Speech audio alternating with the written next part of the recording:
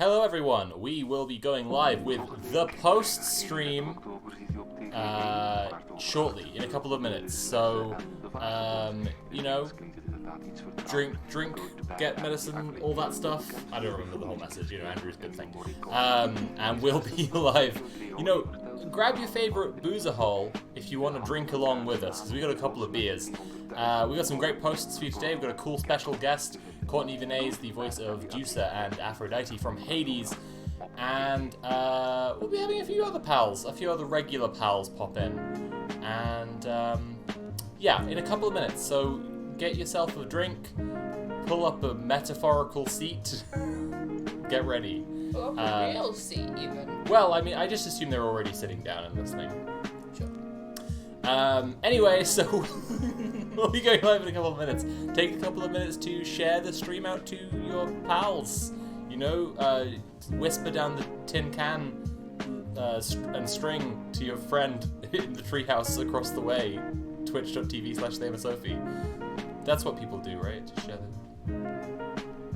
Two minutes. Clap really loudly, woot and holler, and go post stream. Oh, for the okay. So everyone can hear. Right. Like clap for the NHS. 2 minutes, Clap for the everybody. posts.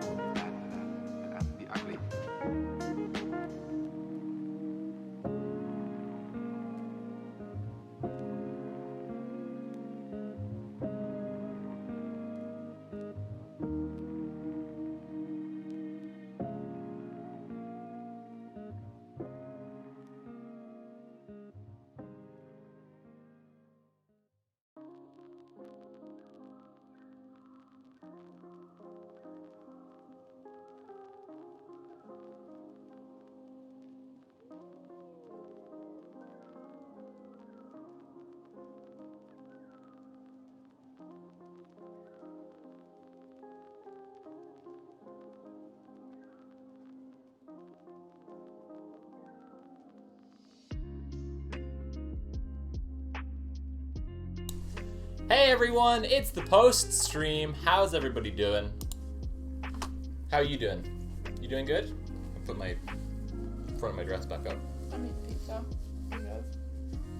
Ahead of that. I like this dress. It's like convertible. Do top-down mode. Let the air. For when I want to feel the wind through my. Anyway.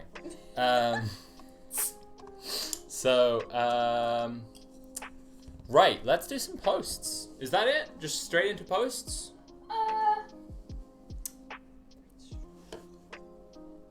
Remind everyone, next slide, please. You may as well. Yeah, we just put out a new vid. Mm-hmm. It was all good, very fun. What was it about? It was about hermit crabs. Oh. Did you only learn about that really cool hermit crab today? The one you were telling me about today? And then about yesterday. So too late for the... Yeah. Okay. That's what I was saying. So your presentation's gonna be shit then?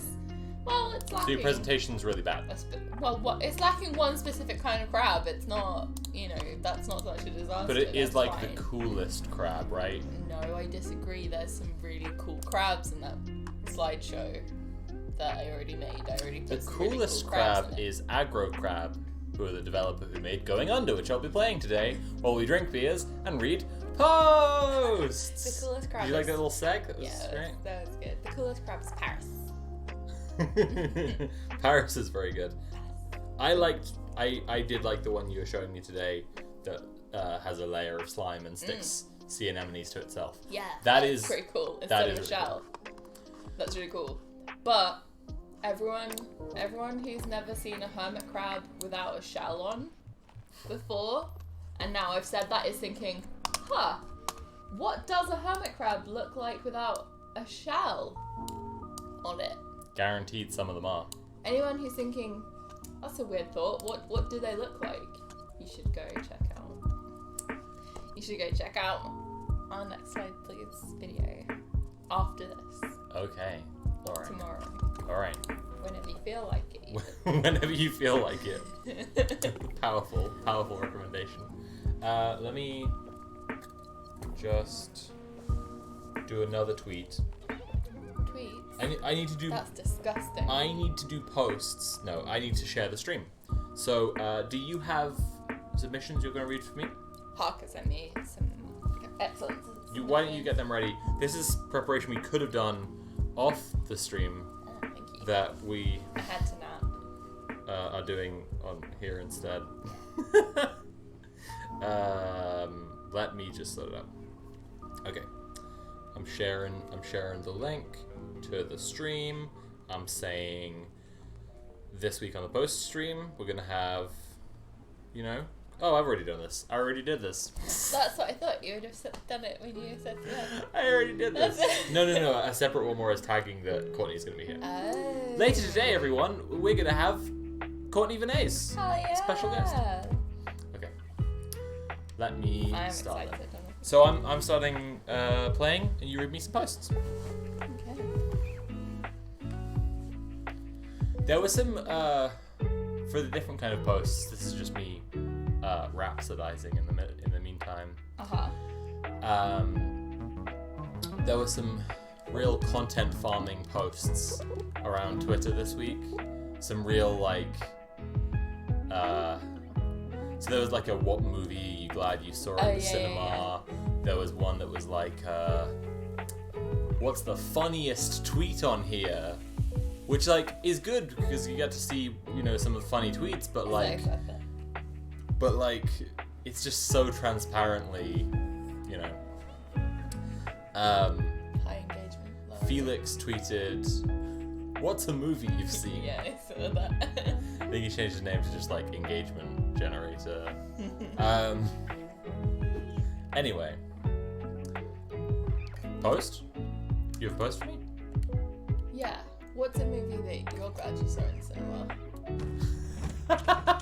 You just catch me out by proving that I do actually care about this question. Yeah.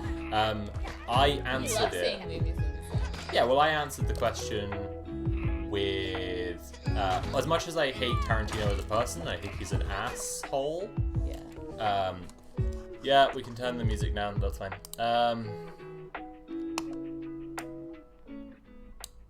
Okay, hopefully that sounds a bit better. Let me know if we're still too quiet. I've already done the settings. Cool. Okay. All right. Okie dokie. As much as I dislike Tarantino as a person, a fellow cinephile friend of mine told me once to absolutely not miss. Could go up. Wait, what could go up? The music. Sorry, this is really I get way disproportionately stressed for questions about audio. I really hate waiting for the feedback while chat loads. It really stresses me out. The music could. I assume you mean the music could go up now. It's fine if there's no music. This is impossible. It doesn't need to go up. This is just. This. As Oh long god. as people can hear us. This is torture for me. Okay. So,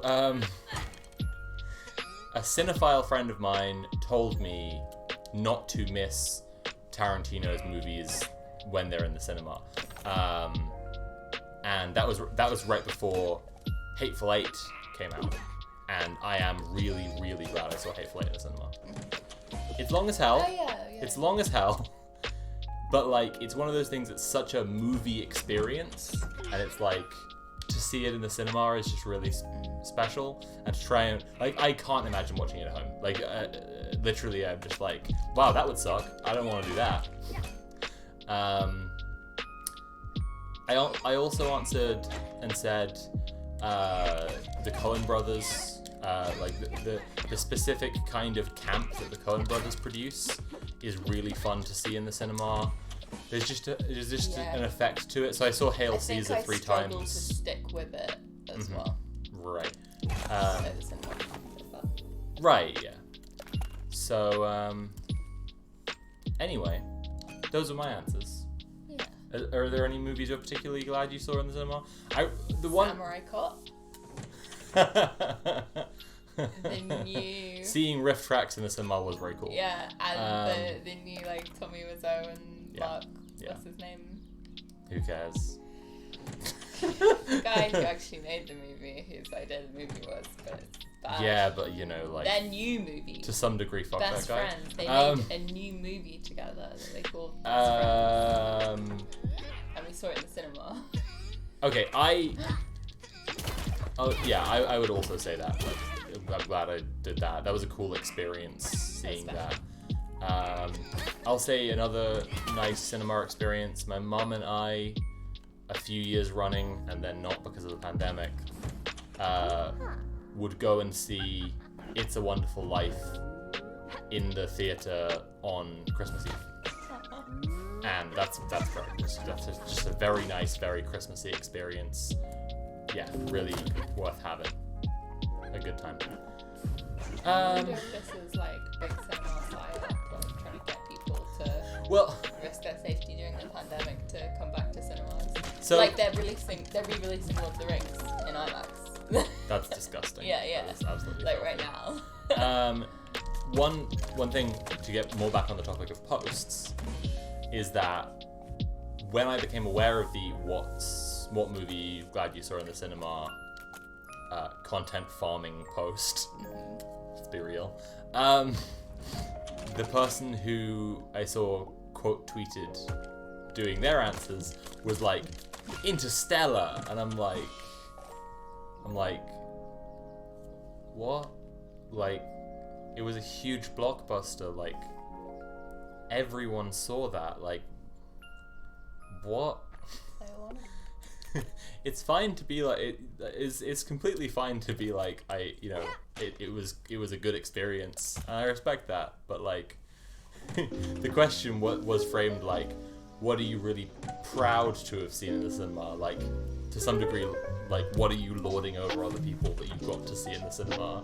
And then it's like, yeah, this just huge blockbuster by Christopher Nolan. Yeah, I that, saw everyone someone saw. Oh, I'm really glad I saw Star Wars, and that, you know, it's like. I saw someone answer Raw, and I was like, a fellow person of taste. Right, so that was the same one. They had answered Interstellar and Raw and some other stuff. And Raw, yeah, I'm really fucking glad I saw Raw in the cinema. That's good as hell. One thing that's very real about the Coen Brothers thing is that Fargo got absolutely like bombed at the box office when it came out. And like subsequently became a massive cult hit. So like there is precedent for the Coen Brothers kind of being the exact kind of thing you'll be like proud you saw in the cinema, because like people don't think much of them, and then they like people give some time to think them over, and it sort of spreads, word of mouth, becomes a real cult hit like that, a cult classic. Anyway, yeah, because while discussion of cinema is great and really fun, being a cinephile is fundamentally embarrassing. No, I mean, so Christopher Nolan is like the perfect example of this, where like not of him himself being a cinephile. I mean, of the kind of movies that cinephiles and people who call themselves cinephiles like, and then it's just like, yeah, dude, but that's Batman. Like, what the fuck are you talking about? Like, it's like it's the eternal pain of like, on the one hand, you know, there is so much interesting stuff to discuss here, and on the other hand, it is movies, so you know.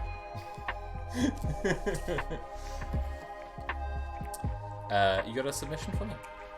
You gonna read me a little post? Cheeky little post? Oh, Jim said I was really glad I saw Knives Out in the cinema. Same. That's another one I saw multiple times. So that's really another, big time. Really glad I saw that.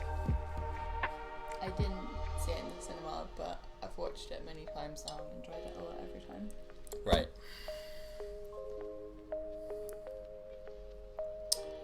R.I.P. to a real one. It's a little bit since I've played this, and now they've got a bunch of new stuff and a bunch of new upgrades and stuff. And I'm just... I'll get that. That sounds good.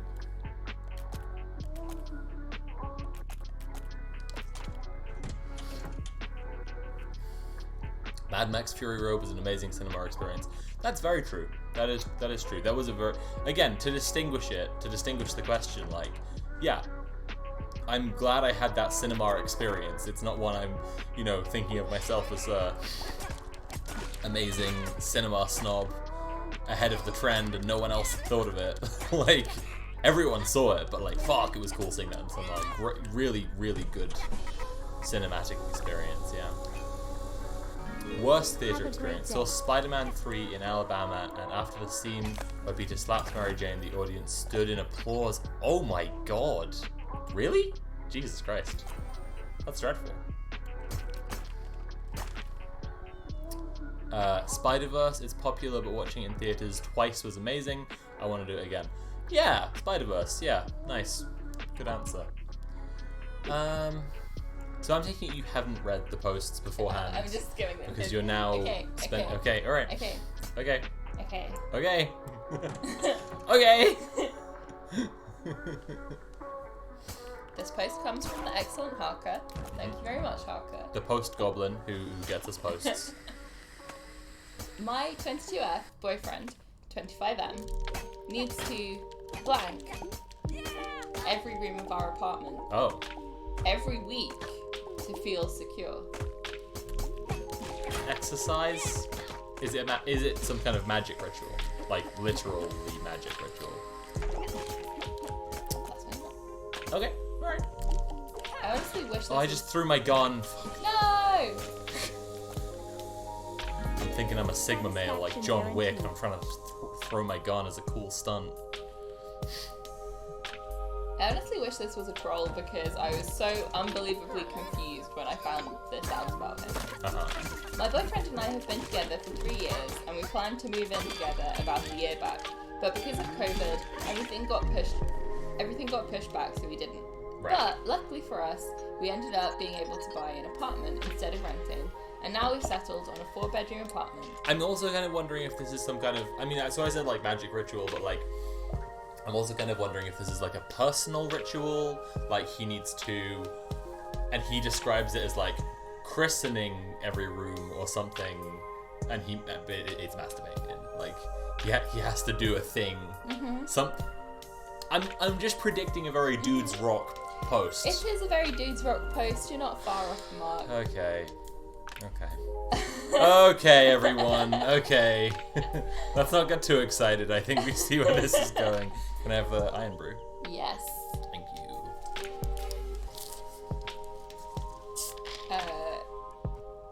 We were able to buy an apartment instead of renting, and now we've settled on a 4-bedroom apartment that is an amazing location, close enough to my family and his. So we're almost done with renovations, and 2 days ago, after work, I decided to pop in to check on how it's going, because my boyfriend told me the construction guys, who are his friends, something like ex-classmates, would be there. Why was she like, who are his friends? Question mark? Like, who are his friends? They're his friends who have been helping you make your house nice. That's important. That's a really kind and cool thing for people to do for you. I have feelings about this, but I won't waste time. We've been here before in Reddit posts. There was a classic one that we read off stream, that we've not read on stream, but it was a classic, where a guy was like, I'm embarrassed because my girlfriend went to a shitty university, and it turns out to be like an Ivy League university. It was like Brown. Yeah, it was Brown, right? And he had studied humanities. Right. And he was he was a textbook STEM lord, and like he and all his friends went to Harvard and Yale, and she went to Brown, which is by no means an embarrassing university to go to. And he, oh god, it was so much. It was just so like much. Fucking Trump University. No, I mean, unless it's a scam, even then, my immediate assumption would be that if someone went to Trump University, would be that their parents were terrible. That's the first thing I would think. Well, I would feel sad for them. Yeah, I wouldn't. It would. Yes, okay. I suppose I could still say that's an embarrassing university to have been to. Yeah, that but is someone who's got scammed. my first feeling is that is to feel bad for them. Yeah. Okay. Okay.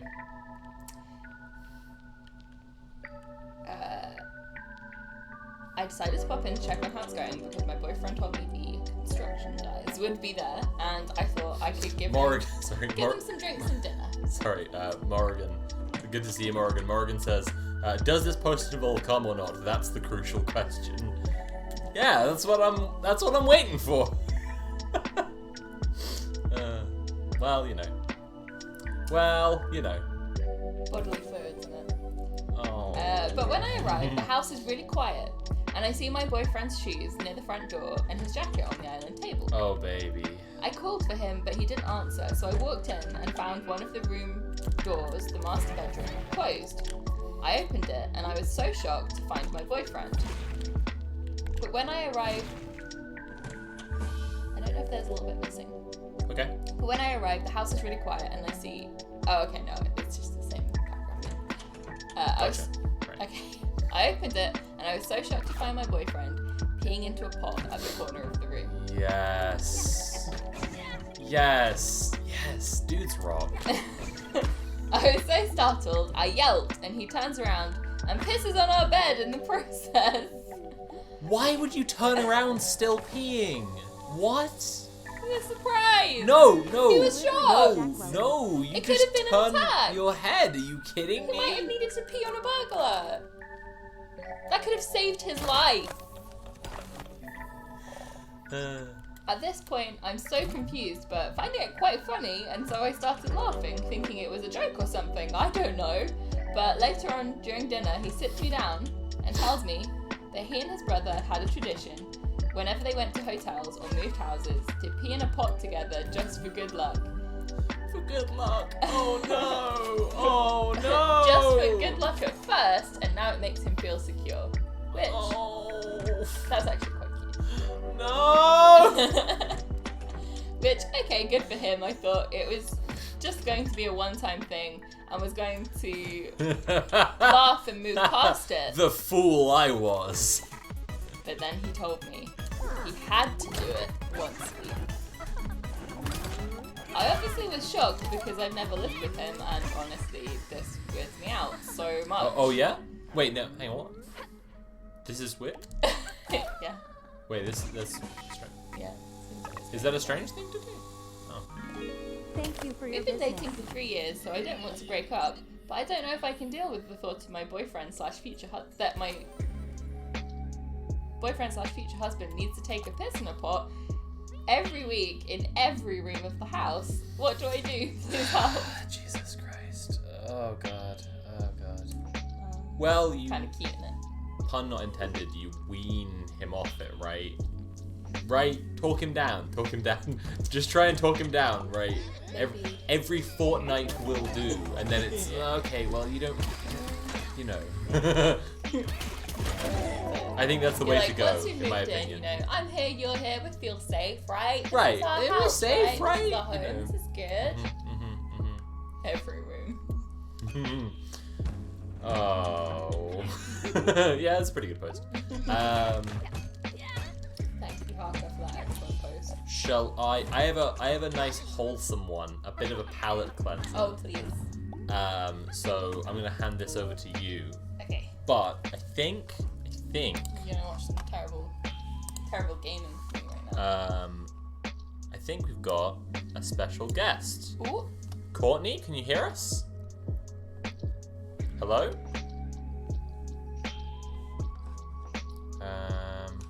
Courtney's mic is muted. I'm not sure. Oh. Ooh. Hello?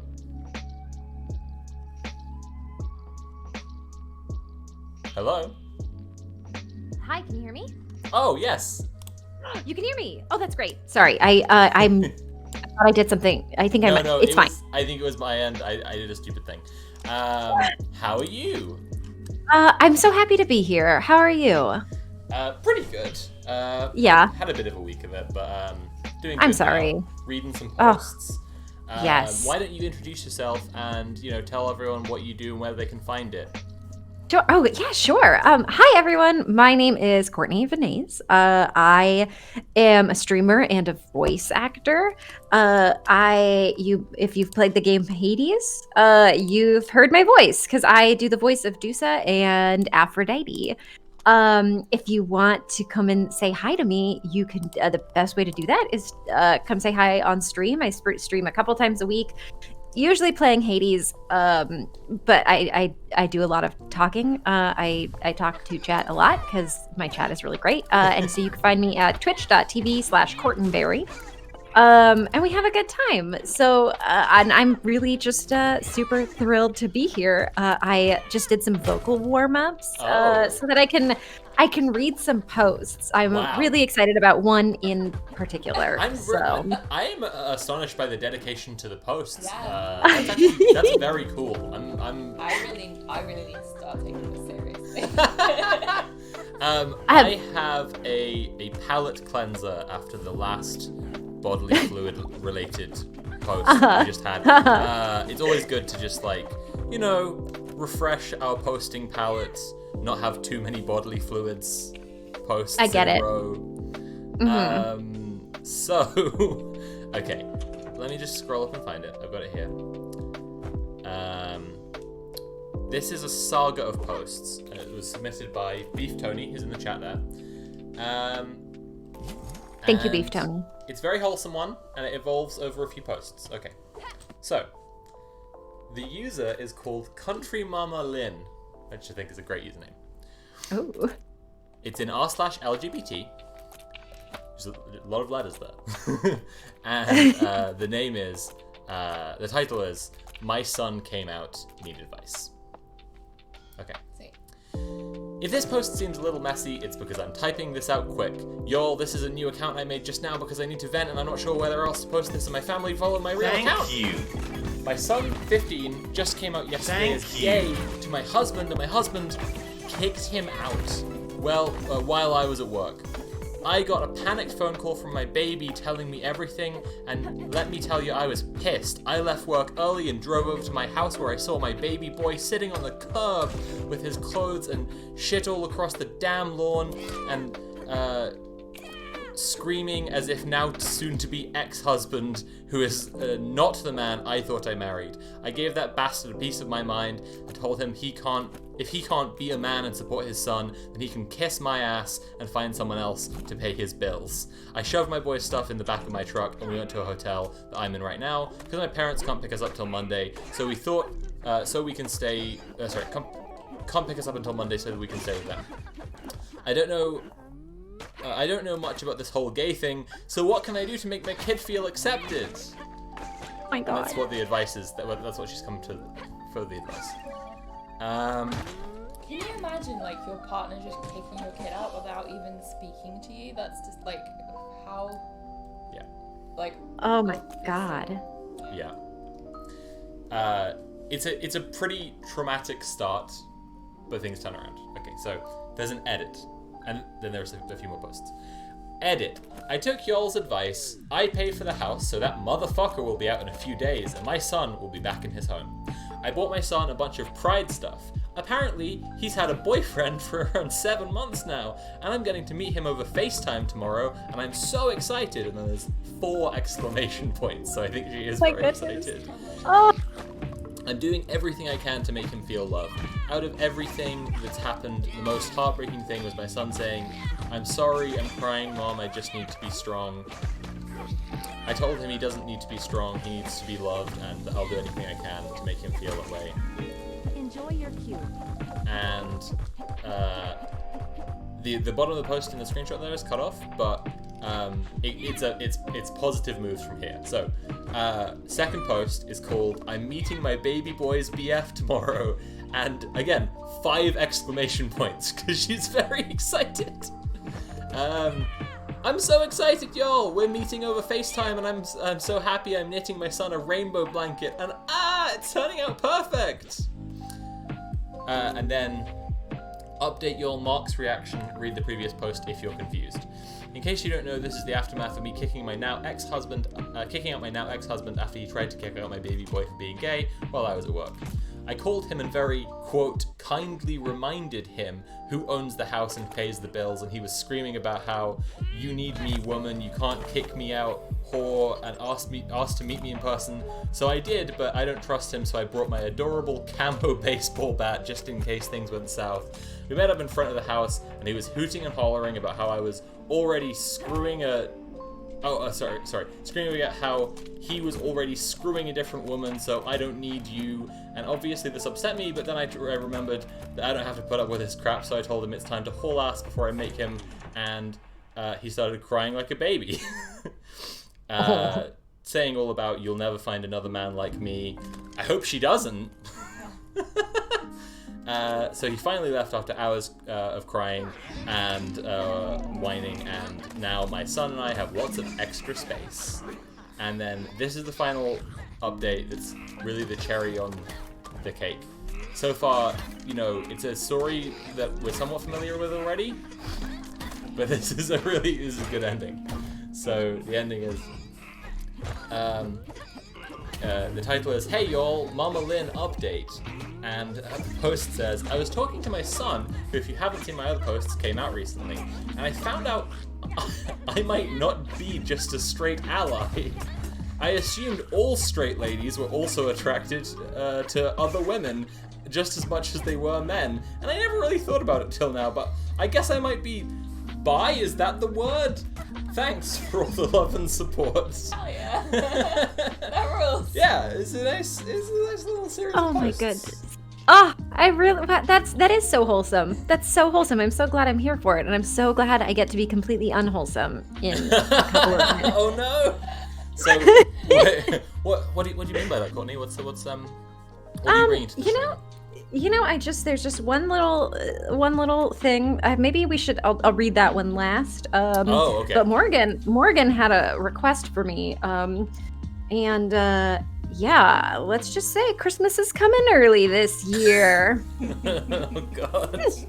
Pun intended. Oh my God. But yeah, I've definitely, I've read, over the course of time, I've read a couple of the, am I the asshole or relationship things, but it's been real fun this week going through them, doing this deep dive. Yeah, I found a few that are pretty silly. But when so you sent me this amazing website that has so many in one place. Oh my gosh, that thread is amazing. Did you by chance already read the my 21M roommate is becoming extremely obsessed with my F21 feet, and it's becoming a problem because Oh jeez. I think we did read this one. Okay. I was like, this is a good one, so it probably got read. I just want to say I am very open to suggestions. There was one that I found, which is I really liked it, but I think I mostly really liked it because of the first comment. Here, let me pull it up on my end. So just so everyone knows, the thread I shared with Courtney is the one that we often pull Reddit posts from, which is the Something Awful Forums thread. The original one, so the title always shifts. It's always r/relationships, but they give it different names, like subtitles based on popular posts of the day. The old thread got locked on the name, as in it finished and it's now been locked. While it had the name r/relationships memento mori lasagna. I don't know. Sure, yeah. I don't know if you've seen. Okay, there's a surprising number of relationships in Am I the Asshole posts that are about lasagna. Like, just on like all of the best ones. Yeah, like exactly. All the classics are about lasagna. It's very strange. The one Lasagna just inspires very strong feelings in people. Well, the one they're referring to in the title there is the dead grandma lasagna. Right. Yeah. But it's just funny to me that the old thread got locked with the name Memento Mori lasagna when it's kind of, it's now, it's a dead thread. It's commemorate, like it's memorialized. Oh, it's perfect. I love that. Yeah. Big fan. Oh, I love it. So the one that I found is just a Reddit one from 2 years ago, and it's not unwholesome. We don't have any. It was it's very stupid, and Okay. I'm mostly excited to read the first comment. So do you want me to just go ahead and read it? It's pretty tame. It's pretty mellow. But based on what you just read, which was very yes. What we tend to do, like we often will read out the title. We have a little back and forth. Maybe we predict how things are going to go down based on the title. What sometimes we do for fun, and I should have told you this ahead of time because it's kind of a preparation thing, sometimes we will blank details out and only reveal them at the end if that's a thing. I'm not saying you should do this to posts you haven't already thought about doing that with, but Okay. sometimes we blank things out and then like reveal them later to make it more interesting. Usually the ages, because that tends to be a thing. But yeah, no, I mean, so what's the title of this post? Oh, okay. It's the most basic one. It's truly just, am I the asshole in this relationship? Okay, It's really, it has 6 whole upvotes. Yeah, and I was it's like, I think I like it mostly because of the picture it paints of this person. It's really not even about the story. It's just like, oh, buddy. Oh, buddy, you're reaching out for someone. But I mostly want to read it because I kind of just want to do the voice. Like a voice came to me naturally for this character. Oh, yeah. So Please. So that's what it is. This is maybe okay. I realize I'm making this about me more than I'm making it about the post, and for that, I apologize. I am thrilled. I am thrilled. Please. It's just so yeah. We'll talk about it after I read it. Okay. Am I the asshole in this relationship? I was a junior in high school. I'm a senior now. While I was a junior, a senior was interested in me, and she also happened to be the valedictorian and was very smart. She asked me out on a date, and it went really well, and we eventually started dating. We were a pretty intimate couple. You know how it goes with high school couples. This is where I think the relationship turned bad. About 5 months into our relationship, we went out and after decided to park somewhere so we could get intimate. I was really tired that day because I had been doing a lot of homework the night before while her hand was on my little guy and she was basically rubbing it. I fell asleep. She was super hurt. And yes, I know I messed up bad. And she drove me home and was in tears. Oh, no. At the time, I actually had no idea what had just happened, and I started apologizing for something I didn't even know was wrong. This turned into about 1.5 weeks of her being mad at me, and I'm surprised she didn't break up with me. I tried everything I could to make it up to her, and one day I biked up to her house in the country club. She's also quite wealthy. And I didn't have my driver's license either. She drove for our dates so that I could apologize. This gesture showed her I cared about her, and she forgave me, and I promised I would never hurt her again. Fast forward to the end of the school year, and we're off for summer vacation. She would be attending UC Berkeley in the fall, and I'd be heading into my senior year. Summer was great, and something crazy happened.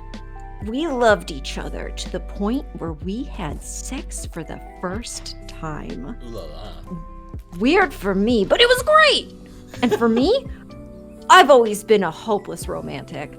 I always believed that your first girlfriend would be the love of your life. So, I believed that this was it. She was the one for me. I was pretty blind, ha ha ha ha ha ha ha. Oh. Fast forward to the end of summer. we were on a phone call one day and she told me we would probably have to break up soon because it's college. Yeah. I couldn't really understand why we had to break up if we loved one another. Oh. She also said that if she had gotten into Harvard or Stanford, she would have broken up with me a long time ago to not hurt me badly. I didn't really understand this either. She comes from a very wealthy and successful family. All of her siblings and relatives are either very successful doctors or engineers. She got to meet my family, but whenever I asked if I could meet hers, she said I couldn't because I wasn't a doctor or an engineer. But I guess You're a what high she school meant. student. What the I know. I'm only a high school student. I'm not a doctor. This 5-foot boy shows up to the door in a lab coat. He's like, "Hey, I'm your daughter's boyfriend. I'm a serious doctor, man." I'm a very successful doctor, sir.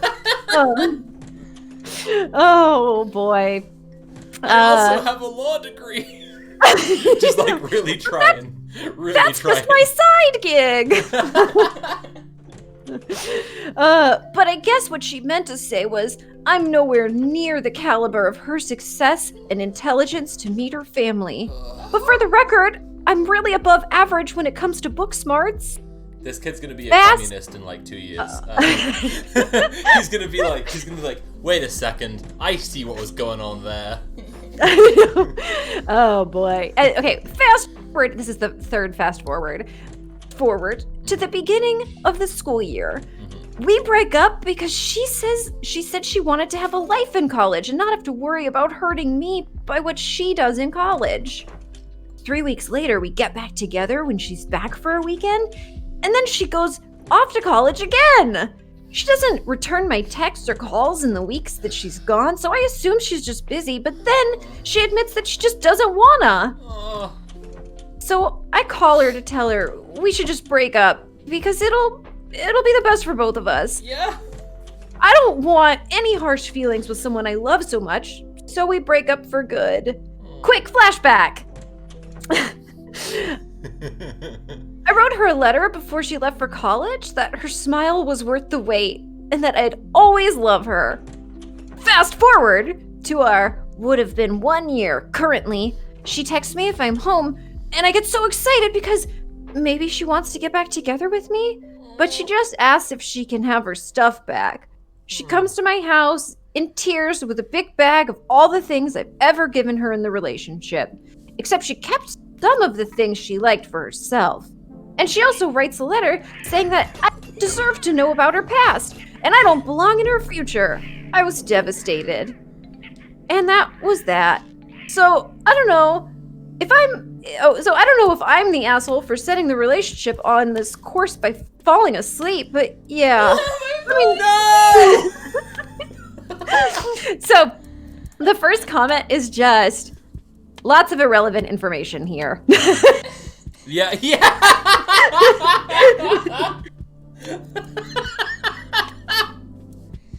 Oh no! It was so sweet. It was just like the voice so. you did for that. That added a lot. I was just like our pal Courtney from the stream. I didn't even think about like that you're a professional voice actor. You just brought so much. I'm so glad. Oh my gosh! Well, thank you. Yeah, that was great. I just realized that I left my earrings upstairs earlier when I was doing my eyebrows, so I'm gonna run and grab those, and I'll be back. Go get the earrings. Oh, yeah. But I was like, oh my gosh, that's so wholesome and sweet, and this poor character just needs a hug. We all I feel like we all knew that person, where you're like, you poor, sweet little angel, the world is going to break you. That's so sweet. Did I set this relationship in the wrong course by falling asleep? Oh, it's so sweet. Am I awful in this relationship? That's why I mean this kid is going to be a communist in 2 years, because like he's clearly ready to like put the pieces together. He's like, this is all caused by something. It must have been when I fell asleep.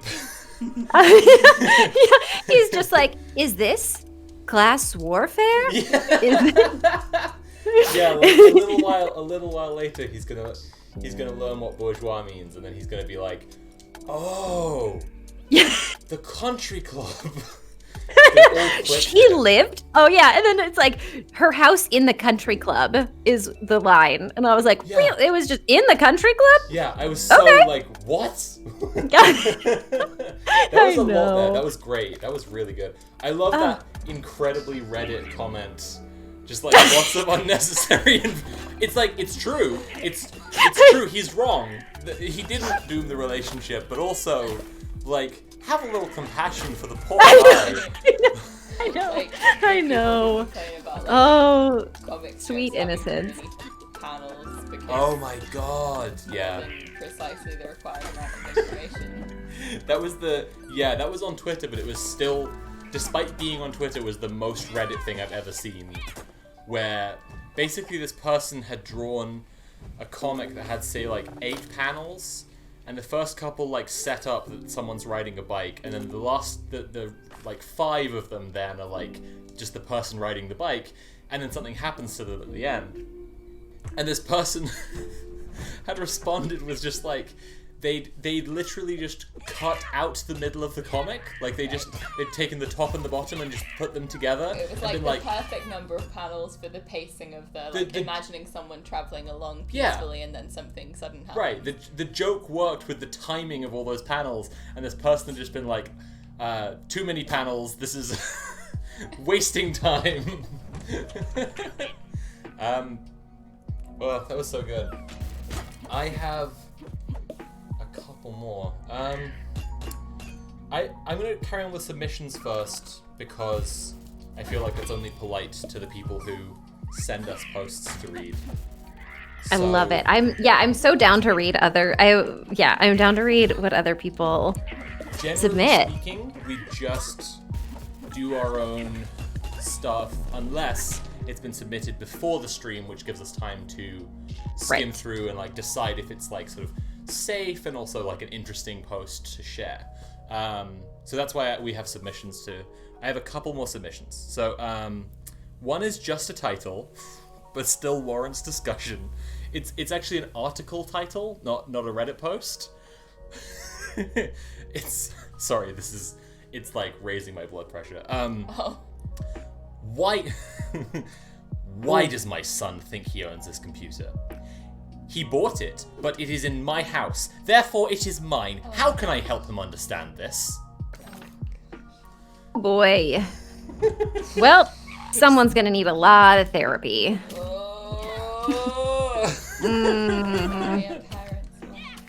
Just the worst. Boy. And then the full post is also submitted by Parker. Is a classic example of a Reddit boyfriend really burying the lead. It's a real trend I've noticed in our time exploring the posting universe. When boyfriends make posts on Reddit, their title is not an accurate summary of what happened in the relationship.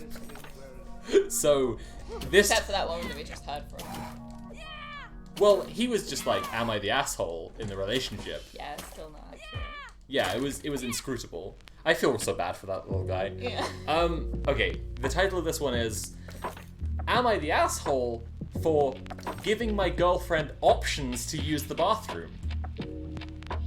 Okay. Okay, where's this going? Which is just such a good title, because it's just like, yeah, I think you might be. I have like a little hunch here, because it sounds like whatever that could possibly mean is bad, and you've tried very hard to phrase it a certain way. Okay, alright. This happened a couple months ago, but my girlfriend is still mad about it. She brings it up from time to time in arguments about my maturity.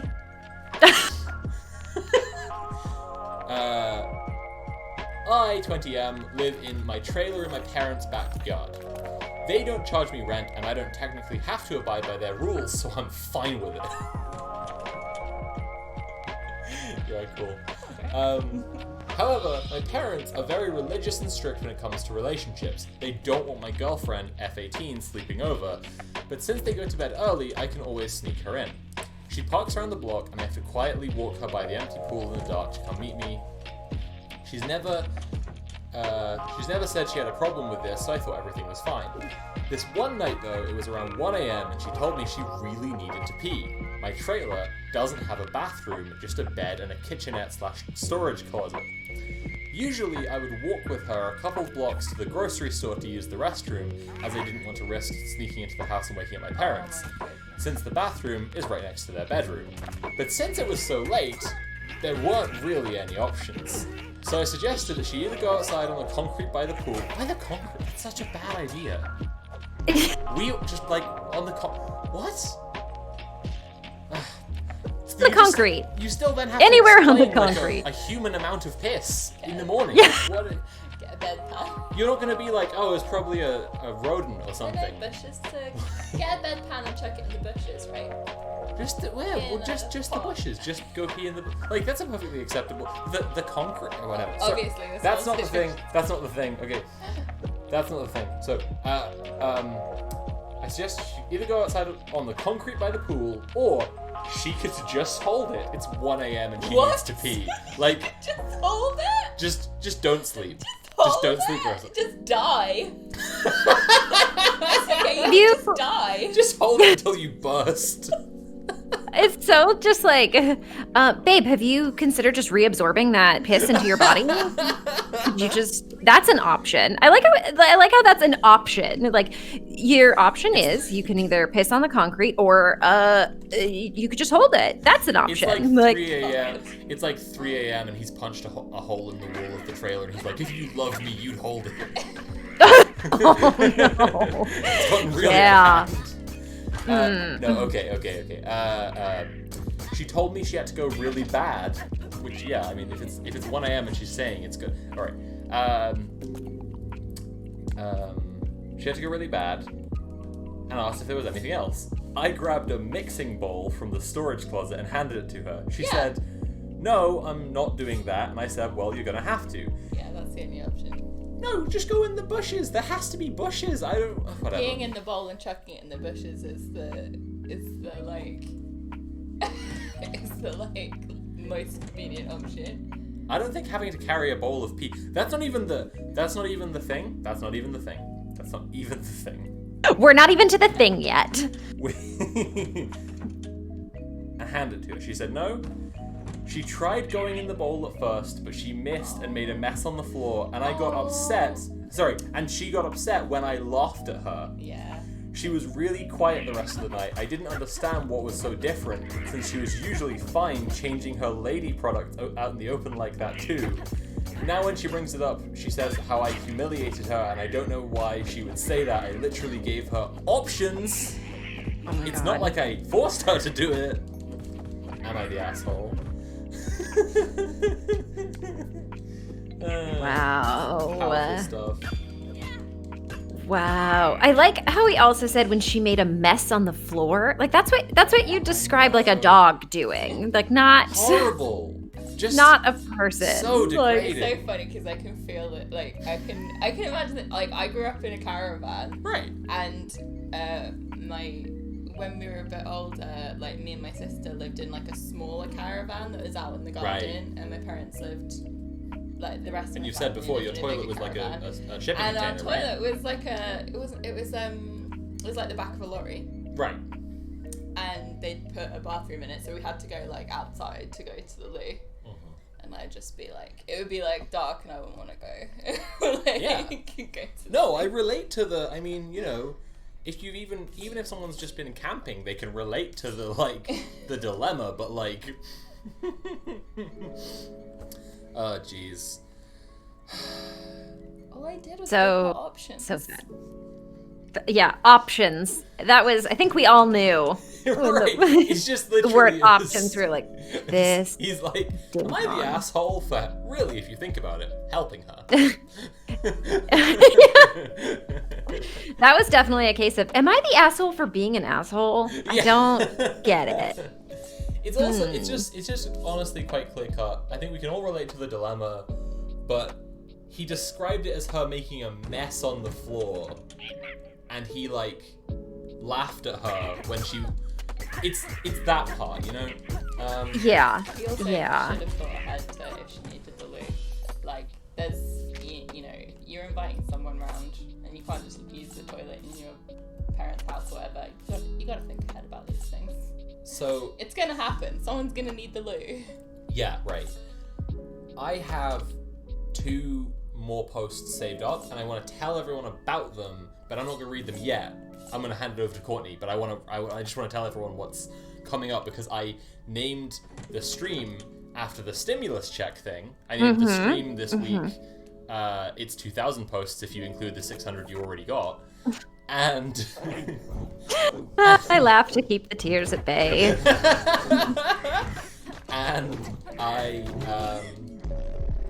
And so one post I found is called 25F, my husband, 29M, he's the older one in the relationship, used his stimulus check to buy Doge coins.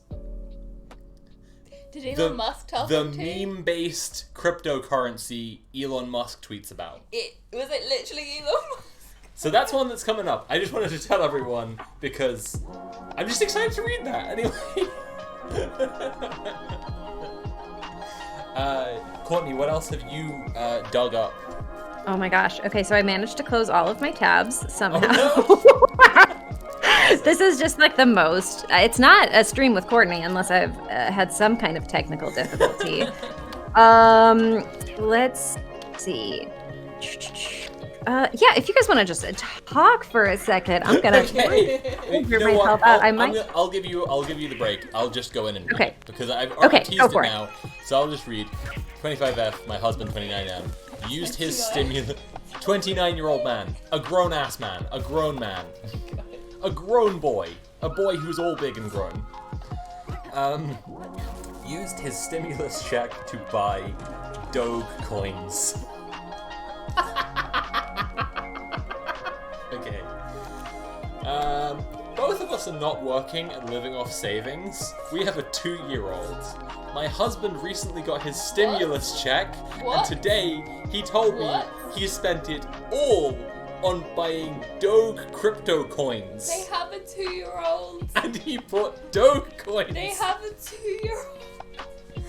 This is a real gotta laugh so I don't cry thing. Like, this is fucked. I partly wanted to read this because I did want to highlight literally like how this is tough, like how Elon Musk's bullshit is like genuinely a harmful scam. No, I was saying just yesterday, I was just imagining like, you know, 4 years from now when Elon Musk like makes a run for some kind of elected office and people are describing him as a populist candidate despite being one of the richest men in the world. Like, despite being a guy who would walk around his college campus with emeralds in his pocket to impress girls. Okay. Seriously though, it reminds me of the thing that like right after the election, and it had been called and Biden had obviously won, and there were a bunch of MAGA dudes, a bunch of MAGA people were like sure it was going to turn around, Trump was still going to win, and you can bet on elections, so people were still betting that Trump was going to win, and a whole bunch of like MAGA influencers, as cursed a phrase as that is, were being like, stay strong, stick to the plan, he's going to win. If you bet, there's like really, the odds are against him right now, so you'll get a massive payout when he wins. And like, all these people, like, firstly they wanted to sue the like the bookies, right? Because they felt defrauded after it eventually was just called and was clear like, no, Trump did not win the election, you already knew he lost. But yeah, no dice there, by the way. You can't sue the bookie because you made a hilariously bad bet. But you can't sue the bookie because you bet on an election that already happened. I'm just like, I reckon Nixon might get this 1962 election. I think it could still swing either way. well, if the bookies are still taking bets, then maybe that is their fault. No, but it's just not. Anyway, but then they turned around and they were talking about suing the MAGA influencers. Yeah. And I'm just like, go for it. People whose lives are getting fucked up right now by crypto shit should sue Elon Musk. Mm-hmm. He's got the cash for it. Like, he can afford the lawsuits. Sorry, I've distracted from the post completely. I asked him why he would take such a big risk with our very limited income, and he just keeps saying that he believes it will make us rich soon. After pressuring him all day about this, I found out he spent more than $2,000. Oh, God. He keeps saying it's a smart investment, but to me it seems like gambling. He told me the reason he did it is because he saw Elon Musk make a meme about it. It sounded so idiotic that I thought he was trying to prank me, but when I looked at his bank statement, I found out it was true. I took away his card and phone so he won't continue to throw away our money. Honestly, yeah. Like, fuck. Anyway, I'm not sure if he has a problem or if he is just temporarily attracted to all the craze going on right now. I don't know how to handle this situation. He was always careful and smart with our finances. What should I do? This is it, right? Elon Musk especially, like, appeals to people who think of themselves as, like, really rational, smart people. So it's like an special danger, like, he's you know. Like, literally one of the richest guys on the planet is like, hey, I can let you in on the inside and you're gonna get rich. Why would he lie to you about that? Like, what's he gonna gain? It's fucked up. People in chat saying, you know, sever, get rid of him, whatever. No, we should sever from Elon Musk, and this is just yet more evidence. Like, we as a society need to break up with Elon Musk. And, you know, capitalists in general, but, like, for now, you know, Rocket Boy needs to go. He needs to pack up onto his rocket and leave. Because... Go with the car. Drive your little car around on Mars, Elon.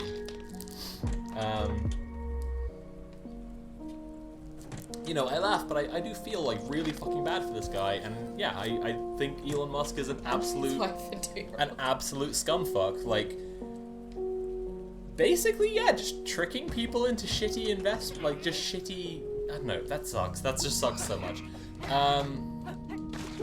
Courtney, have you found your things, or should I go on to...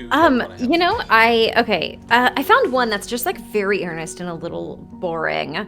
But I wanted to talk about it because some of these that you find on here are so just, like, it's like, I just want to give them a hug, but I'm also like, you know, you're in the right. You don't have to make a post, like, anyway. That's, those sometimes, are kind of, I don't know why I'm so...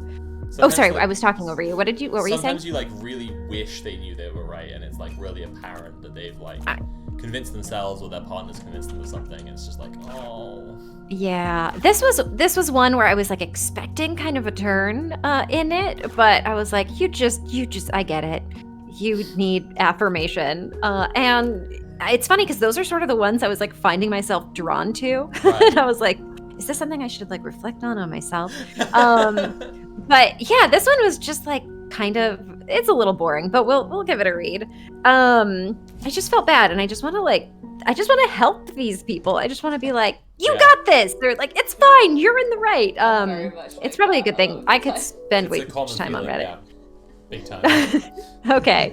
But yeah, I did manage to close out all of my tabs that I had saved. No. So the last few minutes I was...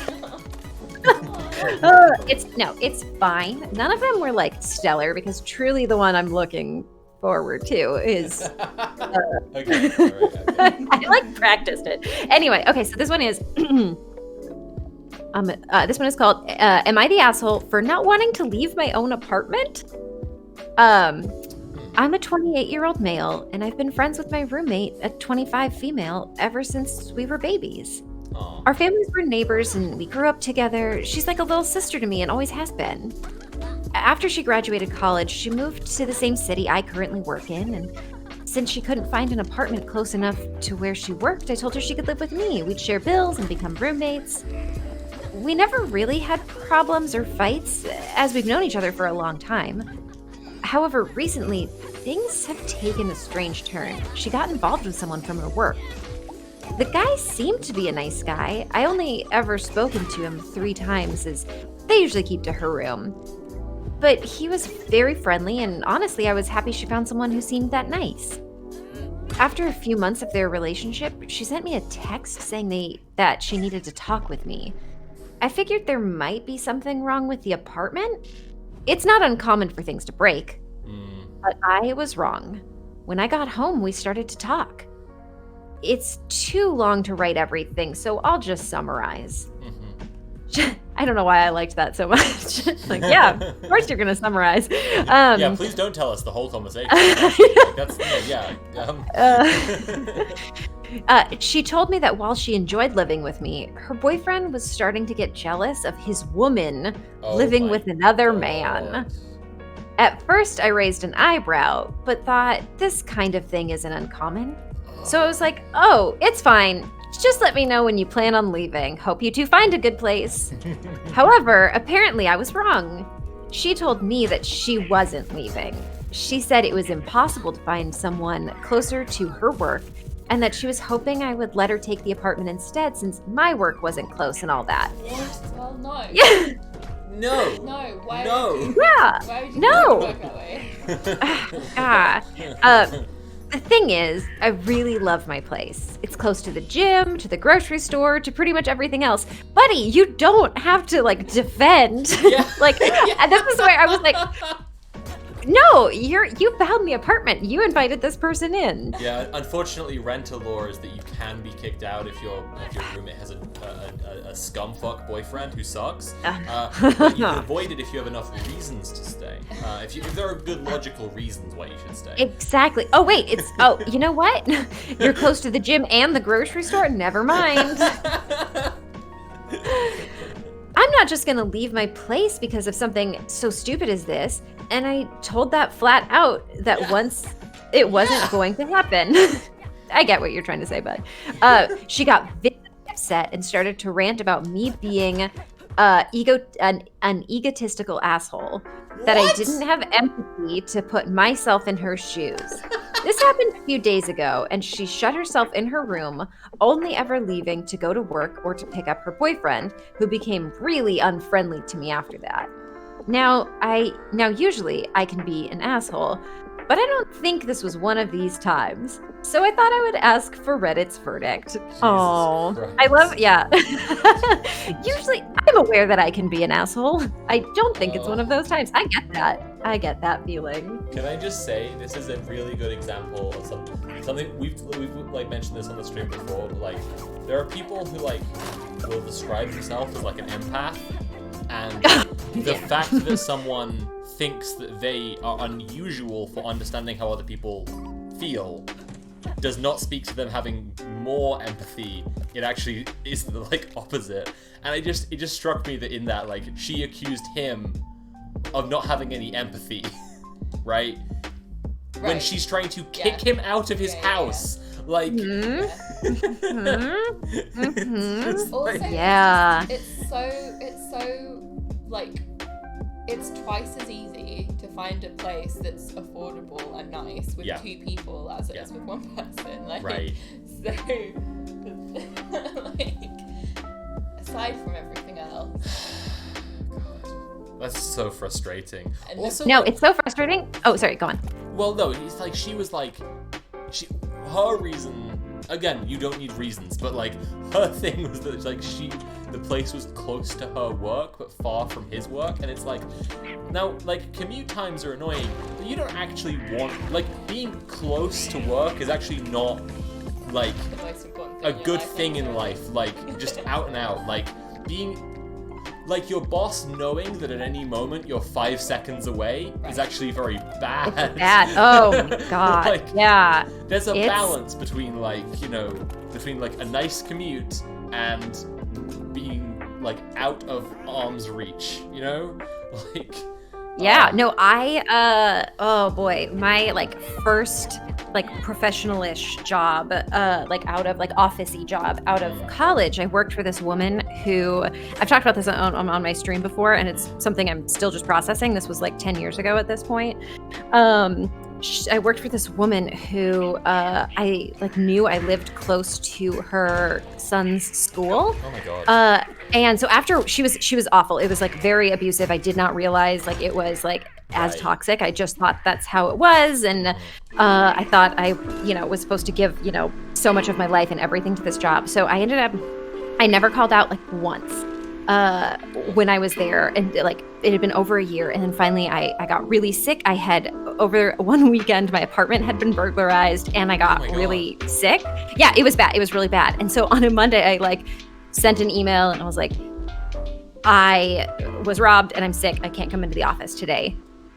She showed up at my house. She dropped off her son and she showed up at my house. Oh my god. Yeah. Oh. Yeah. And she knocked on my door and I like answered, and I'm like in a robe. I like have like a tissue, like I had like just pulled like a tissue out of my nose. Oh my god. And she was like, "Oh, you really are sick." And I was like, "I hate What you the- so much." It was so bad. It was real bad. And I told like I basically was like, well, okay, I have to quit.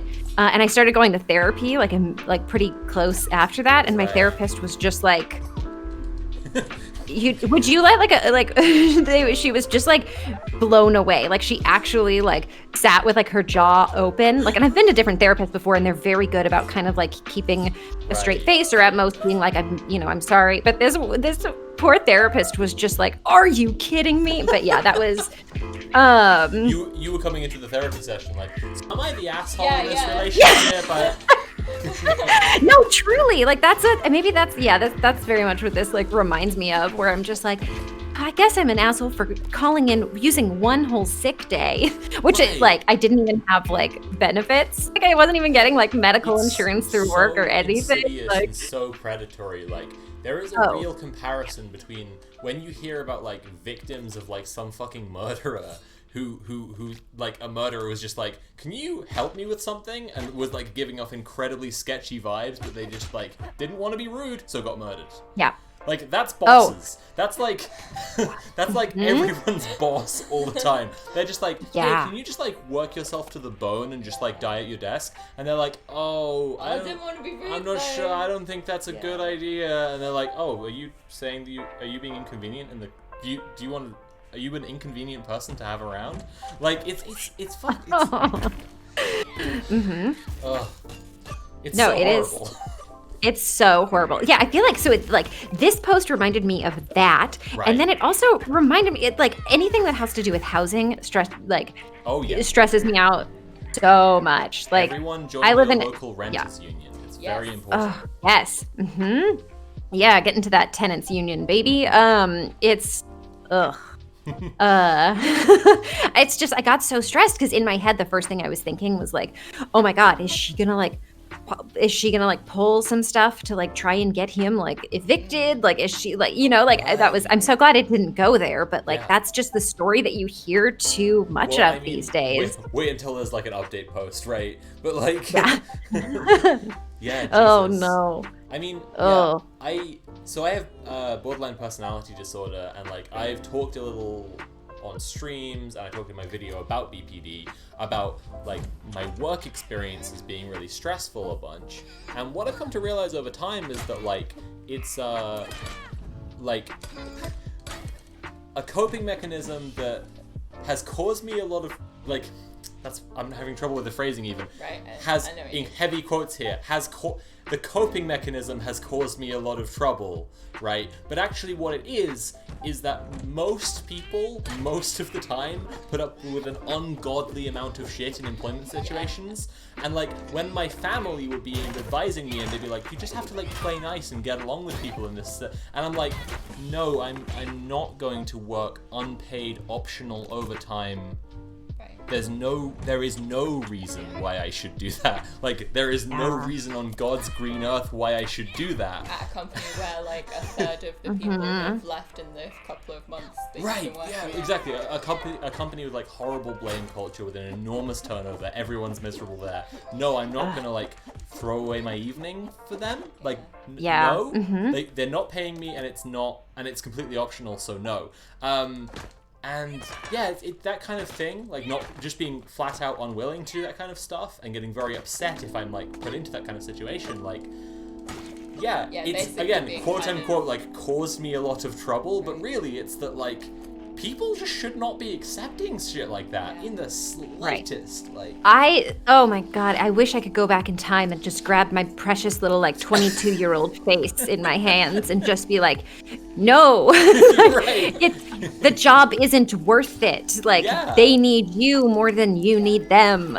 Just you to be perfect. Like, and it partly came from like how I grew up. Like my family did not have money. My parents were like in and out of jobs. So like me having any job, I was like, I'm lucky to have this job. Like I have an income. I should be grateful. Like I can put food on the table. And it was definitely, it's just that abuse of like. It is an abusive like, but with like, you know, even down to the basic thing that like there's this unspoken, you know, contract of capitalism, which is like if you like you have the choice. You can do this, or you can starve, or you can be homeless.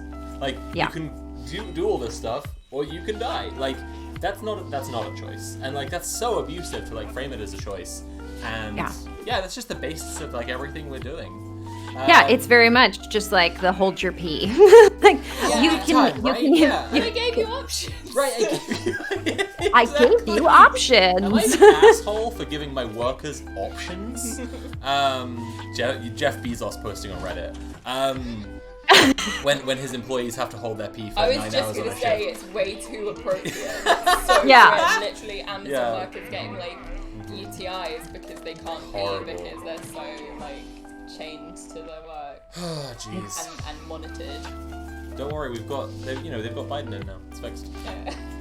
It's all solved now. Oh my god. Anyway, so I'm gonna read another post I have here. Okay, great. Another post I've saved. It's just a nice little short one. It's just a nice little short one. But I think we can have an interesting discussion around it in his way. The title is, should I break up with my boyfriend because he believes 9/11 is an inside job? Oh boy. It's not good. Boyfriend of 2 years, 29M. It came out during lockdown that he is a full 9/11 truther. He admitted the only conspiracy theories he believes in are Epstein, which, I mean, that's just true. And 9/11 is an inside job, and Hillary Clinton maybe being associated with the Epsteins. Oh no, with Epstein's island and his pedophile ring and this. Well, I mean, that's just whatever. Okay, I'm not gonna dwell on Epstein too long. And generally, he is skeptical of government. Finally, after an argument, I, 27F, started yelling at him and told him that I can't trust his intelligence anymore because he believes these. Our relationship is basically over in my mind now, but I can't figure out if I'm overreacting or not. I need some consensus, hopefully. I could be making a huge mistake and leaving a potential best husband to me in my future, or I could ruin my life by staying with a man who believes in conspiracies. TLDR, should I break up with my conspiracy-believing BF? I think there's an interesting discussion to be had here. Yeah. Like, people do believe all kinds of strange things for all kinds of reasons. Yes. Check it out. There's worse ones that you could...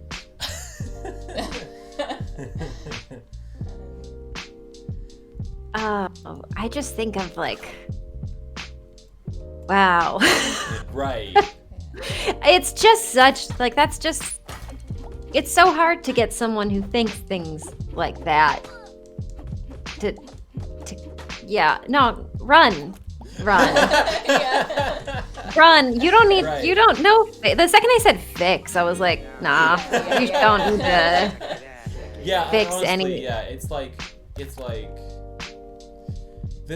I guess the thing is, especially like, we paused in the middle of talking about that because it's like Epstein is like a meme or whatever. Like, Epstein didn't kill himself or whatever is like a meme online. but there is really seriously a distinction between someone who says that and what they mean is there was a guy who was on suicide watch who was allowed to kill himself, and it was in the interests of a whole ton of people that he'd be dead. Yeah. There's a difference between that and someone who is like, here's how the Epstein murder happened. It's like, yeah. Well, even that, there's a gap between that and basically like every famous face on television is involved and culpable. Yeah, absolutely. Which Yeah, is no, how absolutely, a lot of people yeah. think about these things, and there's a lot of like. That's what I'm trying to say is like. Direction as well, because some people just get. It's not just these are the things I believe in. This is the whole like rabbit hole. Yeah, like my friend worked on a farm for a summer in Germany. It was like a volunteer kind of exchange program, like travel abroad, and right. And the lady who ran the farm like believed 9/11 was an inside job, switched off Wi-Fi at night because of the rays in your brain, and then you know, pretty soon after was talking about the lizard people, the cabal of lizard people who run the government, and it's like, you know, it really is like night follows day. Like, you know, yeah, someone believes just this one or just this couple. It's like, nah, that's not a permanent state. Like, especially if they're she's gonna. only just found out about them as well. Like if she's only just discovered. I would say probably, like, if we're talking about someone who is he's saying to her, I only believe Right. 9/11 was an inside job and that Epstein didn't kill himself and that Hillary was involved with Epstein And then you find Island. out what he has questions. What he has questions about, exactly, yeah, like, then there are the ones that I believe in the sense that there are lots of plausible theories and I don't know which one is true. And then there are the ones beyond that that I have questions about.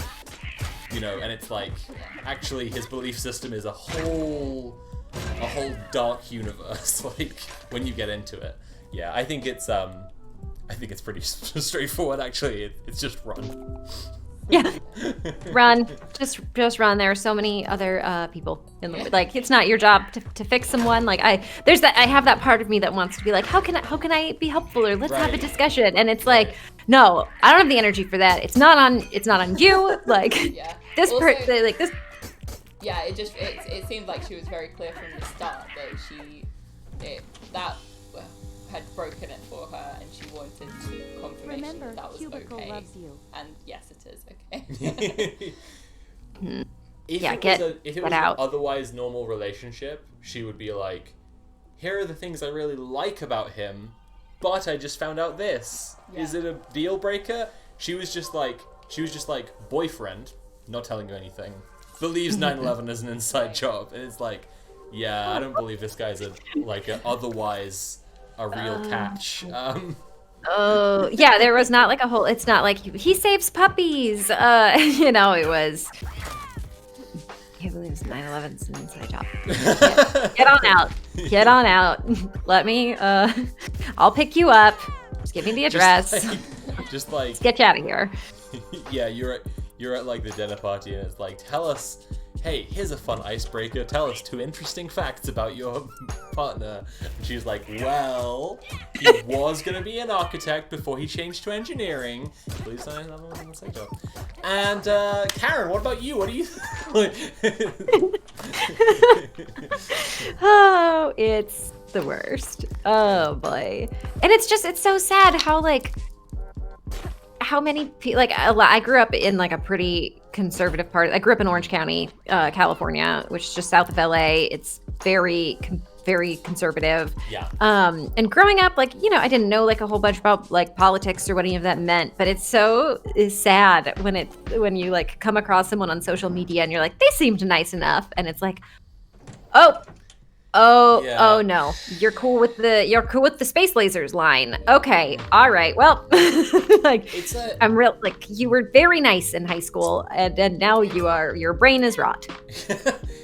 So I'm doing a new thing. I haven't mentioned to you before, but I'm doing a new thing since a couple of weeks ago. Every other Monday, I'm doing a political discussion stream. Like, there are a bunch of political streamers, but generally they sort of react to things like on a daily basis, and it's very kind of quick content. And so what I'm doing is I'm sort of setting myself 3 topics, and I spend a couple of weeks researching them, and then my co-host and I have a proper discussion about them in a much more focused, like, informed format. And one of the 3 topics of the first stream was actually conspiracy theories, because I'm also writing a thing to do with, like, conspiracy theory, like conspiracy belief on the left. Yeah, so this is also introduced that I have been, like, doing a lot of reading about conspiracy belief recently. That's awesome. It's really interesting. There's a lot of really interesting things to find out. One of them is that whatever political leaning you think conspiracy belief has is wrong. There is absolutely, like, no distinction. Like, Have a great day. people of all political beliefs can believe conspiracy theories. Yeah, And no, do that's in equal totally. numbers. Like, it's... And that's in a statistical sense, obviously. It would be fair to say right now... 10 Tiny Kittens, thanks for rating.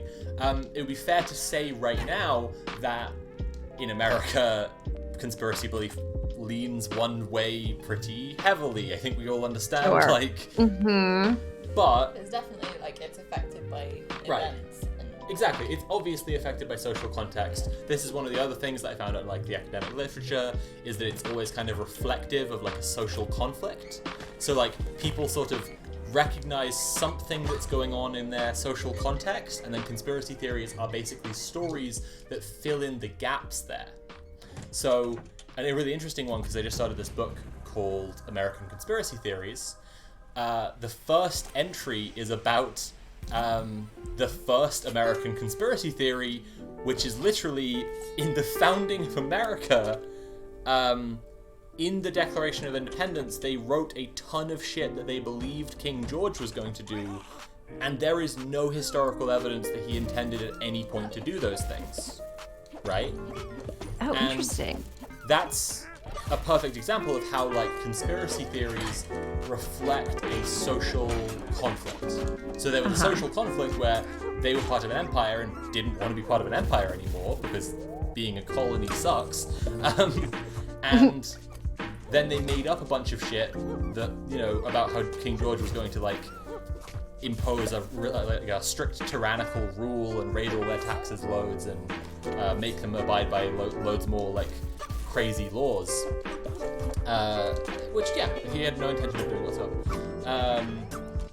Yeah, so it's just interesting, and then that's also a good example of how, like, they would be on the sort of the progressive side in that case, right? They were fighting against the British Empire, right? And they were believing in a conspiracy theory about what the British Empire would do. And another example, and this is another one that I found really interesting, is 9/11 trutherism actually tends to be a left-wing belief, which I absolutely did not think before. Like, I do remember the first time I ever came across, like, 9/11 trutherism was when I was in college, and, like, Right. YouTube had just come out. right. And I went to my first 2 years of college I spent at this, like, very liberal school in Portland, Oregon, called Lewis and Clark College, this small liberal arts school, and people were eating that up. Like, it was it's the first place I ever lived. It was, like, pretty shocking because I had this very, like, conservative upbringing, and, like, I don't think I even, like, knew, like, Democrats growing up. Like, all of my family and all of, like, yeah. And so then I go to this, like, small liberal arts school, and people are like, yeah, George Bush, you know, like, just very wow. like, anti that, and just being like, Right. what? I mean, not like people weren't, like, totally gobbling it up, but it was a thing people were talking about and considering, and I was like, I think you're giving everyone way too much credit. Like, that's But that's what's really, really interesting. Like, even in the post, she's like, her boyfriend is really critical of the government or whatever, and it's like, you know, it's good to be critical of the government. And also, Yeah. George Bush was and is a monster and a war monster, absolute. Yeah, like, just But, like, and then it's like, okay, to bring around, like, the social conflict thing again, 9/11 was an inside job is a story which reflects the social conflict, right? That American foreign policy caused 9/11. Like, American foreign policy, and as a matter of fact, did cause 9/11. The terrorists were responding to things they didn't like America was doing, and that's not like a moral statement about 9/11 at all, and like doesn't have to be factional. It's just factual.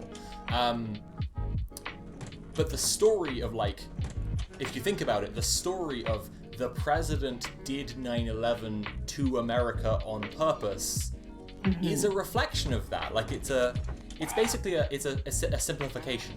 You know, you get like a main character instead of geopolitical forces. Right. You get George Bush. That are all obscure and diffuse. Right, exactly.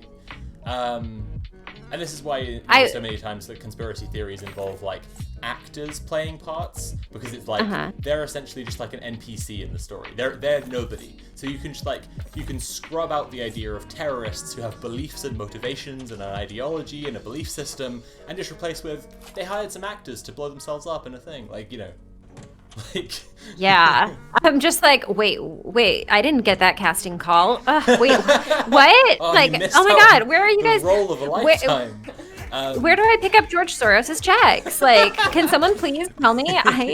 I'm an aspiring actor. I'd love some work. But it holds true as well. Like I've checked in with a couple of people who are like very well informed on QAnon, and of all the things, the many things that QAnon supporters believe, 9/11 is actually not that. 9/11 trutherism, rather. they believe 9/11 happened. 9/11 trutherism is actually not that common, which is somewhat surprising because they believe all fucking sorts of shit. Like they believe all fucking sorts of shit. So it's you know it's a little bit of a surprise, but it maps onto the fact that like that is a left-leaning belief, you know, academically, statistically, rather. Yeah, so I don't know, I just found that stuff interesting.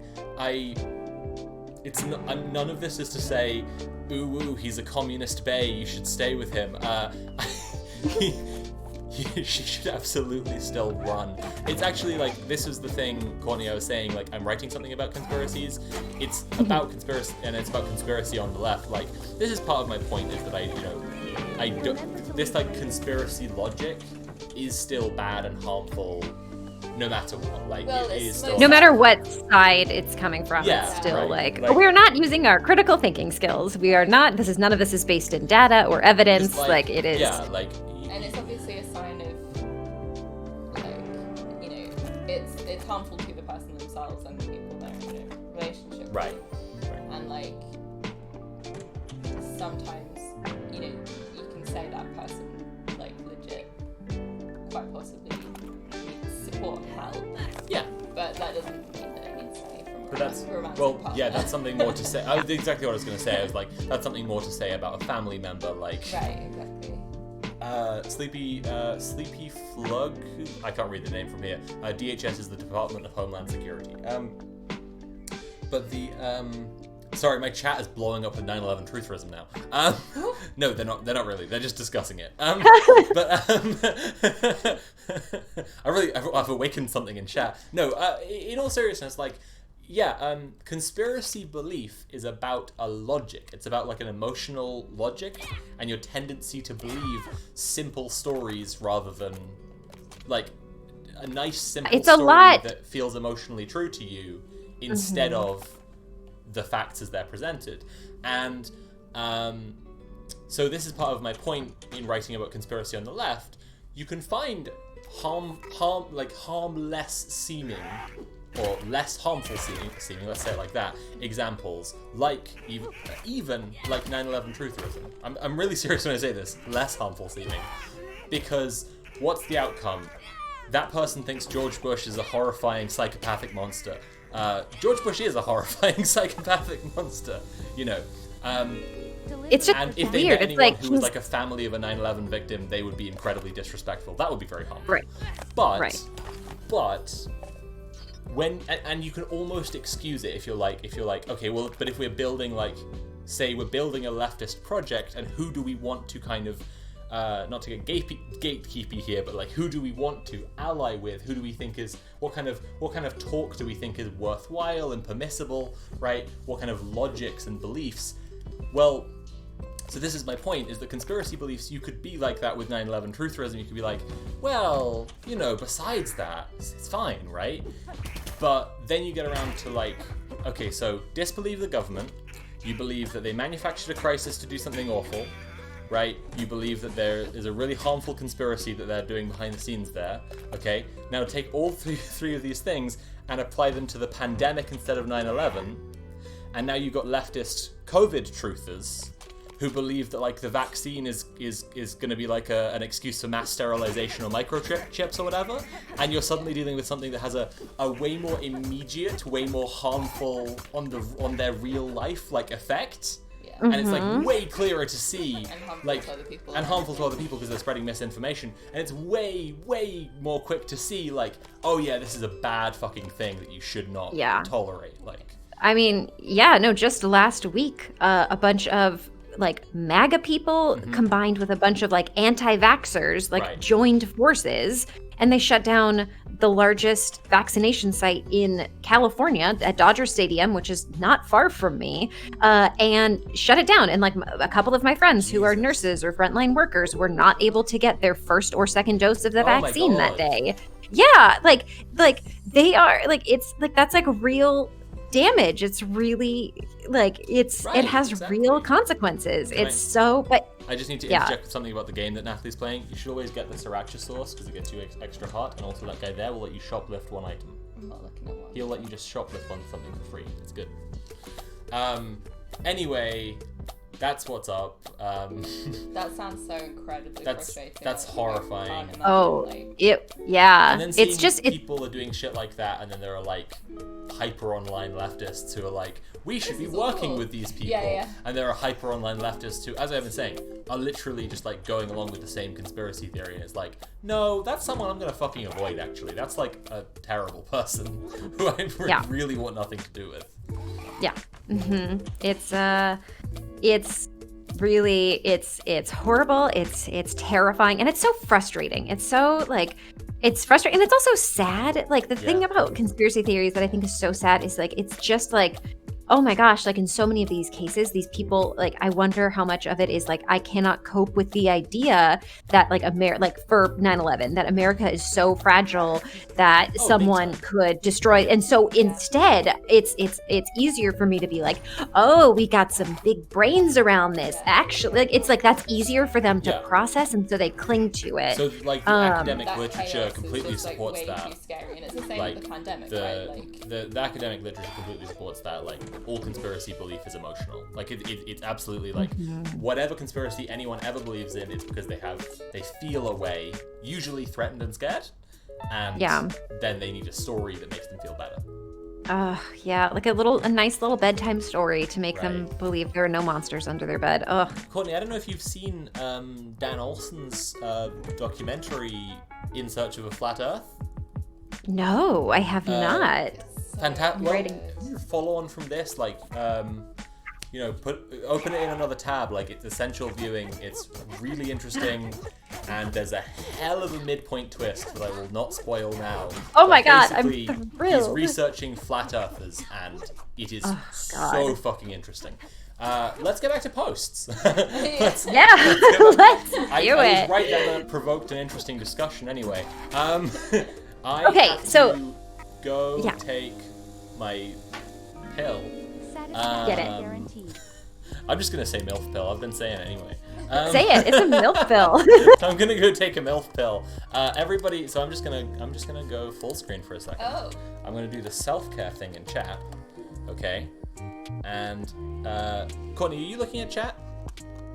I am. I can see chat right now. Okay. Can you read out self-care message? I sure can. All right, everybody. Drink water. Take any medications you need. Remember to eat what you can. Breathe however you can, and stretch if you're able to. You are loved very much. You are valid, and people here care. Yay! I love that message very much. I need to like print it and frame it and just like put it where I can see it regularly, like on the other side of my monitor, where it's like, oh, that's right. I really have not been been breathing at all. It's amazing. It truly is amazing how you have to like reteach yourself how to breathe in situations. Yeah, seriously. Where it's like, oh, I've been like holding my breath and clenching my jaw for like 2 hours now. I should probably take a breath and stretch. Right. The other day, I did something kind of amazing. I just made a glass of water and just poured a glass of water, and then I just Courtney, I'm proud of you. sat out. Thank you. No, I finally figured it out, you guys. The water goes in the cup. So if I just poured like a glass of water, and then I just like my brain was everywhere. I really struggle with ADHD. The pandemic has been really hard because I really thrive under structure, and I haven't been able to set a structure for myself in like almost a year, and it makes it really hard. I get overstimulated really easily, and I just poured water, and I just sat outside on some grass, and I just stared at a tree. I didn't bring my phone or anything with me. And I just sat outside and did like the exercise of like, okay, list 5 things that make noise. Like, and I just did that in my head for a little while. And I felt, after I did that for like 20 minutes, I felt like I had slept for 8 hours. It was, that sounds great. yeah, it was like, it's so funny. Like, as I describe it, I'm like, oh my gosh, what am I talking about? Like, what am I saying out loud? But it was just this thing that like really, I had never tried before and like really worked for me. And it was like, I like physically had like such a positive response to it. And I was like, oh, this is self-care.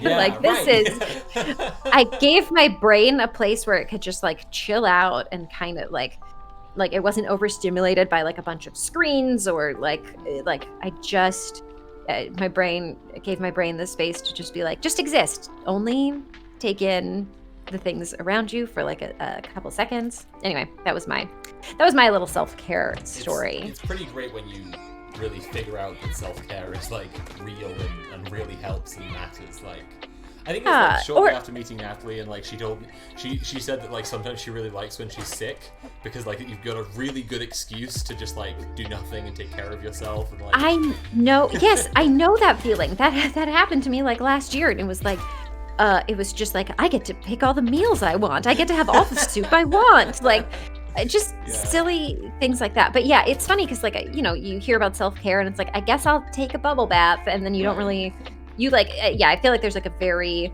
people are like, you know, don't forget, take a bubble bath, listen, like meditate or whatever. But it's, yeah, it was nice to be like, okay, like the way I chill out doesn't have to be the same way that anybody else. Well, you have to find things that are low energy for you, right? Like you can't do, if managing like running a bath, having nice things in the bath, having stuff to entertain yourself while you're there, thinking about the amount of time that you need for it. Like, if that isn't interest you. Yeah, if that for you isn't isn't a relaxing thing, don't do it. Like, yeah. I'm not saying this as a bath hater. I'm not to be clear, I'm not trying to come across as as anti-bath here. I'm just saying, oh like, boy, for some people, like, it's just not their thing, and that's okay. Hot takes. Anyway, that self-care message is great, and our friend Andrew, who's AR_Krat in chat, came up with it. We stole it off him, and I think more people should use it, honestly, because it's awesome. Yeah, I was saying I really need to like just like print it out and have it places where I can actually see it. Because reading it, I was like, oh, I need to do that. I need to do that. I need to do that. Okay, this is for me. I know I'm reading it out loud, but I'm realizing it. I should be directing it to myself. So, I have one ready to go. Is it the one or is it a different one? It's not the oh my gosh. No, hang on. How many I have one more Okay. that's a little interesting, Okay. and then I was hoping to do the one. So what I'm thinking is, it's nearly halfway through the stream. We are gonna have some more people, just some pals, just some regular guests, hop into voice chat in a little bit. So what I'm thinking is, let me switch this back so that people can see the game. Let the people see the game. It's just watching me play the game, Well, blindly. you started grabbing at the mouse and like clearly wanted to be playing the game. So I gave you the game to play, but I was like, I mean, that's better than me not playing the game. Does she not know? Like, At least I'm doing something. no one can see this. Otherwise, I'm just like nothing. Okay, we're gonna have some more people join in a little bit, but why don't you give us that post and then the big one, and then I'll have some more pals join. Okay, so I'll read this one, and then we'll love it. Okay, anyway, so this one is, it is called, Am I the Asshole for Calling Out My Brother for Blocking Me on Social Media? Interesting. Interesting. Okay, for some background, I'm the youngest of 5 siblings, and yeah, I've got some like tension with some of them, and I just have like a weird family life and family in general, so I was definitely drawn to this one. Yeah. So 3 of my siblings are from 2 of my siblings are from my dad's first marriage. One of my siblings is from a relationship my dad had in between his 2 marriages, and then the last 2. So yeah, we got, the joke is always like, there are 5 of us that we know of, because there are probably some more siblings of mine out there. Yeah, that's my family. Okay. I know it sounds petty, but hear me out. So that got me immediately. I was like, go on. I love petty. Okay. So I know it sounds petty, but hear me out. My brother Don, 34, and Tyler, 33, and me, 28, were very close while growing up. 5 years ago, Don got fired and was in a bad place emotionally and financially. I was earning good money during this time, so I supported him as much as I could. He had some employment opportunities outside his academic field, but he rejected them. My parents were critical about it, but Tyler and me were there for him. We were like, dude, follow your dreams. We got you. Fast forward 2 years ago. Don gets a new job and earns a lot of money. He kind of drifts apart from Tyler and me. He meets a girl, they get married and have a baby. He becomes kind of snobby. I get fired during this time, and when I ask him for money, when my savings ran out, he ignores me and says he's not in a good place to help me. I start to see on his social media the good life he has, and I get the word his wife says she hates that Don has to support his lazy family. Oh my God. I confront I confront him, and he implies that I am stalking him online. He blocks me, my parents, Tyler, and me of all social media. My parents don't mind. They don't use them anyway. Tyler's upset. What was that? Yeah, blocks the whole family. Okay. Yeah, This is a very healthy. 34-year-old man, okay. Yes, This is a exactly. 34-year-old Yeah. boy, okay. Yeah, 34-year-old man-child. Tyler is upset, but he is chill. I am hurt, but whatever. We still call each other once in a while. A year ago, while I was jumping between part-time jobs, I started to work on an illustrated children's book. Writing a book has been my dream since I was little, and everyone in my family knows it. Last time, like years ago, I had a heart-to-heart chat with Don. I told him I was giving up my dream. That's the last thing he listens about the matter. I've been documenting the creation of this book on social media, and even my extended family got excited. A week ago, I got news from an editorial Is this willing. the classic move? Get famous and read your shitty sibling to hell on Twitter. That's incredible. It's the story we love. Is it predictable? It might be. Do we love it? We do. So then a week ago, I got the news from an editorial willing to publish the book. It's not a millionaire deal, but whoa. I video call my family, including the extended part, and I tell them. Everyone is excited, but Don is dumbfounded. He's like, why am I just knowing of this? What? Okay, you say I never call you. You never tell me what's going on in your life. He kind of likes to blame us for not being close to him anymore. I got upset because it was not the time to guilt trip me. My extended family gives him weird looks and tells him I've been documenting this process on every social media I have. Don is still sulking. Then I say something like, oh, you don't know? Don has me blocked online because he thinks I am constantly assessing his fortune or something. Don is mad, but we end up the call pretending everything is fine. Mom is upset because I publicly called Dawn out. She has a rivalry with my extended family and likes to pretend we are a perfect family. Nice. Dad is Classic. saying Well, now I know he where deserved Mark it. I love how complex this is. There are so many layers. I love like, when you find like- out something like about someone in the family and it just clicks. Like, my uncle is pretty well off, and this is not me canceling my uncle, but it's just I think if he were listening, he would be able to appreciate this is objectively funny. He's pretty well off, and I found out a story about him not that long ago that when he was a kid, when he and his siblings would get Easter eggs, he would take out his Easter egg, carefully break it down the seam in the chocolate. You know, there's the seam, right? And he would eat one half. And then he would rewrap the front half of the Easter egg in the foil and put it back in the box so he could show everyone else that he had showed self-restraint and still had his where they'd all eaten theirs already. And I'm just like, oh my god, you were always like this. Oh my god. You were just born like this. Yeah. It's like his parents probably knew. You know, they were like, all right, we got a glimpse into what.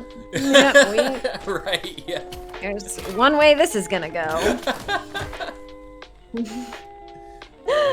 Oh my god. Yeah. So Dad is saying he deserved it, but he'd rather see me wait and confront him. Tyler is ecstatic. Am I the asshole? I feel so stupid. I feel I ruined my good moment and severed even more my relationship with Dawn. On the other hand, I hate he plays the victim. I mean, like, I don't think this person is the asshole. Right. I wish she played her cards I wish it was like a bigger reveal. Like, I don't know. I watch too many movies, so I do. You know. Yeah, there's like that, someone in but- chat said, is the brother the villain in the children's book? Like, yeah, yeah. It's like, Oh, you know, wow. only is she not the asshole, but also she won't suffer any consequences from this because now she's successful. His whole Right. issue is that he wants to be there for her success. He doesn't want to be there when she needs anything. He doesn't want to be he's there a to be fair- reminded of his failure. He's so, a fair weather sibling. Right, exactly. So, like, now that she's successful, she'll be fine. He'll want to hear from her. Yeah, horrible. Mhm. Yeah. Okay, truly. in the interest of being fair and also balanced, she did say that she was like watching how successful he was and keeping an eye on how much money he had, like looking at his social media. Well, she mentioned doing that that. he was doing fine because No, I know, he refused I know, but support. the way she described it was like she was. I'm not gonna call like looking at your brother's page like cyber stalking or anything, but she was like looking and kind of taking note of how well off he was. And then Yeah. when she did the call out, she was like, he blocked me because he thinks this, and it's like, okay, but you are like keeping track of how well off. That is Yeah, a thing and you it- actually do. Yeah. No, totally. And here, the idea of being like watching someone's social media and making Right. assumptions about it. I'm like, that's the whole thing with Instagram is everyone is trying to show Right. off how cool and happy and how awesome their life is. Like, Right. yeah, it sounds Social like maybe media you. is the front half of the Easter egg. Yeah. Yeah. Yeah, exactly. Yeah. No, so she definitely seems like she has like a couple things to like work on. She's got her things that she's I'm clinging only to. bothering to say because it's like so clear cut that he's the asshole. I'm just Yeah. trying. I'm only bothering to mention what she did because it's so It's- clear. It also feels very much like one of those things where it's like, and I've done this a million times, where like someone is being such a tool that it like you feel gaslit, and then you just get so mad and angry, Right. and then it doesn't. help your case Someone's at like all. so frustrating that it feels, yeah, like you say, it feels like gaslighting that other people treat them like a normal person. Like, Yeah. they're just around, and other people are acting like that's a normal person who's allowed to be around, and they should not. Like, it's just infuriating. I can completely relate to that. On the one hand, for the sake of the post and the story, I'm sad that it wasn't a bigger one, but like, for her, for the real person, I'm glad she didn't do any kind of bigger. I know. For revenge. For real life, that's like enough. But like for my entertainment, like when the screenplay of this is written, yeah, we're gonna. Really hoping they're to gonna voice be. her in the movie, and it's Yeah. it's not happening now. Okay, I'm gonna mute myself for 1 second because my cat has decided to burst into my office and scream at me. Oh, So okay. I'm gonna put him back on his little cat tower and give him a treat. I'm gonna be Cool. right We'll take a little right break. back. I'll tell everybody about the stream schedule. What? So let me just change over to close up. Heyo! Oh my god, I'm hidden behind my own name. This is terrible. Can I move that down there? No, if I move that down there, it'll go off the screen when more people join us. I'll just do this. Hello. Hey. Hi everyone. Hello. If you like our streams, subscribe, cheer. That helps us keep doing them. But, you know, if you've already done that or you can't do that, just share it. Just sharing the stream means a lot and helps us out a load, and it's really cool. So please do it. So Jess, who's there in chat, is going to be joining me on Monday for the next installment of our political discussion stream. So a few weeks ago now, it's meant to be every other week, but Jess is on holiday. So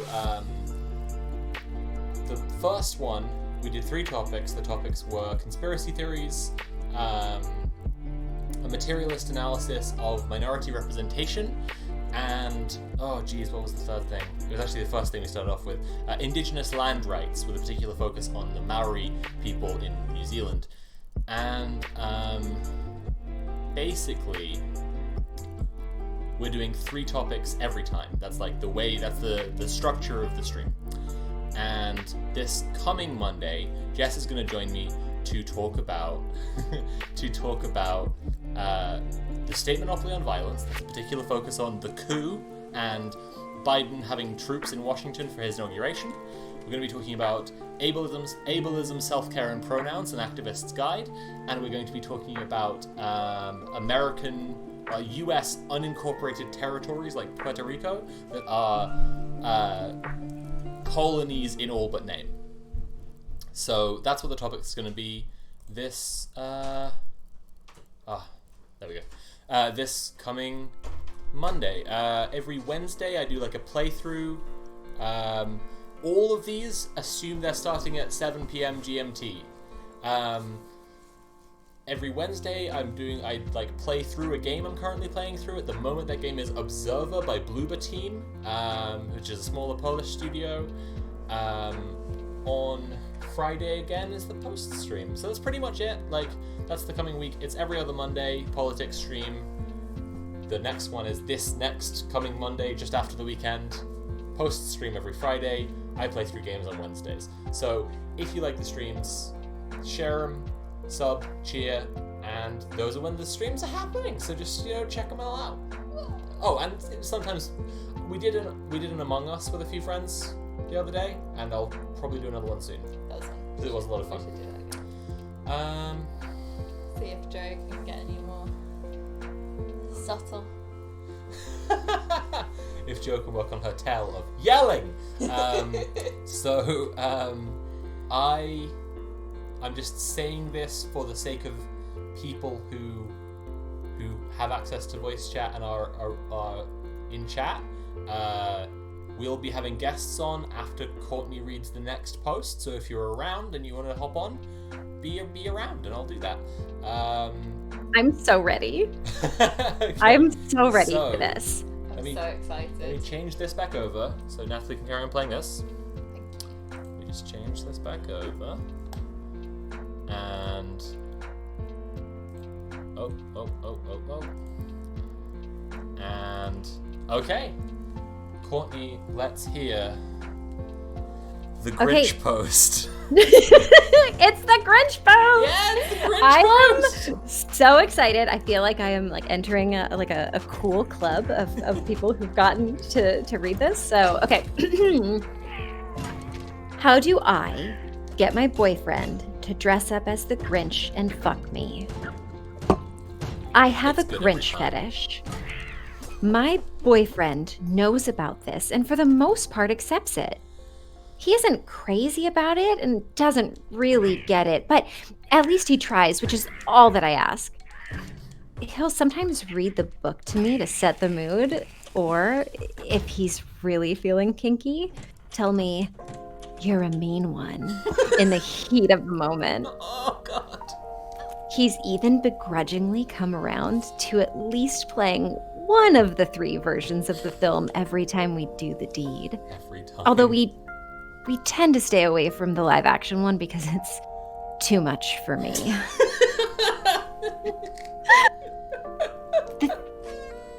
The thing is, I don't want to hear about the Grinch or listen to the Grinch or watch the Grinch. I want to be fucked by the Grinch. Yes. And for the record, this is common among women. Oh yeah. The Grinch's bulging sack of toys to me and many others is what a Mack truck is to Cardi B. The fact that he's good with dogs and experienced trauma at a young age makes me want that long, fuzzy dick even more. My boyfriend asked me what I wanted for Christmas, and I told him straight up. I told him to put on the greenest, silkiest Grinch costume he could find, kidnap me from my bed on Christmas Eve, and then ravage me in front of the Christmas tree. He flat out refused. He said it was too weird for him. I was literally begging this man to let this pussy save Christmas, and he was like, "Nah, I'm good." It ended up turning into a fight where he admitted he only gave into my initial Grinch kinks to placate me, and was still uncomfortable about the fact that I moaned Grinch during sex a few weeks ago. But only because his song was playing in the background. So he's drawn a line, and if I don't drop the Grinch fetish, which, as I said, is incredibly common among women, but sadly taboo, Sadly taboo. he's done for good. For me to see past my sexual proclivities, especially during Christmas season, is there any way we can even compromise on this, or do I simply need a more adventurous man? TLDR, all I want for Christmas is my boyfriend to dress up as the Grinch and fuck me, and he won't. Oh my God, thank you. That was so perfect. Oh my God. I would be lying if I said I hadn't practiced that a few times. Oh my God. Oh. So just like imagine me like in a darkened room, staring at a computer monitor, reading that out loud. That was me. Oh jeez. Oh my goodness. Thank you for giving me this platform. I truly, what a dream. We'll find something. We'll find something equally like resplendent. You can come on and read that. Oh my God, please do. Please. I'm pretty much always available. I'll do anything. Delivery just so good. Thank you so much. Thank you. That's very kind of you. The post has been like since we first read it has been kind of pretty much outright called a fake. Like Doesn't matter. no, okay, no. This is what I'm getting at. Posts. I just don't care if posts are real. And the Grinch post is such a really good, like, teachable moment for me to, like, say that. Because the literary masterpiece of that post. It's well done. Is just beautiful. It's just a literary achievement on its own terms. Like, his bulging sack of toys. Oh my god! It's very common among women. I love the parentheses. Just like, it's very common. This is not. There are dozens of us. I love the second time when it comes back towards the end and she's like, it's very common, but women don't admit it because it's sadly taboo. Just the idea of like all these women who are like, they all know what's up. Ladies, we all know what's up. Okay? We all know about the Grinch's bulging sack of toys. Okay? The fact that he loves dogs, okay? The childhood trauma. We all get it. But we also know that none of us can talk about it. Because, you know, sadly, it's a taboo. It's a taboo, you see. Oh, it really is just... I need to see more theater school students reading this monologue. This is what I want for the world. It's the "Oh Captain, my Captain" ending, but instead he gets up on the chair and goes, how do I convince my boyfriend to dress up like the Grinch and fuck me? So good. Oh, truly. This is probably my best performance to date. Thank you very much for letting me do this. I feel like an artist. Oh my gosh. Okay. Amazing. I do need to scoot. Okay. This has been really great. I thank you for inviting me. Thank you for reaching out. Thank you for letting me find some great. This is really delightful. I love your stream very much. Yeah. Thank you again.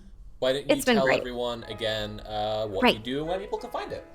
Friends, I like to stream. I stream video games, but I mostly just stop the video game I'm playing and chat. I can vouch for this. I've been in a couple of times working and chatting, and it's just chat. I can be a wee bit talkative, but yeah, I would love to chat with you. So feel free to jump on in and say hi. Tell me about your day. You can find me at twitch.tv/Courtneyberry. You're all great. And remember to stretch if you can, drink some water, take your meds. I'm butchering this, but I'm trying. Feed yourself where you can. You are wonderful human beings. You are valid, and I appreciate you all. Thank you so much Thanks, for coming on. It's been a real treat, and It has been. I will find something even better for you to read next time. Oh my god, this is so thrilling. I'm so excited. All right, everyone, take care. Thanks, Courtney. Bye-bye. Bye. That's so good. Yeah, if there are folks around in the Discord who fancy, in the pals Discord who fancy jumping in and reading some posts. I see Andrew and Joe are in chat. It's okay if you don't fancy talking, but if you do, yeah, just hop in general. I'll put you in. So, have you read all your submissions? Or did you have more? There's a couple of brief ones. Because I can take back over playing now, and you can read those ones. I can find more as well. And then we can... Alright. So, hang on a sec. So... Oh. Andrew, why don't you tell everyone what you do and where they can find it? Yes, indeed. Hello there. My name is Andrew. I'm known as Arcrat when performing. My pronouns are he, him, and I am a voice actor and theatrical streamer who specializes in performance. This is in education, storytelling, and self-care. I stream over at twitch.tv/AR_Crat, twitter.com/AR_Crat for some of my terrible jokes, and usually let people know about what's happening in the wider area. And I do reads of classical literature, currently Hercule Poirot. I community craft stories where people join. Andrew, I can't believe I missed the Poirot streams. I was trying to make a special...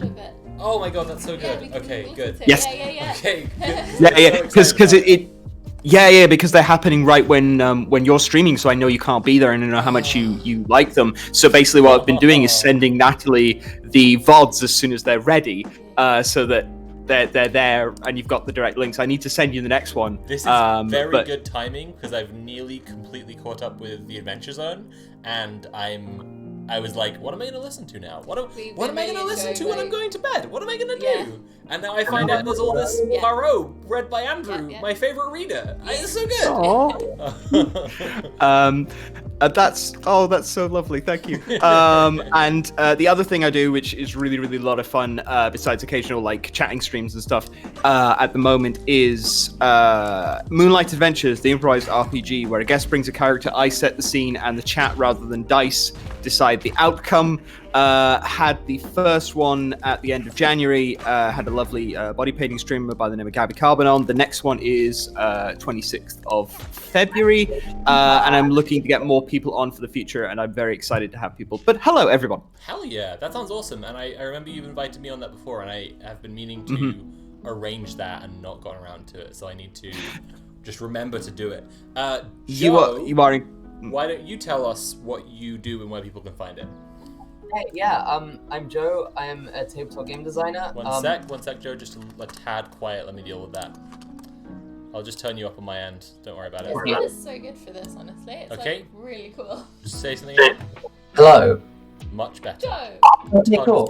Hey now. Yes, my name's Drew. I'm a tabletop game designer. I release games over at itch.io/winterremute. You can find me on Twitter at twitter.com/winterremute. And I have a Kickstarter up at the moment. And I've been watching numbers slowly go up, and it's very terrifying, but also very cool. Welcome to my life. Watching number go up. Yeah. So, did you say... So you do have some submissions? I've got a couple more from Harker. Alright, so, yeah. Everybody, Nat's gonna read us a couple of submissions that Harker has sent in, and then, or, I don't know. I now am remembering that Natalie has not proofread these, so she's going to read as many as she deems appropriate, and I'll give our guests a couple seconds to think to like see if they have any posts or just prep, just prep some good riffing, guys. Just get ready with those riffs and small talk. Can I just check? Sorry? Small talk, my forte. I just wanted to check, did Courtney read one about oranges? No. Okay, I may have one. I'm going to double check it, but if someone's got one good to go, feel free to fire on. Oh, I'm just going to read this one. This is a very short one. Okay. Andrew's double checking it. Right. From Harker. I think I've read this before, but it's a really funny one, so I'm going to read it again. Oh, okay. And it's only short. A bold move. So many good ones. My F26 boyfriend, M28, is visiting another girl's island a lot in Animal Crossing. Is this cheating? Like, every day. You've not read this before. And I customized a nice hat for him, but I've never seen him wearing it. But I noticed he had a new hat today, and he said one of his friends made it for him. Oh my god, I love that. Jesus Christ. Okay, yeah, that was a really good one. Short but sweet. I just realised how much I need to pee, so I'm just gonna leave this on. Oh, actually, I guess if they're reading posts to you, you could play this. Yeah. For a mo, and I'll just go eat. All right, back in a mo. Bye bye. Yes. Hello. I do have one. I have one prepared. Haha. Yes. Ho ho ho ho ho.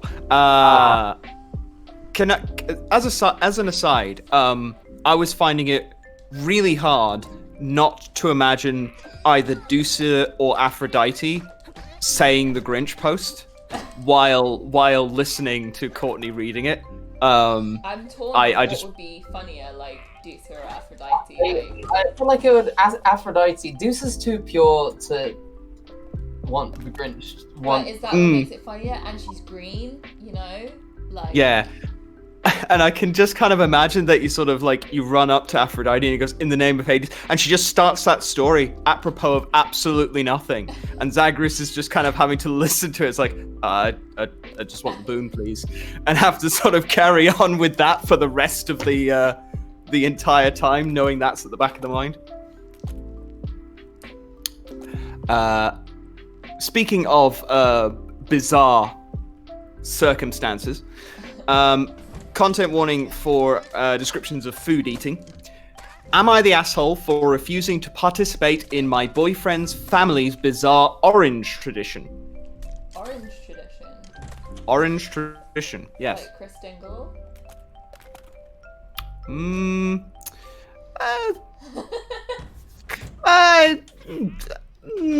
Well, we'll see. My boyfriend and I have been together a while now, but I haven't met his family until a week ago when they invited us to stay at their house. I was very excited to meet his parents for the first time, and they were super sweet when I got there. Both of them are lovely people, and we all got along well. They gave us free rein to do whatever, but the one thing they insisted on was that we join them for their tradition of eating oranges as a family on Saturday mornings. They grow their own oranges, and they have been doing this since my boyfriend was a kid, so he was especially thrilled to share the tradition with me as a rite of passage. So the morning came, and his mom brought in some... The morning came, and his mom brought in some fresh oranges from the garden. We sat at the table, and I was getting ready to peel my orange when I saw my boyfriend's mom bite into her orange like it was an apple, Like a kumquat. with the peel still on. What the fuck?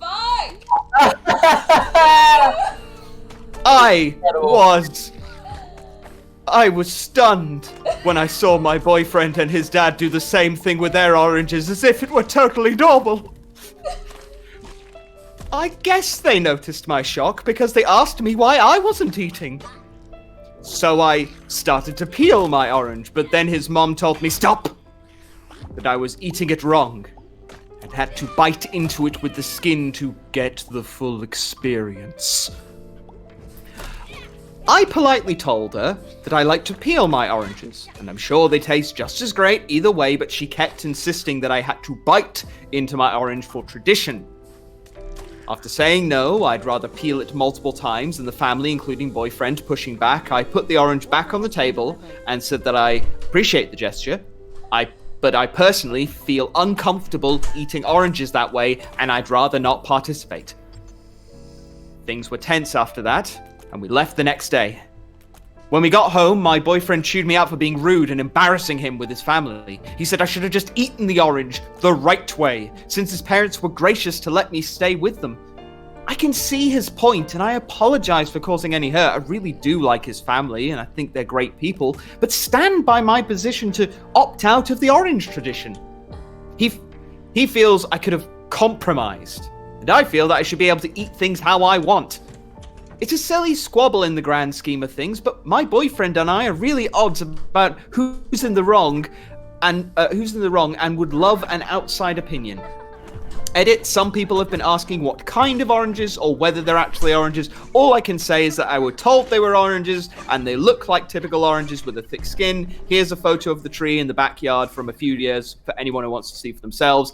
And it is indeed an orange tree with oranges. There was part of me that was like, maybe it's like a kumquat or something. Like, you know, you eat it with the skin. Yes. But that's wild. Did you hear any of that? Did you know what was going on there? Eat the orange with the skin on. Her boyfriend's family, she was visiting, and they had a tradition of eating oranges. Yeah. They wanted to make her. They ate them with the skin on. Yep. Yeah. And that's fucked up. Yeah, that's pretty fucked up. Yeah. That was wild. Yep. Yeah. Yeah. As a big, if anyone's seen like the one gif of Griffin McElroy biting into a banana unpeeled. Yeah, I've seen.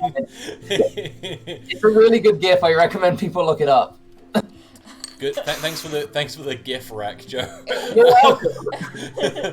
That's where my mind went. I can't help my brain. Okay. So let me just say, Jess, tell everyone what you do and where they can find it. Hello? Hello? Hello? Oh? Hello. How Can you about hear me okay? Yeah, we can hear you okay. Can you hear us okay? Yeah, I can. Oh, okay, good. How's everyone Why- going? Why don't you tell everyone what you do and where they can find it? Right now I do nothing. I'm on holiday, but normally I do YouTube videos and stream on the Twitch. You can find me at that Jess. Type it into whatever. Type it into Opera or Netscape Navigator. Just type it in there. Just Microsoft Edge. Just Bing it. Jeez. You have like an exciting project coming up, right?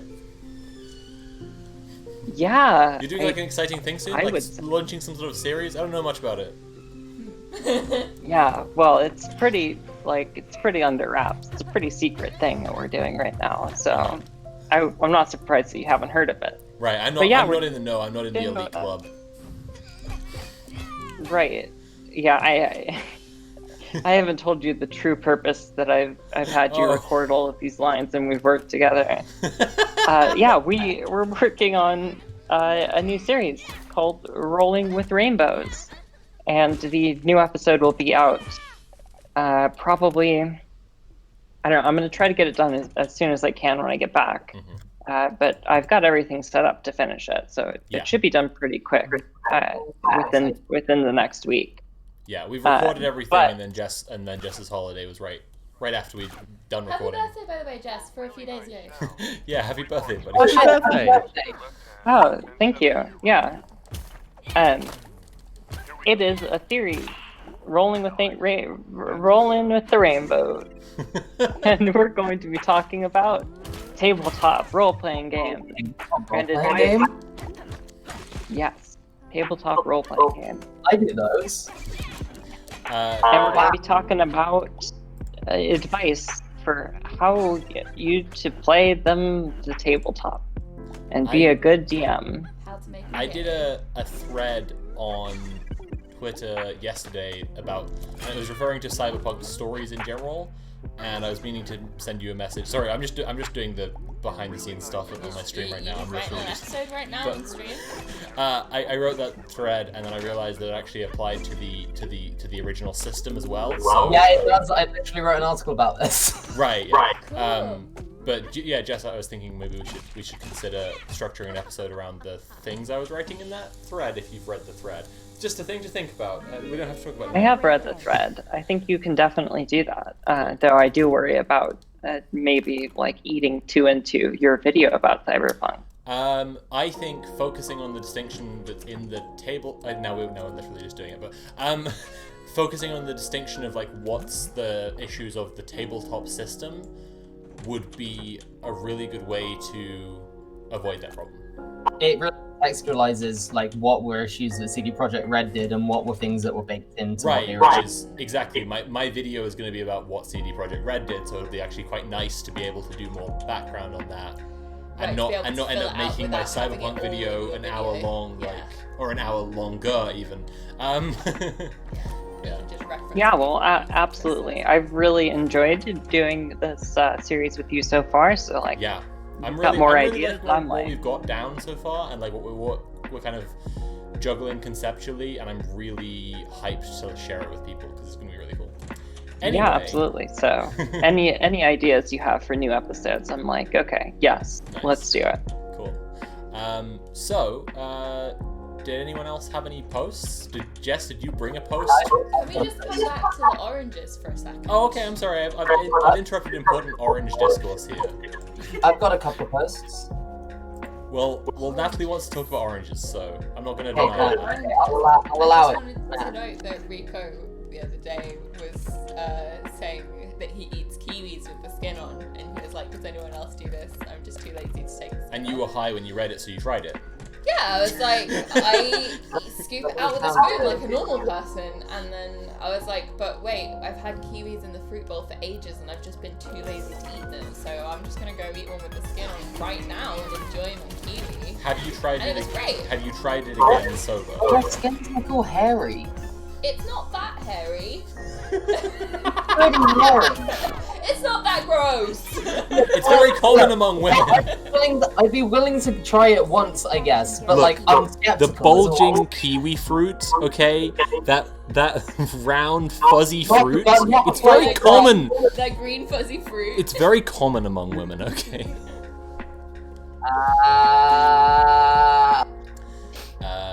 But yeah, Joe, you said you had some posts for us. I have a couple. I could read out the titles of both and see which one you want me to read. Read the title of one. You pick. And, Okay. Yeah.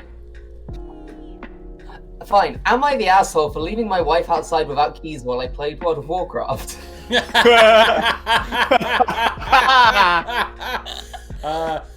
This is a tough one. No, this is a tough one.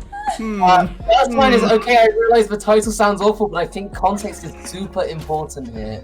Well, okay. Like the guy said that we need the context Okay, let's give him a chance.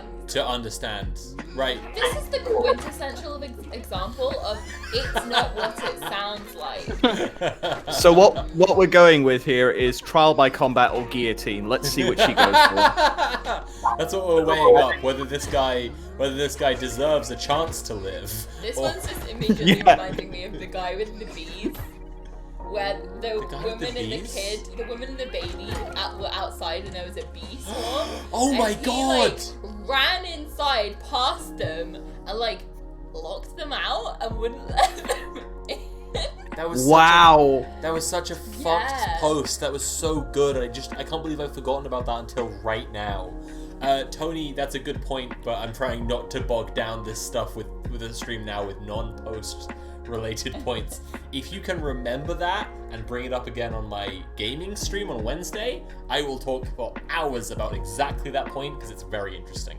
Anyway, yeah, that was I can't believe I've forgotten until right now about the guy who fucking shut his wife and child outdoors with a swarm of angry bees. Truly the quintessential dudes rock post, honestly. Okay, back to this game. Okay. Let's hear about this. What's guy. this World of Warcraft post? So, okay. locked my wife outside. World of Warcraft didn't help. Okay, I realize the title sounds awful, but I think context is super important here. I play World of Warcraft Classic. In this game, that is the important context. Yeah. In this game, you get a group of 40 people together to kill bosses in a joint effort, and when the bosses die, they drop items your characters can use. It's called raiding. Each boss can only I be don't killed like where this is going. once a week. My guild and I get together to raid. An aspect of World of Warcraft Classic is something called world buffs. These are stat increases that you can get for your characters in order to make them do more damage, have more health, regenerate more mana, etc. And they are a real bitch to get. They occur all over a very large game world on set schedules and at very specific times. Hey, can I just interject? Can I just say, you know what else is a real bitch to get? A new wife. Very true. What to consider here? You know what else is a bitch to get? Fucking divorce. Yeah. It is I don't- not a good sign that he started off just describing how the game works. He's just like, here. you guys need to understand the important context here. Video games. So we're all in agreement here. The final loot drop that gets mentioned in this post will be the divorce split that the wife gets to take away. Oh my god, I've been served with the papers of Azeroth. For example, one of the buffs is on a 7-ish hour cooldown and can only be given when one person turns in the head of a dragon, and this can only be done once per character. Coordinating world buffs is so intense and ridiculous that there are entire Discord servers that exist simply to let people know when they are going to happen. What this means is that in order to prepare for a raid, I have to spend a significant amount of time collecting these buffs for my character, and our raid leader, the guy in charge, requires them in order to get an invitation to the raid. Oh, this is like, that's it. You lose them. On to what happened. My wife and I live in a major city and had ordered food delivery. Our building is small, brackets, only one other unit. And it had a vestibule of the kind, it has a vestibule of the kind where if the door closes behind you, it locks.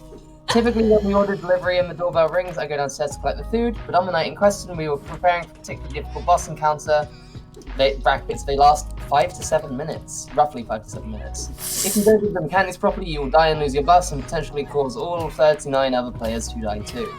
So right as we start the encounter, the doorbell rings and she gets downstairs to get the food, and she goes downstairs to get the food. As she was leaving, I told her to not forget her keys, but she did. So after collecting the food, she was stuck So in the really, if you think about it, she was okay. You told Okay, her not let's to just forget her keys and let's she just take did this step by forget step. her Okay, keys. first of all, okay, you have a wife. Okay, now, okay, you don't anymore, but okay, so you have a wife, and then she forgets her keys. That's the crucial step.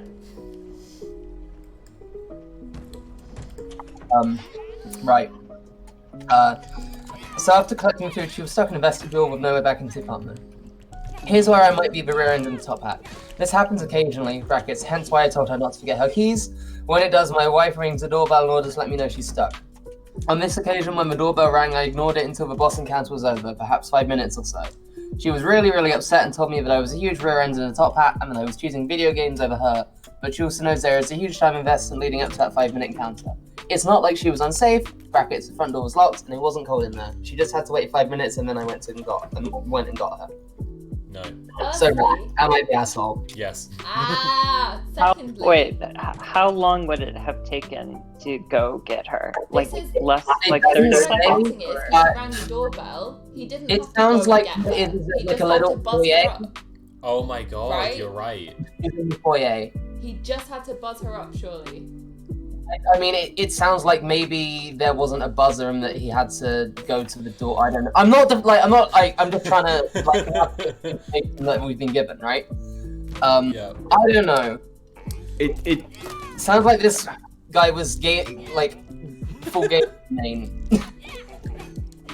if he would like to step into the guillotine, please, we'll just make it quick. Who would win, my marriage or one slicey boy? He had a heated gaming moment. They happen Yeah. sometimes in relationships, I usually didn't towards the end. actually read this before I read it out. I just was like, I mean, this is already gold, and like I sort of skim read it, but like. I don't know, like, it's obviously, like, not great, but it's not awful. Yeah, I am kind of like, if you put like hours into something and it's just, And he did- it's all He rusty. did tell her not to forget her keys. Joe, I can't believe what's happening right now. I can't believe the turn this has taken. Rhiannon just said I'm defending this person because I am them, and I can't believe she's calling me out like this. You either stop defending the gamer and can stay the hero, or live long enough to see yourself become the gamer. We don't know how many DKP he would have lost if he went to go let his wife in, and this is a crucial piece of Okay. missing contact. You know what? Since it's become a controversial issue, I want votes in chat. Oh yeah. Is OP the asshole? Is the asshole or not the asshole? That's all we need. And think about the toilet husband with rationality. Do not let your emotions influence your decision. Rational thinking here, guys. Is he the asshole? It's become. We don't have consensus anymore. Joe's ruined our consensus. We need. I think that's consensus. Okay. Well, some votes are coming in. I'm gonna be right back. I gotta go to. Have you set up a poll? Or No, I'm just asking Don't people to tell us. Is asshole or not asshole? Just saying. Rhiannon Joe has- let me languish while she played Magic for 5 hours. Rhiannon has entered the chat. Real long.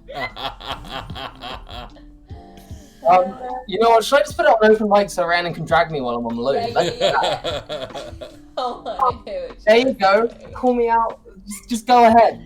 This is Jesus. such a Sneaky. Rhiannon, you can't put Rhiannon's got stuff to say in the chat and then refuse to say it. Yeah, Come on now. Consequences of your actions.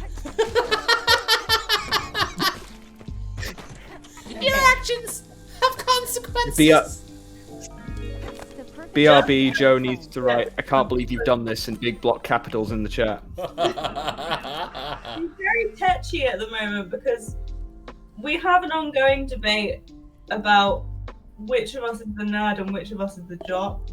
Oh, is it the librarian or the tabletop games designer? Yeah, truly cannot decide. It's no. You're both nerds. It's no. I mean, I'm saying you think this is going one way. Is it the librarian? But Joe, come on. Well, what are the jock attributes? That's what I want to hear. Well, she says, right, she said, whenever I say I can't believe, it's a running joke, I say I can't believe that someone as nerdy as me has ended up being the jock in our relationship. She says, you're a librarian, what the hell? Right? I'm a librarian that's like been in education for nearly 6 years before this job, doing meaningless literary and queer studies and being depressed. I'm like the definition of queer kid burnout. And like, I can't believe you made me lasagna. I made you carbonara, and this is how you repay me. Okay. What were you saying? But I was saying the nerd versus jock thing. So she says you're a librarian for God's sake, and I say, right, how does that make you feel that I'm still more of a jock than you? Well, Then she said that she plays sports and I don't, which is true. I don't move. I was gonna say, surely a sport is a requirement. okay, for I'll say jock. sports is a pretty important requirement for a jock. However, respected by the kids. It's a prep sport. What was that? The major sport that she is citing as a sport she does is fencing, which Snowflake pointed out is a prep sport. Okay, but if she was a character in Riverdale, she could still be a jock with that. Yeah, exactly. It may be a prep sport, but it's still a sport. It would still make you a jock among preps, so. Right? That's what I was gonna say. It's also just cool that you do fencing too. Yeah. From is OP the asshole to who's the jock and who's the nerd. It is cool think that Joe was that fencing. you're on It was the- less cool when Joe got my Witcher sword and was waving around the living room, and I was like, "You're gonna hit the light fitting, please stop." And then she hit the light fitting. Really hard. Hey, nearly hit the light No, fitting. you did hit the light We fitting. hit the lampshade. That's part of the light fitting. That's the light. That's not the light bulb. It's not the It's bulb. fine. I didn't say the bulb. I would have said the Said the bulb light. if you'd hit the bulb. Look, you can't present me with a Geralt Witcher sword and not expect me to swing it around. Sorry, hold on a minute. Do you call him Gerald Witcher? I don't believe what's happening right As now. a fun joke, yeah. Alright, well, Everyone it's Gerald destroyed. Witcher here, and I'm about to do that witchery thing for you. You need a bit of monster slaying? Gerald Witcher's your man. Call 1-800-WITCHER slaying today. Gerald, I've Discount written you a rates new if you want the song on me self-serious. lute. Gerald, I've written a song about the owls. Do you want to hear it? Oh, that'd be lovely, that would. Actually, Gerald, have you go forward seen with that with Yennefer? a guy whose surname was Witcher. Gerald Witcher. Well, his name was not Gerald, sadly. Gerald Witcher. His name was Joe. Joe's trying to pretend to be a jock here by pretending not to know that it's Geralt. That's what's going Yeah, on. yeah. Oh, Joe. This is deep Like, cover. I'm not a Wow, real you've mom. read, This is you've a- read me like a book. This is a ruse. This is a ruse.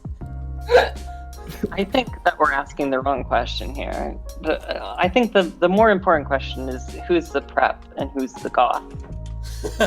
I'm That's a good definitely question. the goth. Well, That's yeah. a good question. In that instance, she is I'm the definitely goth the and I am the goth. prep.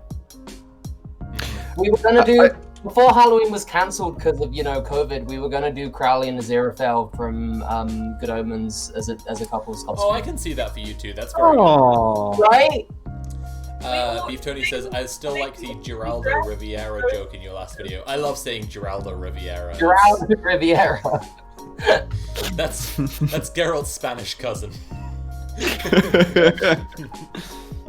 Alright, shall we have more posts now. Posts, yes, On after the that posts stream. tangent. But I tallied up the votes, and Joe is a prep and a nerd, and also OP was the asshole. But that was the result.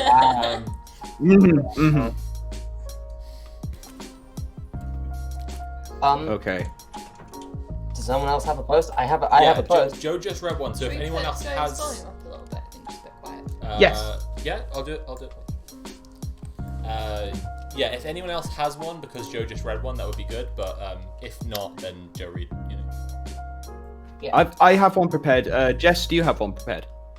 I do not have one. Okay. Well, I could. Andrew for now then.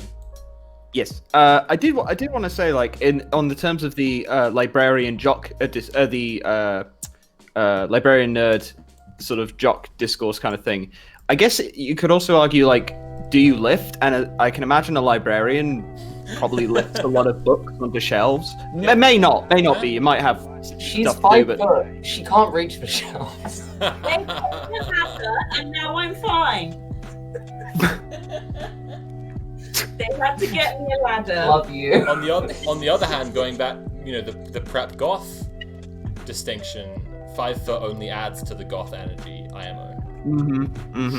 Okay, but here's the thing, like, there's not an argument over who's the goth of the two of us. No, It's I know. I'm just saying how Yeah. I'm not trying to pick a side in an argument there. I'm just pointing it out.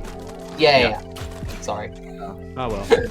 just have to ask our neighbour Gerald Witcher what they think. Right. Emily's in chat. Hey, Emily. So, am I the asshole for not giving my sister's cat back to her? Oh no. Probably, yeah. Well. Yeah. Okay, let's find out. Get the context on this one.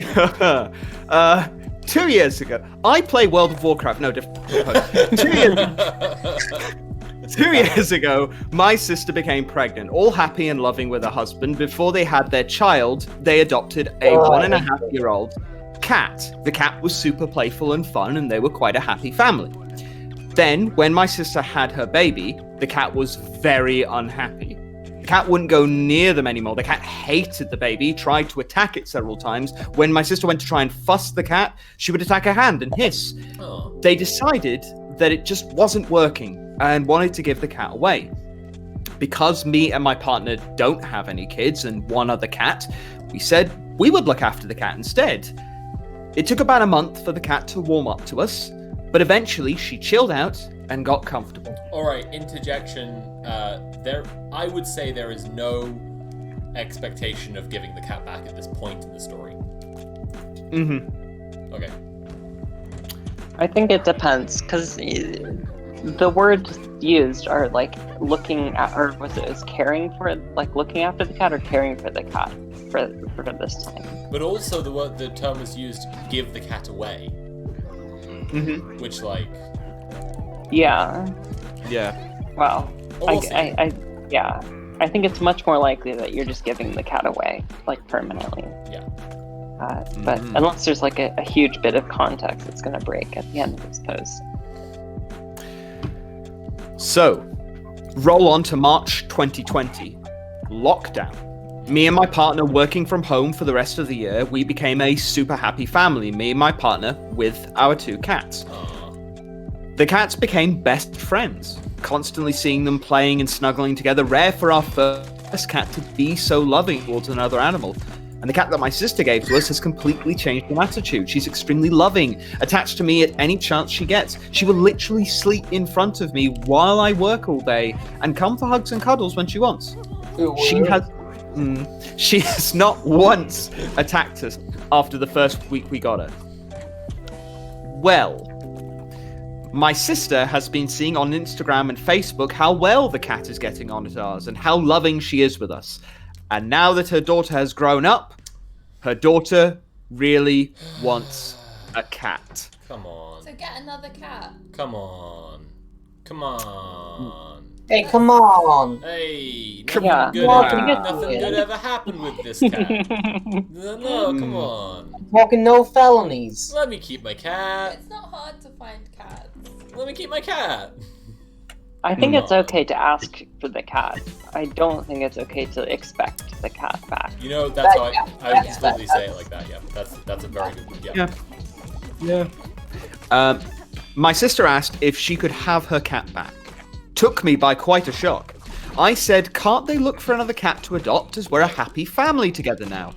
My sister said she did say we could only look after her and not keep her. I don't specifically remember what she said, but me and my partner very much are under the impression that they were completely giving her up. Right. Anyway, it turned into a bit of an argument between us, and now she's got the rest of my family involved. My mom and my other sister both think I should give the cat back, while my brother agrees with me and that the cat is super happy where she is now, and my sister should get another cat. My mom is basically saying I'm an asshole for not letting my niece have the cat back, even though the cat is super happy with where she is and is so loving with us, and we love her so much. End of post. Here's the solution, right? You spend some time going to find a really gorgeous cat to give to your niece that you think is going to make her really happy, and you're like, here's this really special cat that I found just for you, and you're going to love it so much. And then it's not, no one's worrying about who said what. You just, the little girl gets the lovely cat that she wants. Yeah. Yeah, that's definitely the best. Yeah. No, yeah, I think that's. If only people. Yeah. You got it. Why isn't Nat? I mean, they've had this cat That's my question. now Why for doesn't like Nat just rule the world? a while. What's up with that? Why don't I? I have a cat-related post also. If anyone wants to hear it. Oh, really? I just you reminded me of a cat-related post that I saw the other day, so I looked for it. Oh. Yeah. Ooh. Oh, that's quite fun. Okay, well, yeah, I'd love to. I'm down for it. Cat posts. Am I the asshole Wait. for keeping a cat? Keeping a cat, the cat I've seen lost posters for. Oh, God! Oh no! Ooh. No. Am I the asshole for keeping the cat from the lost posters? Yes, obviously. Hold on. Let's wait for the context. The context actually I'm helps. sorry, I don't think there's a. Okay, hang on, the important context, okay. So, OP plays a game called World of Warcraft. Okay. I just want to know at this point, do we chant nat, nat, nat, or cat, cat, cat? What are we going with now? My roommates and I have been visiting this. And they were roommates? My roommates and I have been visiting this stray cat for about 3 months now, and just recently took her in. We would visit her at the same church every night. Sometimes we came at 8 p.m. Others it was 2 a.m. and she would be at the same church. Okay, I'm already like, well, that's weird behavior on your part. Why are you visiting this cat at 2 a.m.? My question is, why are so many posts written by Charlie Kelly from It's Always Sunny in Philadelphia? Charlie Kelly. Why are so many posts written by Charlie from Always Sunny? Like, what the fuck? I was gonna Yeah, try Joe well. Charlie Kelly. Hang on a sec. Okay, yeah. It's like, my roommates and I have been visiting this stray cat for about 3 months now, and we just recently took her in. We would visit her at the same church every night. Sometimes we came at 8 p.m., others took it. The other night we were there at 2 a.m. This cat's just hanging out. Charlie on the defensive and getting higher and higher. Yeah. I'm thinking of when Charlie gets, when Charlie meets Charlie, when there's two Charlies and they get stuck in like a loop. It took a while for her to trust us, but after consistent visits with food and blankets, she eventually warmed up to us and eventually started running towards us when we would visit her. Long story short, 2 weeks ago, we took her in. She seemed to adjust really well to indoor life really fast. And looking back on it now, she wasn't too scared of us at first, especially for being a stray, so that should have been a red flag, I guess. But we took her to the vet. She had no microchip and wasn't spayed. We thought she might have been spayed in a catch and spade release program because the tip of her left ear was split. fast forward to today, and we started seeing lost cat signs Catch and spay release. of our cat. Oh my god. I was afraid that this was going to happen because she seemed too friendly out of the bat. The sign just says, "Have you seen this cat?" with a picture of her and then a phone number. I know we should call the number and let them know we kind of stole their cat, Oh, kind of? but we're having our hesitations on giving her back.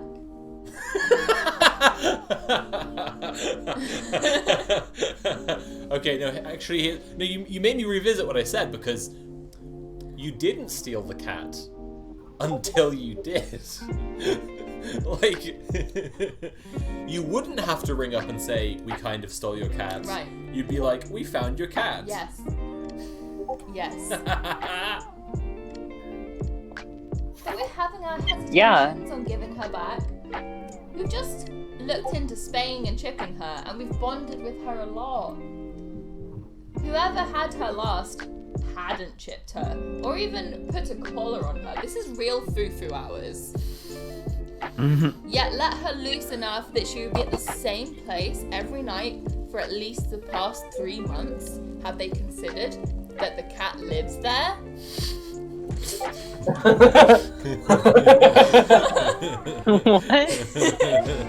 They also didn't start putting up signs until about after a whole week of her being missing / kidnapped. Did they say that? Within a whole week of it being kidnapped by us. They're so irresponsible. I can't believe they didn't put signs up when we kidnapped her. So really, if you think about it, the bad people here. I know she will be absolutely loved here. We've already dedicated so much time and money. Oh. Uh-oh. But ultimately, she kind of is someone else's cat. Even if Kind I of. disagree with the way you kept her. What do you guys think I should do? TLDR, What? found a cat we thought I was didn't know there was a stray. disagreement. Right, It's a yes. kind of philosophical issue. TLDR, found a cat we thought was stray, took her in after 3 months of gaining her trust, took her to the vet, not chipped or spayed. After a week of having her, we began to see lost cat signs of the cat we just took in. And, update, we called the number, it turns out it wasn't an owner. Oh, okay. Firstly, I was just gonna say, Okay. all of the replies are, like, so many of the replies to this are just, the owners of this cat are bad cat owners, you're right for stealing this cat. Wow. Oh my It's god. insane. They're What? like, anyone who lets their cat outside and hasn't. Why is the whole cats being outside? I don't get it. The It's real, like, okay, it's baffling not thing great to me for wildlife, is but like, it's still their fucking family member. to me it's that like while Reddit was so keen to fucking adopt Karen as a thing, right? Like they are the Right. Karenist community Right, on Earth. right. Like They're like, you see a cat So that fucking you think entitled. someone could be taking slightly better care of? That's your cat now. You think you could do a better job taking care of this cat? No, it's your cat. You deserve that cat. You put money into that cat. What the fuck? Yeah, and all the comments are just like any The only- person who has an outdoor cat is an evil person. what? That's Yeah. It's such a weird take. I don't get it. Right, as if even so awkward. as if the argument, like, is it right or wrong to have cats like mostly indoors and mostly outdoors, should follow that it should follow that You any just get person to who makes steal a the cat. wrong decision doesn't deserve to Yeah. have a cat, or like Also- should it be okay for someone to steal their cat? Also, the absolute fucking like menacing, like insidious thing is that like if you're on the side of like indoor cats, right, and then you're taking the position that you can fucking steal this cat because cats should be indoors, you're then like trapping the cat indoors. Right. Like Yeah, the cat it's can't even decide. Like Like, just... I understand, like, the thing of, like, if your cat's never been outdoors, then, like, it's probably ethically better to have an indoor cat. But, like, once a cat gets used to the outdoors, like, keeping it indoors is cruel. Yeah. Yeah. Do you remember that post that we read before? In my It was opinion, about I don't know. I'm not a cat. fucking like cat ethics expert or anything. Exactly. I don't fucking know. I Big agree. bully. But do you remember that post that we read before that was about someone who was taking care of a cat and they were trying to basically adopt a stray. Yeah. And people were like immediately shitting all over them in the comments, being like, People were furious. outdoor cats are evil. You are evil for allowing this cat to be outdoors. And they're just like, okay, but I can't make it stay indoors. That just like it will be sick and unhappy. We bring it like, indoors and it starts crying Yeah. and throwing up. Yeah. Yeah. Within minutes of being indoors. And also, that wasn't like the question here. That wasn't what we were talking about. Indoors is a form of torture to this cat, and then their response is just like, "How dare you!" But I hadn't seen this, but the update was update. We called the number. It turns out it wasn't an owner, just a concerned person who also fed the cat. Posters were not put up by an owner, just a concerned cat lover who is happy to hear she's been taken care of. Oh, okay. That's a good that's resolution. yes. Got to enjoy the thought experiment, and Right. it paid off all right in the end. And it turned out they weren't monsters because they did actually call the number. Yeah. Okay. All right. They get off for now. Yeah. Put their own thin fucking eyes. We find out it's the same account who locked his wife out.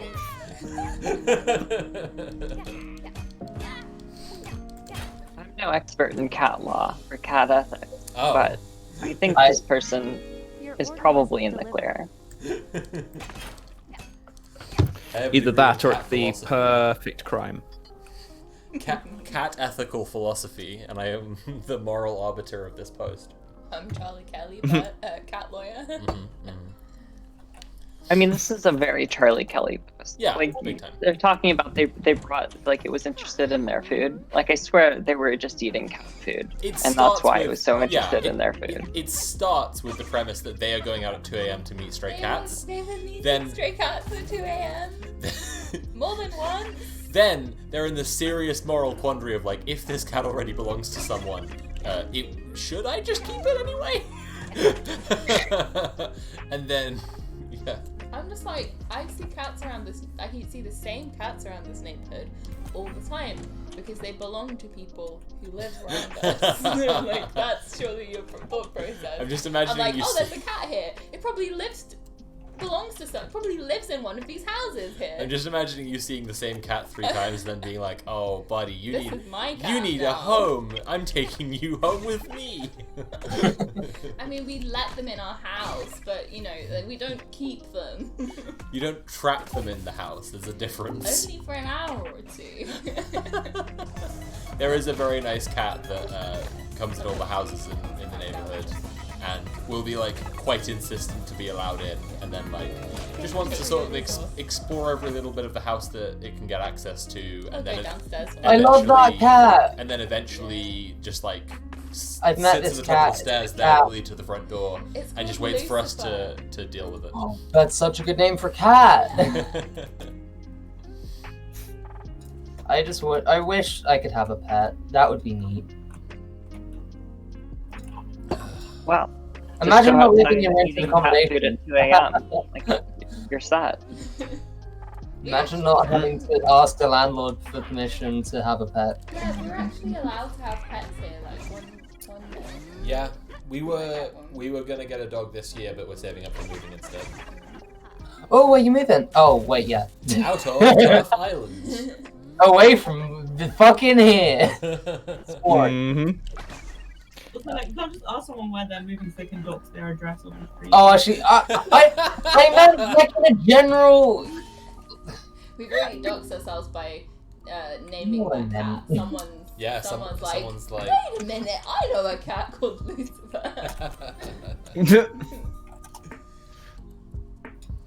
okay, it's incredibly common among cats.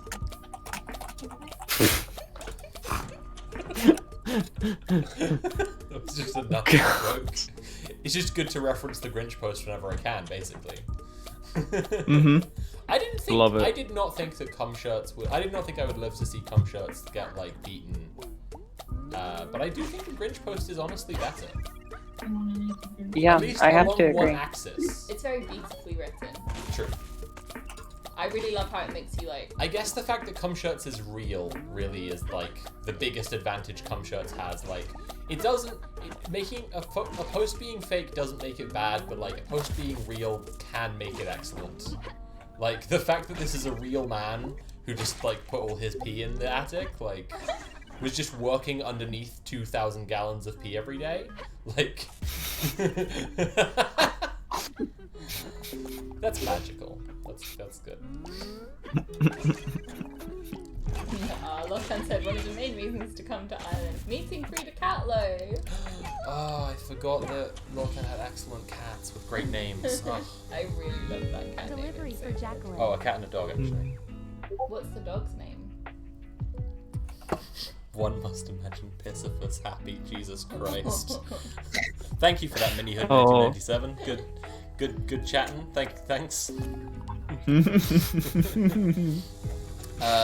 Do we have any more Your order has posts? been delivered.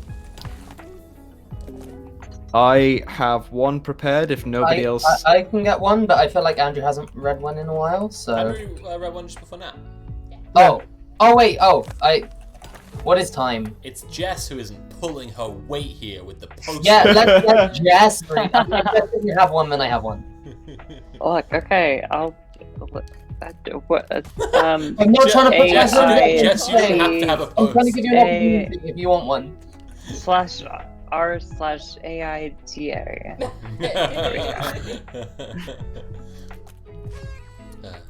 Jess is like, I just came here to hang out and not do work. Look, yeah, I'm in holiday mode. I'm like, what? That is I have to look bad. things up. What is going on right now?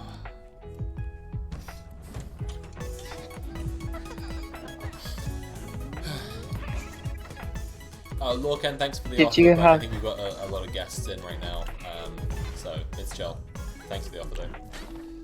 Oh, Yeah, yeah. I'm happy to Thank tag you, out. Aeronaut. No, for it's saying cool. I'm not everything. asking for any.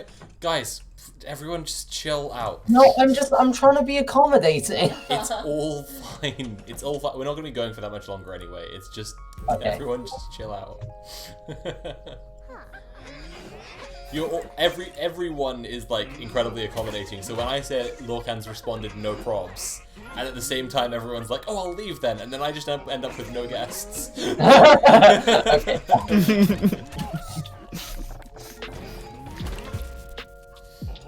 I didn't say it out loud, but I was thinking it, and I was called out in the same notion, and I hate that.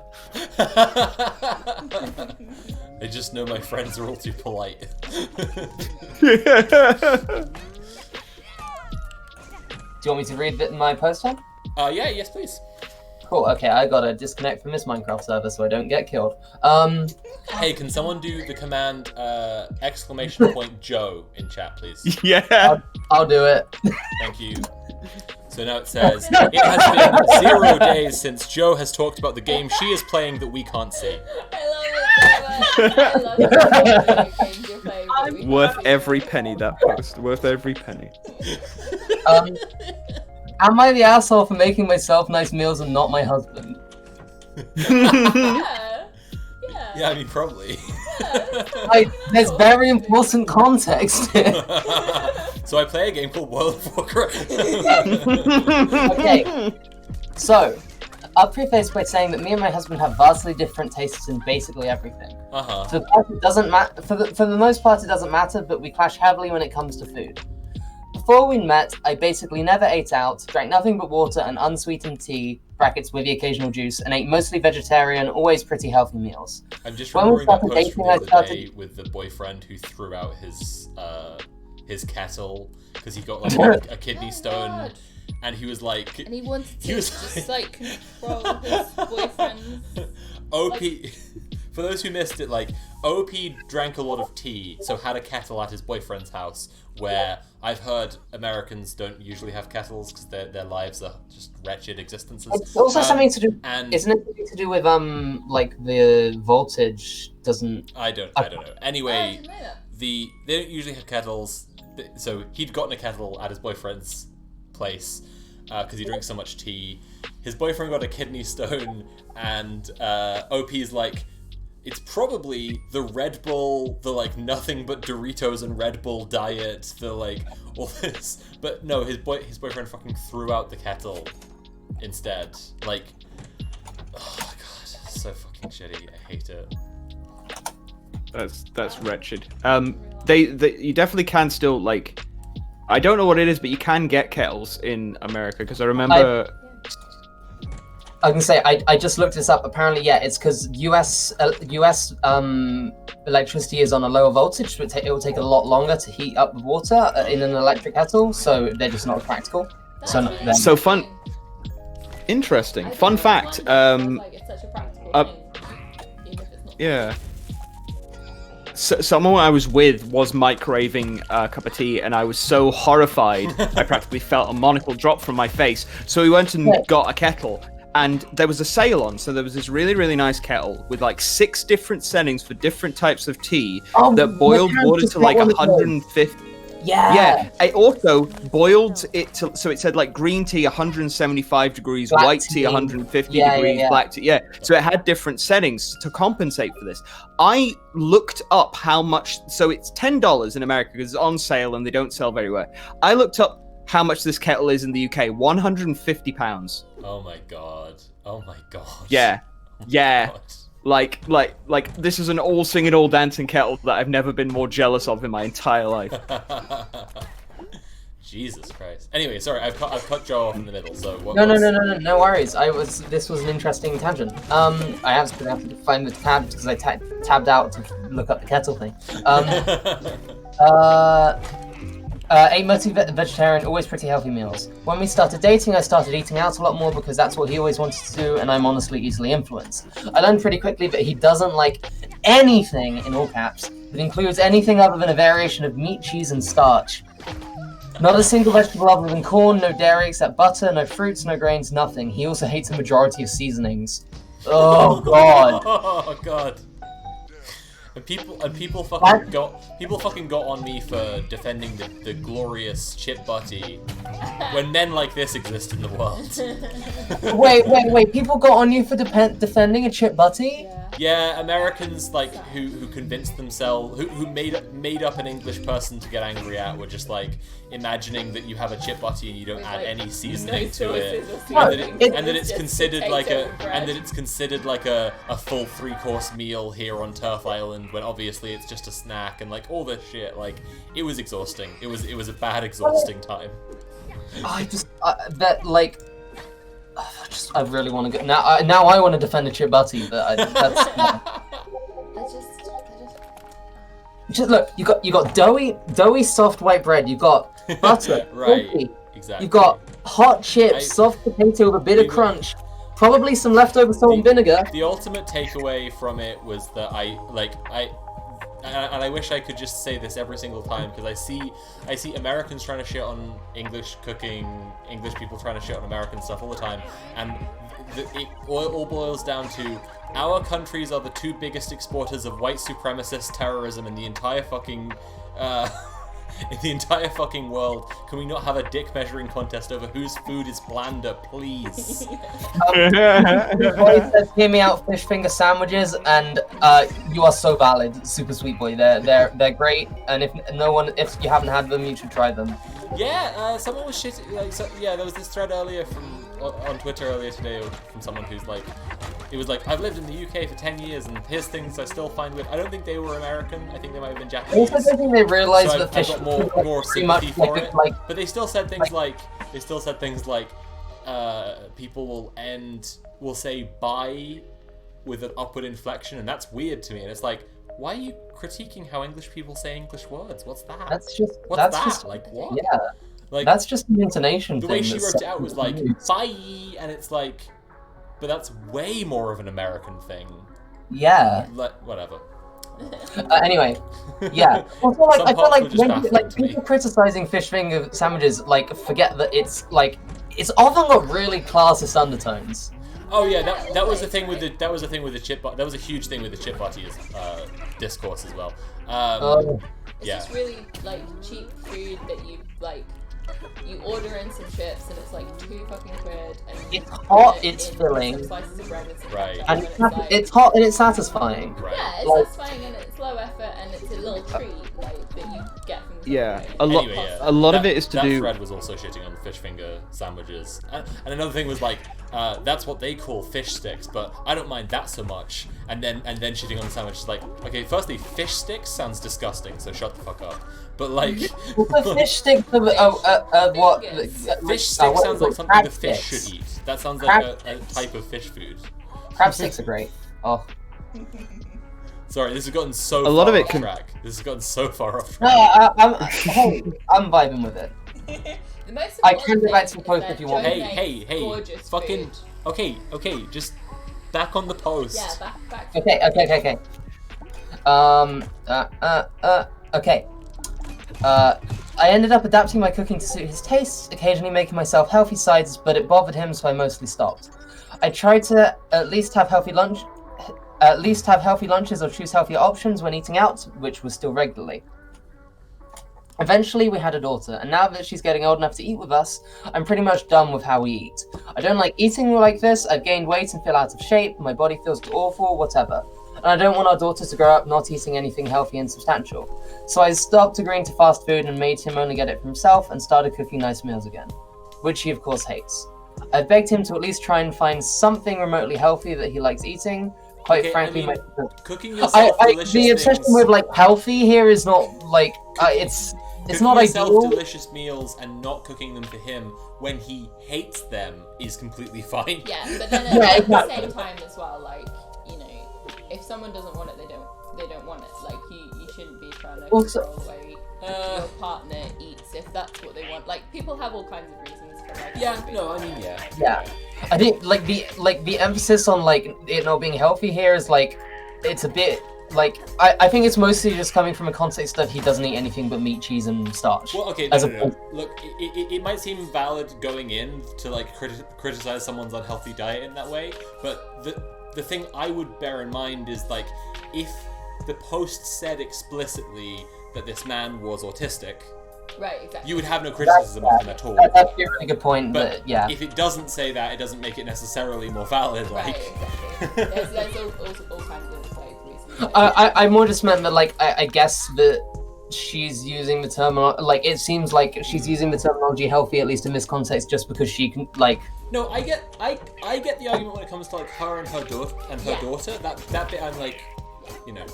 Anyway, yeah. Like if he's like annoyed that she's like not cooking like 2 separate meals for every single meal, then maybe he should Right. do some like preparing some of his own food, right? Like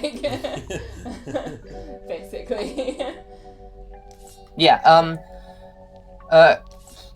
quite frank brackets quite yeah this is where like quite brackets quite frankly my food doesn't even taste healthy, but our friends and family rave about how delicious it is even when it has stuff they normally don't like in it. It really shouldn't be that hard, but he refuses. So I told him that he has to make his own meals if he doesn't like ours, and that I'm tired of eating unhealthy all the time.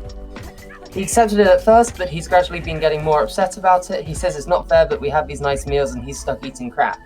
I told him he's free to join and that what he's making himself is literally the same things I'd make anyway, brackets minus some of the fancier things, fancier in inverted commas, and that I'd be willing to still make some of the fancier ones, just not so often. But he says it's not the same and he wants nice healthy meals like ours, and it's not fair that he's being excluded. I told him unless he's willing to let me add spices and vegetables to meals, I literally can't make him nice healthy meals like ours. There's only so many ways you can make a meal that's just meat and starch, Right. and you can only make it so healthy. Now he's been pouting because he says it's not fair, he's the only person who doesn't get good food, and that I could at least try to include him, and I'm being a rear end in the top hat by not trying. I think he's being ridiculous to expect the same type of food we eat without me putting in literally any of the ingredients. Am I the asshole? I mean, No, not at all. It the sounds complaint like, that yeah. she's not including him when she's like really tried Yeah. Yeah, It sounds yeah. like, you know, it's... I literally really tried to cater to him. Yeah. It's not like if he wants to be able to, like, it would be totally reasonable if he's struggled with, like, not wanting to, like, being able to eat more foods, and he's being, like, feeling really left out, but he can't, like, engage in it, like, because it's a genuine struggle. And then just sort of, like, making that all her responsibility, which is, like, absolutely not fair on her at all. But, like, it might be something that he genuinely needs, like, support with if he wants to actually, like, change that. Yeah. Yeah. But just not from her. Like, there's only so much she can do. Sounds like she's tried a lot. I have a post I'm not gonna read. Oh. Okay. So, it's more that I'm going to report that things happened again. Uh-huh. So this post I'm not going to read. Firstly, because it's gross. Secondly, because it's so commonplace in relationships posts. Start the guessing in chat now. That that I would just be repeating what has been read many times before. I don't think we've read one of these on this stream before, but if you are a reader of relationships posts, you know this. Are we allowed to make guesses? Please enter your guesses. Is it that a girl asking if she's the asshole for not giving her boyfriend a blowjob when he won't go down on her? It's not that. Okay. This is I will say on top of it being a very common thing, it is a shockingly common thing in relationships posts that you wouldn't think is common in normal life, but is shockingly common in relationships posts. So again, wait, no! It's wanting the Grinch to fuck you. It's extremely So I keep trying to tell everyone. So once again, I'm not gonna read the post. It's a bit gross, and it would just be a repeat. But I'm just reporting. Once again, the thing has happened. Converts in the attic. It's gotta be like a guy doing something he doesn't want to seem gay. Like, it's gotta be something like that. Wait, Jess, what thing? What thing? What thing does he not do? It's just like a guy refusing to do like a normal thing. What's the normal thing he's refusing to do? Make him look gay. He doesn't wipe his asshole! He doesn't use toilet paper! Mm-hmm. It's happened again! Yeah. Yeah. So That's a game, my girl.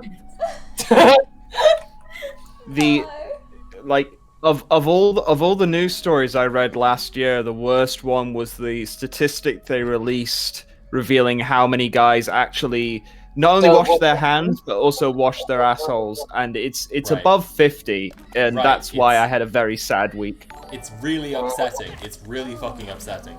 Mhm. For all the discourse around public bathrooms, the thing that we don't focus on enough is, like, if you've been in men's public bathrooms, you just witness so many men simply leaving without washing their hands, and you're like, what the fuck are you doing? Yeah.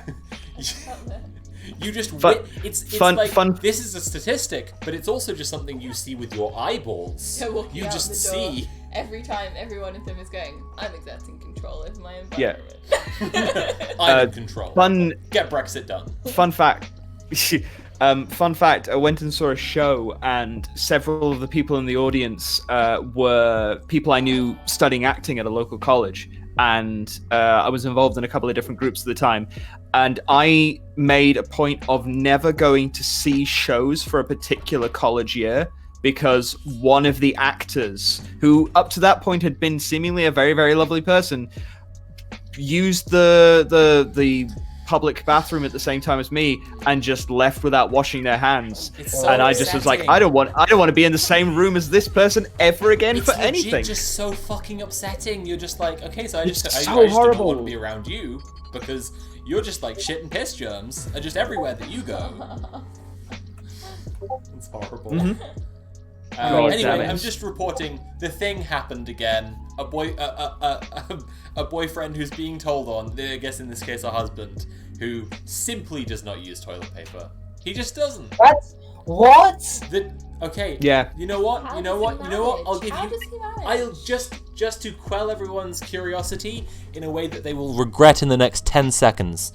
I'm going to read the TLDR only, which reads, "My husband doesn't use toilet paper and picks his butt under the covers and leaves crumbs in the bed and No. other places around the home." Are we all glad we asked? Are we all happy that we asked the question? Are we all No. happy to be learning things now? Did we have a productive learning time? Did we learn something? I want to learn. Read more. Can I get a command in chat for "It has been 0 days since we've been cursed with understanding that post from Reddit"? It's just a command that's like, it happened again. I'm just being horrible. The stream just caught up for me, and I just see Nat's face buried in hands. It just caught up for me. I'm so upset. Are we glad we asked? Are we happy we all asked the questions? I was saying I wasn't gonna read it. Shall I read it? Shall I read the post? No. So when you have some more emote idea slots and everything, can I get "Are we glad we asked" as an emote, please? And I've got like fire coming out of my eyes. I'm doing the Baphomet pose, and I'm like, are we glad we asked? Are we learning? Glad we asked. No, it's even better. Thank you, Beef My Tony.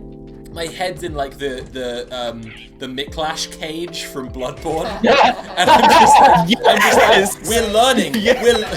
We're learning new knowledge. Hey, that's the best kind of knowledge. Grant us eyes. Rom, the vacuous wiper, has been defeated, and now the untold knowledge has been learned. Jesus Christ. I gotta pee again. What the hell? Because I keep drinking all the beer. I'm enjoying it. That's what's going on with me. I love Pop Love and Bob Bob. You love Bob Lobber? No! I love Bob Bob. Ah. Anyone get any posts? Oh no. I do have a post. Unless Jess, you have a post. I have a post. Oh, Jess. I'll drop it in chat, but I have to actually get going right now. So I'll leave you with a post. Here's a post. You may have it as a gift, but I do have to get going right now, actually. Well, thanks. So yeah, thanks so much for having me on. I'll chat with all of you later, I'm sure. It was nice chatting. Yeah. Take care. Have a lovely one. Enjoy your holiday. Yeah, enjoy your holiday. Absolutely. Goodbye, friends. Night, Jess. See ya. Bye. Okay. So, is anyone ready for some gardening? Gardening. You're about to be. Am I the asshole for not sharing the garden? Yes. I've always wanted to grow. I've always wanted to grow a garden, and since I'm not working, this gave me something to do. I grew basic things like tomatoes, zucchini, cucumbers, herbs, etc. I was really excited about my garden, and my future mother-in-law grew a liking to it too. She would go out and water the plants and help me install those wire mesh frames to stop squirrels from stealing all the vegetables. Well, mother-in-law started picking from the garden, which I had no problem with because she was out there with me some days, and my fiance and I ended up eating what she cooks, so it wasn't a big deal. I did notice that a big portion of veggies were going missing, though I assumed it was the squirrels and joked about it with my fiance. I wasn't too upset because mother-in-law was able to pick some, and in the end we still got to enjoy them, so I just dropped it and let the squirrels win this round. Well, Pesky a couple of nights ago, the fiance and I were having dinner with the mother-in-law, and the next door neighbor came over. The topic of my garden came up, and she asked if I was going to garden again because my vegetables came out delicious. She eats at the mother-in-law's often, so I said they were delicious, but I need to figure out a way to stop the squirrels from stealing my stuff. We all started laughing, and then she went on to say that when she has my vegetables, she couldn't help herself and had to try them. she admitted to going into our garden, our yard, and picking them. Oh, not the. She went not on the to mother-in-law, the neighbor. Uh-huh. She went on to ramble about all the dishes she cooked my veggies in. I was in complete shock. I'd be pretty pissed. I finally realized that the squirrels were not the ones stealing my veggies. She was. And she was bragging about all the dishes she'd made with my garden while I barely got to make any myself. I immediately got upset and asked her why she thought it was okay to come into my yard and grab whatever she wanted. I told her she's not my friend. We have no relationship besides her being my neighbor and mother-in-law's friend. My garden was expensive, and I spent a lot of time and money tending to it. She has no right to come and take what wasn't hers. I excused myself and went upstairs. Isn't this my fiance? Gromit Curse of the Were-Rabbit?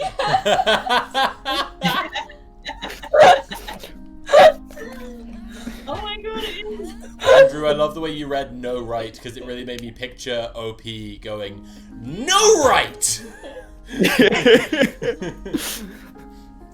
So, my fiance came upstairs shortly after, and she said he told our neighbor not to come onto our property unannounced anymore. Mother-in-law came upstairs the next day when fiance left for work and said that I overreacted, and that if I was okay with the squirrels taking the vegetables, why was I upset with my neighbor? I told her the neighbor came in with squirrels. Right? What?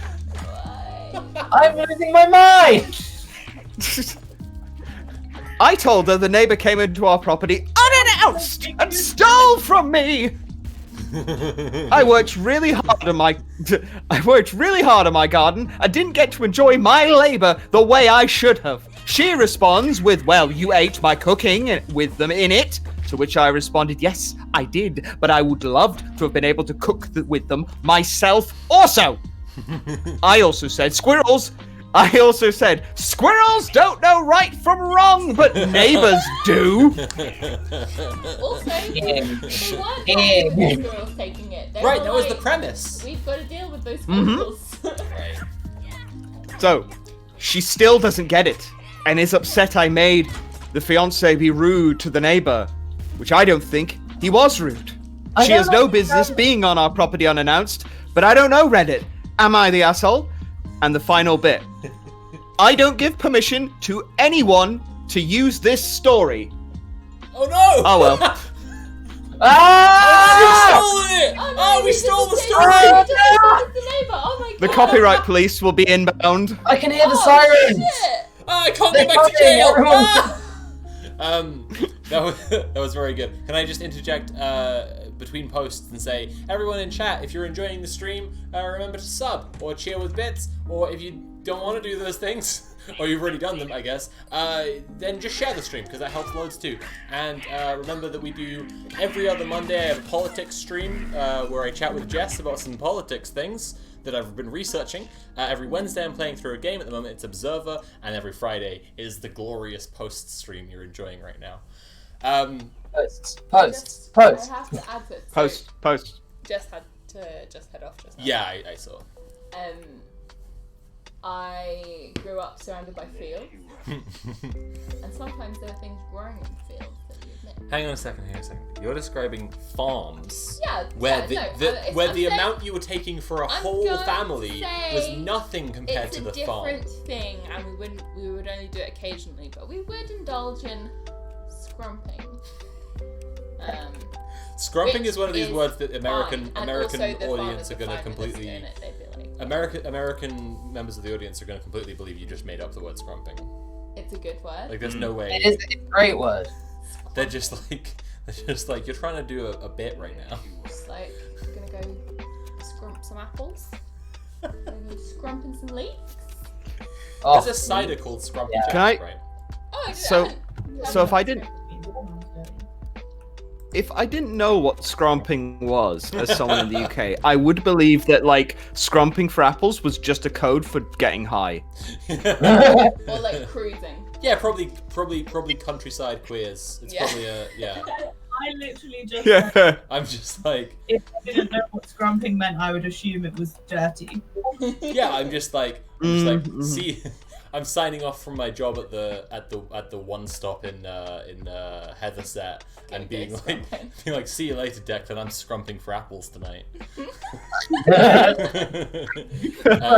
Jess said the post she put in the Discord chat is a really good follow-on from that post. So maybe Andrew or Joe can read that. But I have one that is quite wholesome and sweet that I want to read out.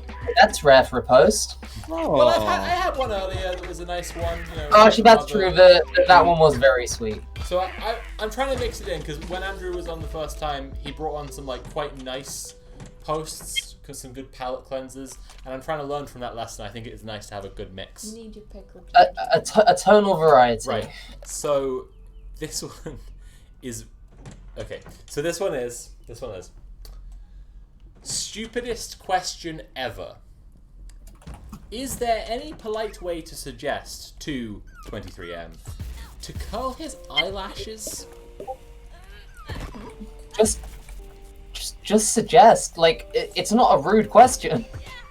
It's like not like such a common thing that to suggest it would imply you've been slacking. Why would you want to suggest that someone curl Well, their eyelashes? okay, so that's what's really good about this post. Okay. Okay, so I am 100% aware of how silly this is, and it's not a big deal if he doesn't.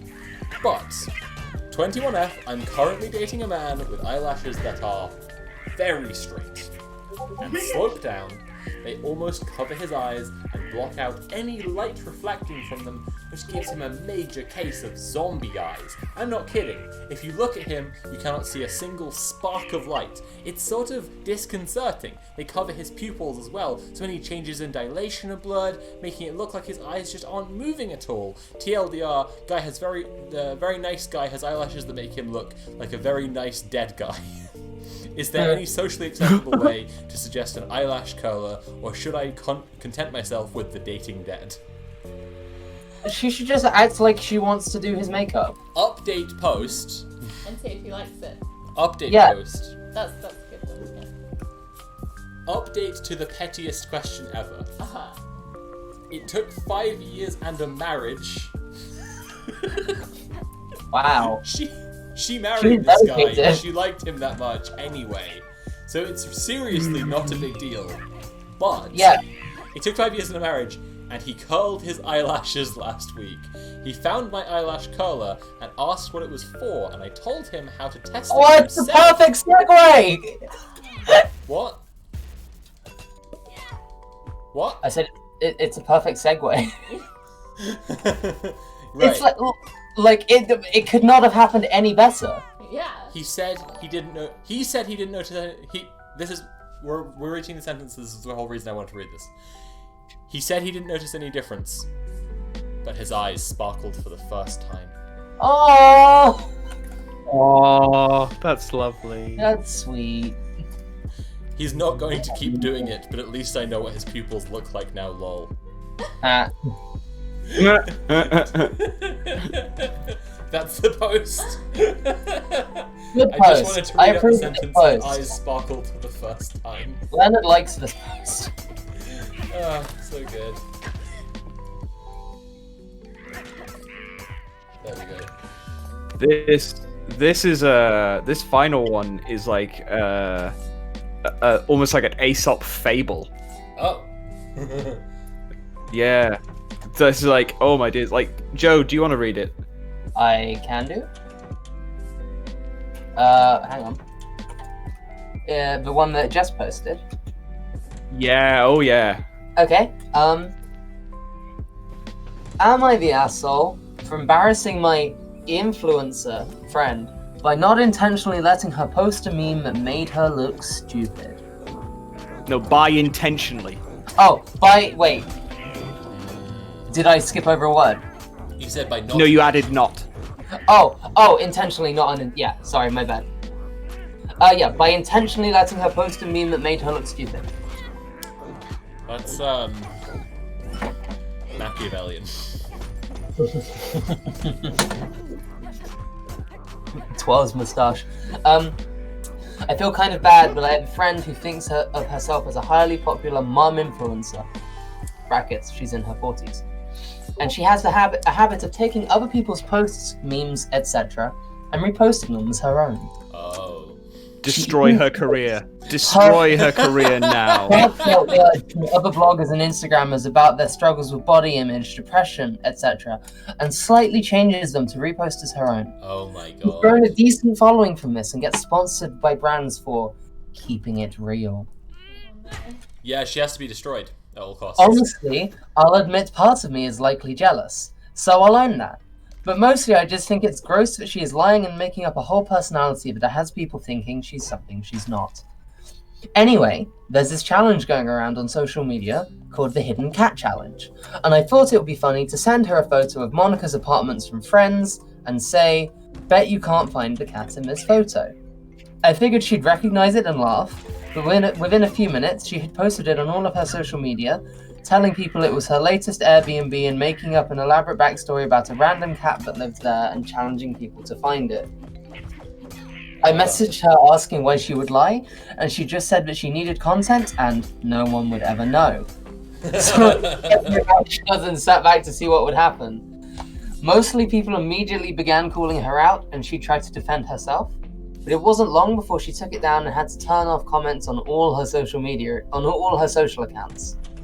Now she's telling me that I'm an asshole for letting her post it, and I may have cost her sponsors and taken food out of her kid's mouth. Am I the asshole?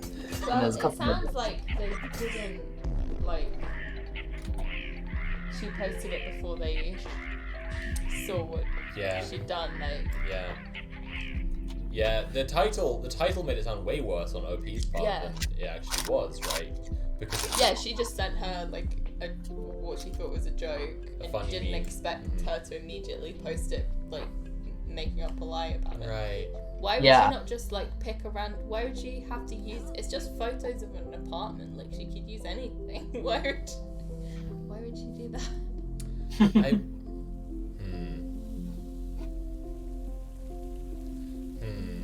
I'm conflicted because if it is a source of income for her and if it does affect that, that's really fucked up actually. You know? Yeah, but I mean, it sounds like they didn't deliberately do anything. No, I only mean the consequences are fucked up. I'm not saying you know. No, just I mean, it sucks for people to lose income full stop, even if they're attaining it in ultimately harmless but sleazy ways. It's just embarrassing, really, isn't it? Yeah.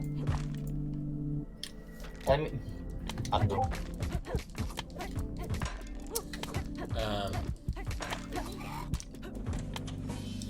Funnily enough, after Joe's prediction when I said a post, Joe's prediction when I said a post that happens often, I do now have a blowjob post. Oh, of course. But it's not the thing. It's not the thing Joe predicted. It's a different blowjob. It's a different blowjob post. Instead, it's 36M. My wife, 29F, won't stop giving me.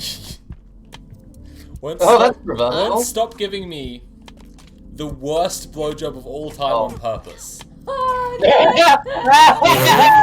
Queen. Wow. Buckle in, bucko. Hi, so I wouldn't reach out to Reddit if I didn't have any other. If I didn't have. If I had friends. If I didn't have no other options right now, but right now I feel like I can't even talk to my friends or family about it. Basically, every year since we got together 11 years ago, my wife has made it her New Year's resolution to give me the best blowjob and the worst blowjob of my life. It sounds kind of funny at first, but at this point it's getting really old. I thought she was joking the first time she told me, and I kind of went along with it at first, but the last few years have been absolutely unbearable. Surely that's just funny one time. It's not, why would you do that? It's not just an accidental thing. She sets out a day in her calendar app and surprises me with it when I get home from work. I spend every day that year before the day comes dreading that when I get home, she's decided that today is the day. Every year she intentionally tries to make it worse or better than the year before. She seems proud of herself after, but I'm just left feeling unsatisfied and like a shell of a man. And usually Oh my god, how bad are these blowjobs? And usually in some kind of pain, brackets. And remember, every year gets worse. I do enjoy the best ones, and she really does improve her technique, and it's exciting every year. I can say, like, it makes me feel this like guy she cares a lot is about her sex complaining life. about the guy that's getting really good blowjobs out of this. Well, he's not just. He's also getting, like, I assume, bit on the dick a lot. Okay, I was gonna say, like, it depends if bad is just like, oh, this is weird or He said, uncomfortable or legitimately he said, painful. I'm just left feeling unsatisfied, and usually in some kind of pain. Like, That's terrible. Oh. Don't do that. I can't talk to my friends or family about this because it's such a personal aspect of our relationship, and even when I attempted to talk to a friend about it, he thought I was joking and brushed me off. What do I do? I'm starting to feel crazy. Should I ask for a divorce? She's been my best friend and the love of my life since the summer she graduated high school. We honestly have a perfect relationship outside of this, but I'm starting to dread going home to her advice. Tell her to stop right now. Jesus. Yeah. What age do Americans graduate high school? High school is sixth form, so it'd be like Yeah. 18. Right. Okay. Maybe 19. It depends if they like started early and stuff, I guess.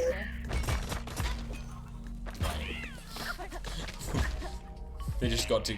That just means they got together when he was 23 and she was 18. Just weird. Oh. It's whatever. Like whatever, and they've been together a long time now, so it's whatever. But it just okay.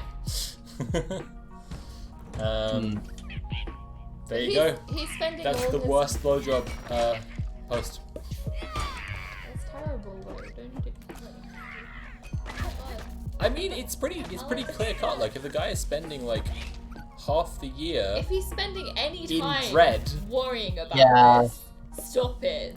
Yeah. Jesus. Big time. If Yeah. that's a funny joke, then. Ugh. Powerful stuff. Anyway.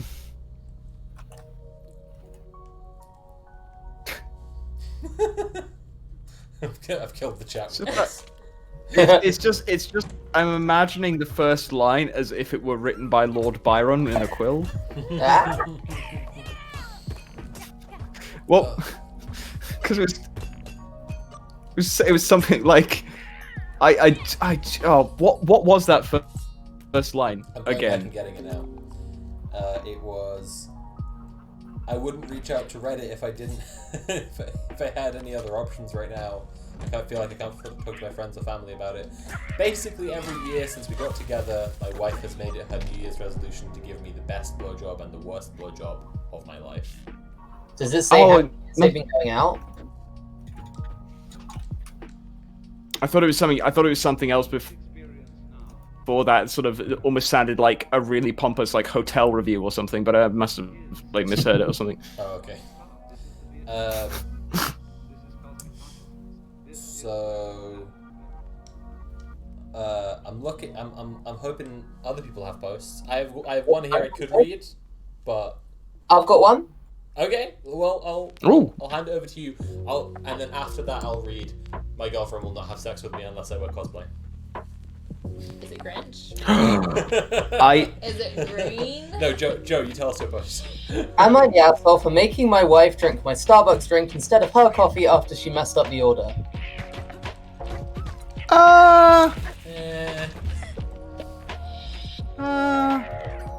Say it again. Am I the asshole for making my wife drink my Starbucks drink instead of her coffee after she messed up the order? She misordered it. That's Messed up. Yeah. I mean, It's fine. I don't know. yeah. I mean, if OP doesn't want it, and she's happy to. Well, I mean, it's basically like,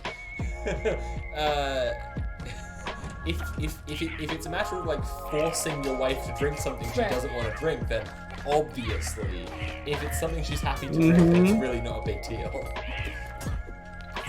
Right. My wife and I were going to the Starbucks where yesterday we ordered a hazelnut latte. She said she was going to get the same thing today so we could share it like yesterday. at the register, I saw her ask for something. They said they were out, and she got something else. I assumed it was the hazelnut latte they were out of because that's what she had mentioned getting. I got some random juice. When the drinks came, I realized she'd gotten the hazelnut drink, and I got upset. Wait, what? So OP wanted just some juice. Wait, what? I'm really confused. Wait a second. Hang on, it's not about the wife drinking OP's order. Did OP insist on having the hazelnut latte because they thought they couldn't have it? May I offer you a cube in this trying time? This has turned into a mystery. I'm kind of in for it. More mystery posts. I'm really confused as well. So, the plausible possibility I'm offering is that they liked the hazelnut lattes before, they got there, and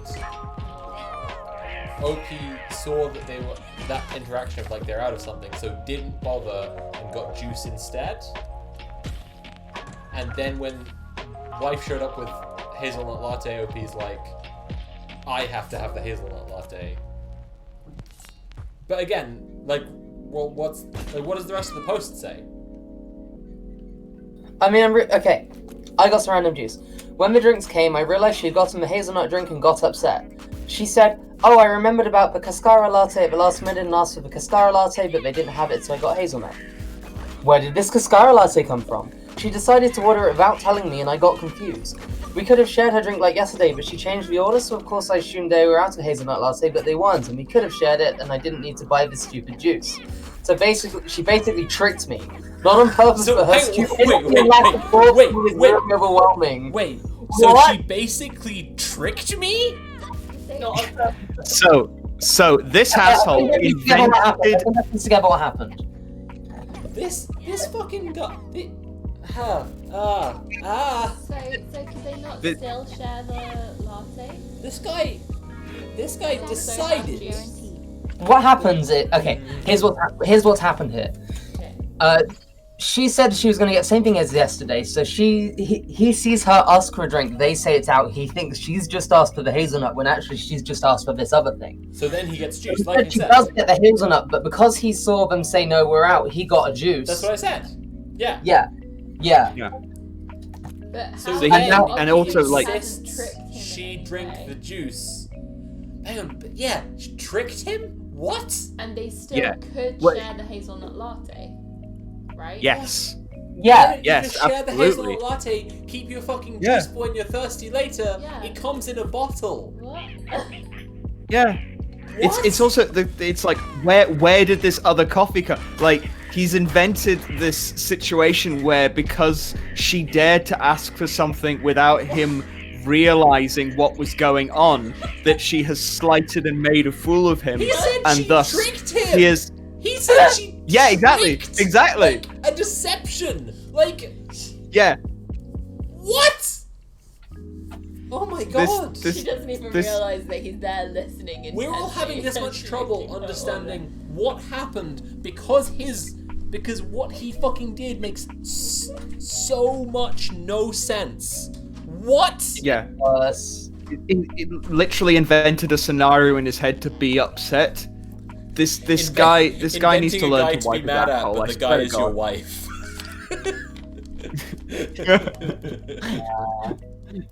Oh god. I have a very tiny, adorable and funny would I be the asshole thing. Please. Unless there's more to that post joke, because I feel like there's. It's basically just him getting Oh, shitty. sorry. Shitty. Right, yeah, we did interrupt, sorry. No, it's basically just him being exceptionally shitty. I can probably live without that. Let's hear Andrew's Okay. tiny sweet post. Fair. I thought you meant like Reddit decided to shit on him, and I was up for that, but Oh, no. I don't need to hear it. Shitty. It's him overreacting and being an asshole about it. So let's just Cool. So, would I be the asshole if I charged my parents for making me watch their dog? Maybe. So, It's a solid maybe so- for me. It is a solid maybe, absolutely. So, a quick apology from the author about formatting possible titles. They just woke up. I think it's actually pretty well written.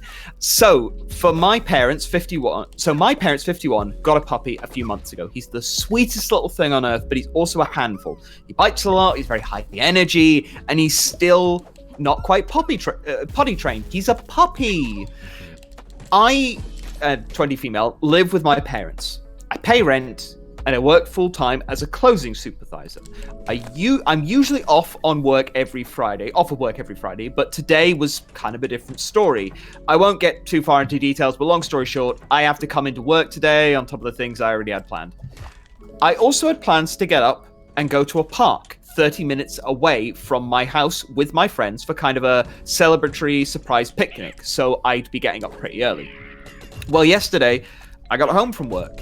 Didn't even get to put my stuff down before my parents were like, oh, we're taking my sister to tour a college, so we're leaving the puppy with you tomorrow morning. I was kind of taken aback. I mean, they didn't even ask me, so I told them I had plans. Well, what are you doing? Oh, my friends and I are going to the park, and oh, great, you can take it with you. Here's a great conversation starter. And then they close their bedroom door in my face. Like, I mean, sure, I guess I could have taken him if the park weren't going to we were going to was the one closer to my house, or if he was fully potty trained, but he wasn't potty trained and we couldn't just move parks. I asked. It's not that we were unwilling, it's just one of my friends had to stay closer to the city because they had a doctor's appointment. We tried to work around it and ended up having to reschedule because of it, and I felt awful. Today, I woke up at like 7 this morning to the puppy in his crate, something we don't really do, loudly wailing at the top of his lungs while my parents are leaving with my sister. I know it sounds foolish, but I was really looking forward to sleeping in today, as I've been getting up early every day this week on top of my closing shifts. And I feel really frustrated because I feel like my parents don't really value my time. Just because I usually have today off doesn't mean that I don't already have plans. Right. And this was a huge inconvenience on my plans. If you usually have a day off, you probably do have plans. Like, if it's a dependable day off. So, would I be the asshole if I charged parents for making me watch their dog without asking me? It's hard to say with it, like, retrospective. Like, okay, the parents were incredibly shitty here, but I have a lot of trouble with the idea of, like, charging them retrospectively. Yeah. I guess I'd be more like, if you do that again, you have to pay me because you don't value my time and all this. Like, I can't really imagine it being chill to be like, pay me now. Like, and then you have to figure out like a price for your time for that. Like, I don't know. I'm like, nah. You probably shouldn't try and charge your parents retrospectively for that. But they were definitely the asshole. Like, that's clear. Yeah. I kind of just, every time I keep coming across a post, I just keep hoping it's part 3 to the Island Vote-Off saga that I started reading, because I still haven't found the end of that. Oh, that shit was so good. Yeah, that was a great post.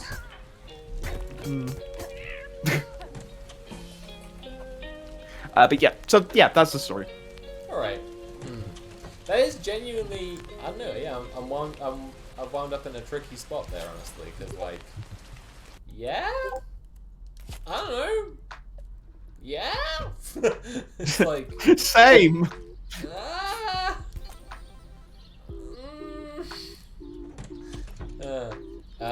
Some people in chat are asking what the Island Vote story. Do you want to get it up and read it again, because it was really good? Yeah, I'll see if I can find it actually. All right.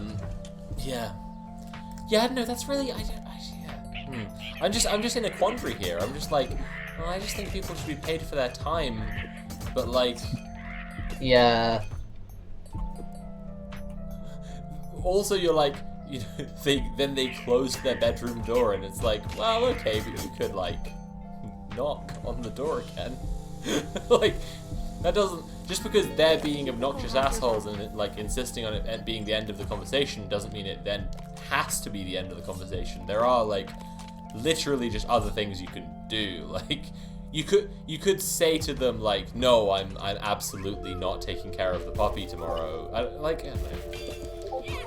It's really the retrospective part. I'm just like, nah, you're not. That's not happening. Don't do that. Don't try and charge your parents retrospectively for your time. You're gonna get into a whole mess where like, then your parents are charging you retrospectively for raising you. Yeah, right. It's like, oh, we can backdate labor now? Okay, well. Uno reverse card. Right. Oh god. Thank you for your business. Andrew's trying to find the Island vote-off story to read again because he mentioned it and people in chat were curious. Well, that's a fun one. Yeah, so the question is that we're kind of pondering over right now. Basically, someone, her parents, I think the puppy was a femoid.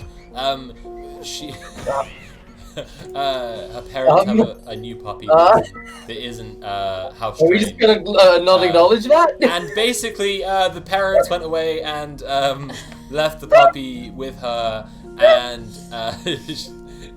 it like ruined her day off, basically, like, which is shitty. Wait, Her so the parents left. her day was ruined by Her day off. a puppy. Was ruined by Looking after a puppy. looking after a not house-trained puppy because she had plans to see her friends and then couldn't see her friends because she had to look after a puppy that she lives there, so she does see the puppy every day. So it's not like a novel, unique, wonderful her time. parents just sprung her with babysitting and she had to basically, but like her answer to it is like she's asking Reddit if she would be the asshole for charging them for her time. And I'm just like, I don't think that she can not be the asshole in like charging them retrospectively for that, but I think that she should absolutely tell them, if you do something like that again, you have to pay me, and if you refuse, I won't be doing it, like, because you're not valuing my time. Well, like, you just have to be like, you have to have an option to say no. Yeah, exactly. Like, she told them that she had plans and they completely ignored her. So that's the point, and like, it is like, you shouldn't be making her do anything. It is really fucked up. Like, they were definitely the assholes, but basically it's just like, I don't think that she can charge them retrospectively like that. That's what. Yeah. So that's the conversation we were on. Yes. Yeah. Okay. I agree. I found them. Cool. Andrew, you're going to be taking us out. This is going to be the last posts of the stream because it's 11, so we've been going for 4 hours now. Why don't you give us those last posts? Joe, have you heard the Island vote-off saga before? Think so. If it's the deciding who's gonna go to their wedding one? Yeah. Yeah. Mm-hmm. Cool. Yeah. So a big thank you to my partner Ree 10 Tiny Kittens for being able to pull those links up at the very, very, very short notice. I love you very much. Good job, and Ree. Thank you. You are here. So, am I the asshole for holding a surprise game show to see who I invite to my wedding? Lot to dissect to go over. So good. Such a good post. It's such a good title. Everything about this is so good.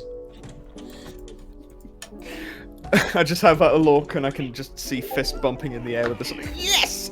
Lot to dissect and go over. I'm going to do my best to keep this short and sweet. I have a private island that's been in my family for years.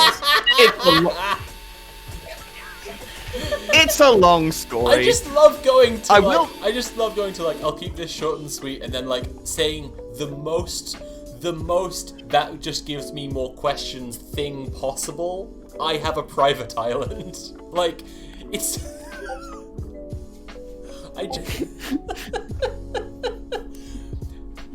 I'll keep this post short. I'm in prison for a murder I didn't commit. Anyway, my roommate's really inconsiderate, and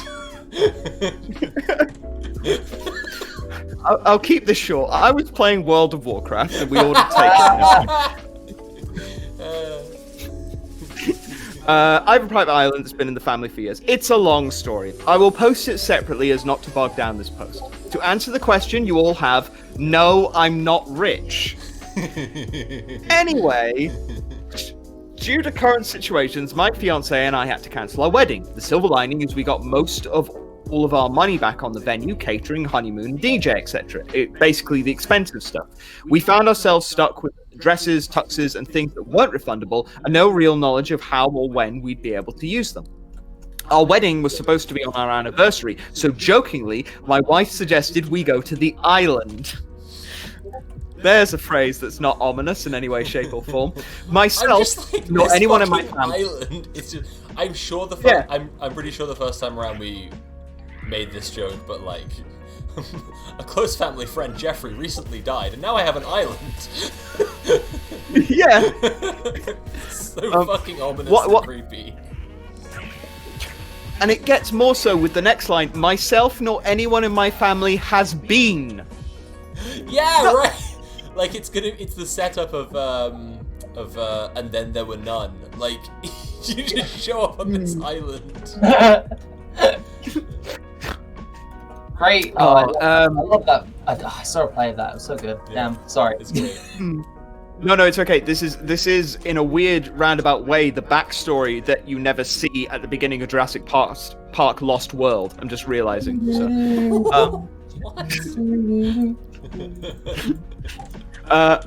I contacted the proper channels and arranged a surprise trip. I summoned Epstein's ghost. Anyway. There's been too much Epstein on We this. honestly assumed it. God, this sentence. We honestly assumed it'd be desolate and the trip would be very Scooby-Doo-esque. I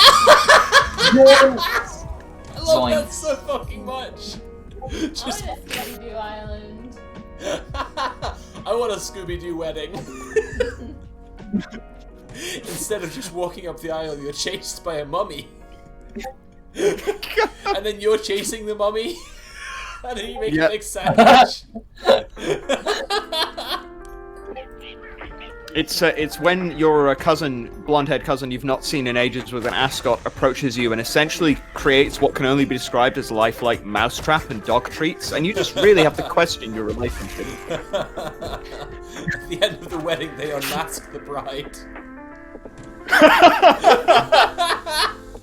But it's just lifting the veil.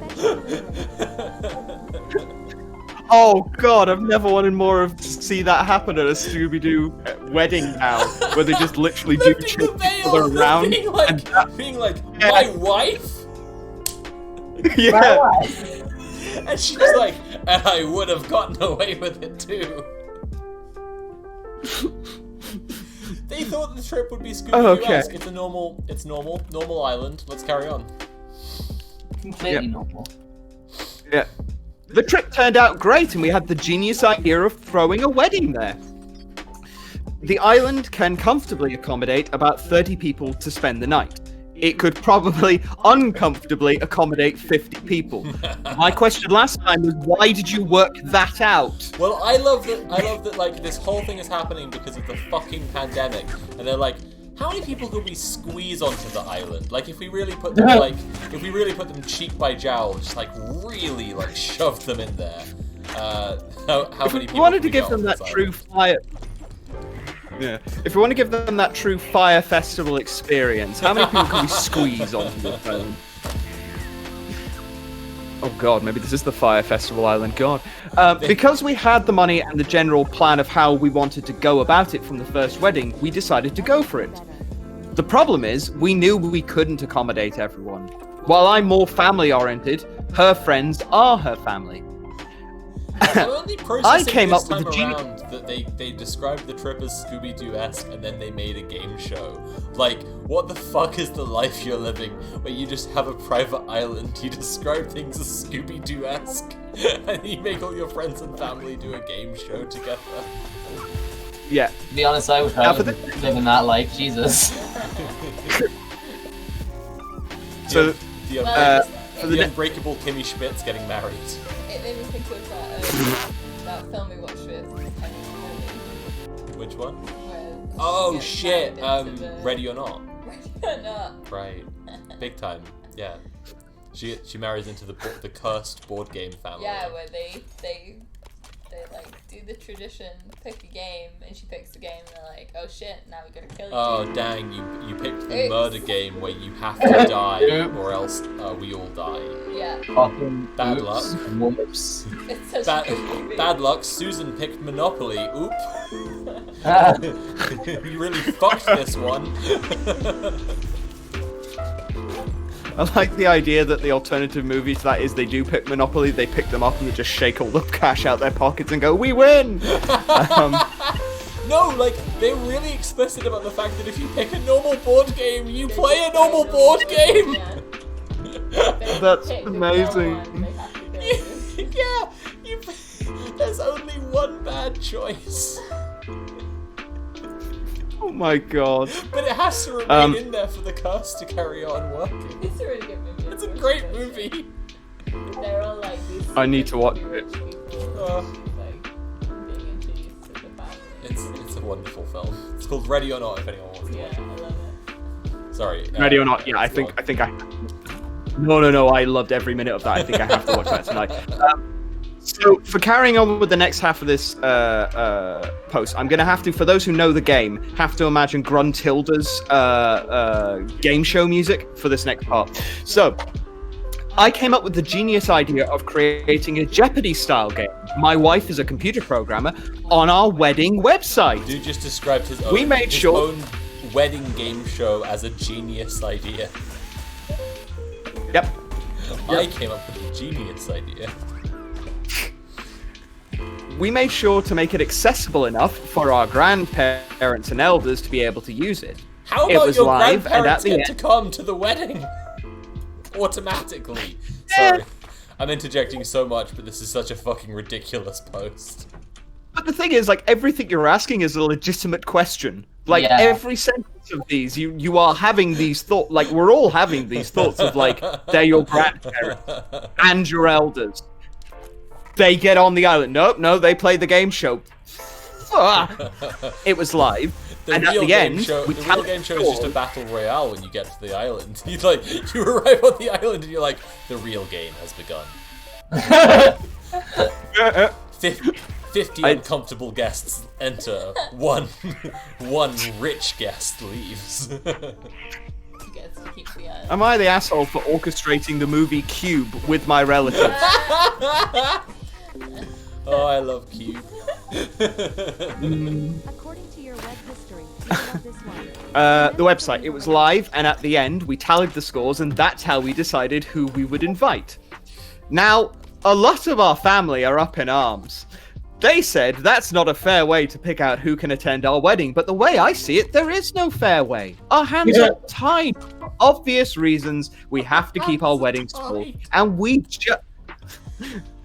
we just can't afford the insurance of having that many people there. Our hands are tied. If we don't do the game show, the curse will stop working and we will age. And our heads will explode. Were we the assholes for thinking a game could solve our problems? FYI, the questions were about us and our relationship. A decent amount of the answers were on the actual original invite. So, the other one, of course, a lot of people had questions of, you're not rich, but private island? So, in follow-up, how can I afford here's the boring background that doesn't answer any questions that you have. How can I afford a private island? I can't. What? I have to preface this story by saying I signed an NDA, so certain things I can't really say. My grandmother was an underage maid in another country. She worked for a wealthy family and she ended up entangled with the head of the home. Wait a second. She was an underage maid? Yes. Andrew, I promise I'm trying not to put more Epstein in this stream, but holy shit. I'm really trying not to make this the Ep stream, but holy fucking shit. Absurdly wealthy creep took advantage of her grandmother and now they have a private island to keep them quiet. And yet, it is a debate whether the grandparents get to come. Yeah. Yep. We made the game show accessible to my grandma, who through a horrifying trauma is the reason we have the island. Also, just obviously, like, a game show about your life is going to privilege, like, your younger friends over your, like, grandparents. It's just sad. It's just all very sad. I just hate it. Where was I with this terrible nightmare? What a mood. She worked for a wealthy family, and she ended up entangled with the head of the home. Upon falling pregnant, he denied it and fired her. Upon her seeking legal counsel, he basically gave her hush money, which she used to emigrate with my baby father. She emigrated, met a man, made more babies. When her husband passed away, she found herself down and under again. Around this time, my father was getting ready to attend university, and she had no money and worked full-time with small children. She reached out to his birth father and constantly wrote him and whatnot. He never responded. His mom came round. Things went back to normalish. Years later, his birth father passed away, and his mother was surprised to be contacted by a lawyer and found out he had actually left my father a property. No money, just a property. The property was on a private island. We have a lawyer from a firm who was in charge of keeping it in a trust. There's certain taxes and fees associated with it. To be honest, it was never really on my radar until my father passed recently. It's now 9 because technically my siblings and I are my siblings are my half siblings. My mom and dad have never been together. It was my dad's plan to sell it up until 2 months ago. My mom, dad, grandma, grandpa, and I all signed an NDA to basically not reveal the terms of the will, who he is, and a couple of other details. This is pretty much all I can reveal. We signed an NDA, so we're not allowed to say who murdered Jeffrey Epstein. Sorry, Reddit. Yeah, sorry absolutely. everyone. Yeah. Sorry, we know, but we can't say. Sorry, we can't even give you a hint. I do like what Super Sweet Boy has said in chat. This reads like the Willy Wonka was a matchmaker rather than the owner of a chocolate factory.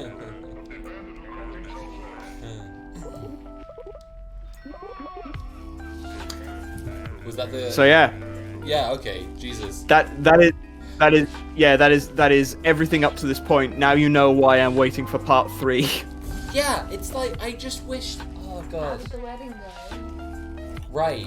I mean, did they have the wedding? Has the wedding been called off because of because of the event that they offended their like friends and relatives? The danger of coronavirus just escalating more and more. Or did one part of this terrible couple realize that the other one was the worst and like called it off? Oh, call everyone's name. Oh. Post streams. What a nightmare, honestly. Anyway, so that's the last post for today, and it happened just as I beat the boss that I've not beaten before. So that was fun. Well, which one? Hey! So why don't Andrew and then Joe tell us what they do and where we can find it? Yes. Yes. Okay. Hello. So, my name is Andrew. I'm known as Arkwright when performing. I am a voice actor, performer, and theatrical streamer who specializes in education, storytelling, and self-care. I do stuff over at twitch.tv/AR_Krat.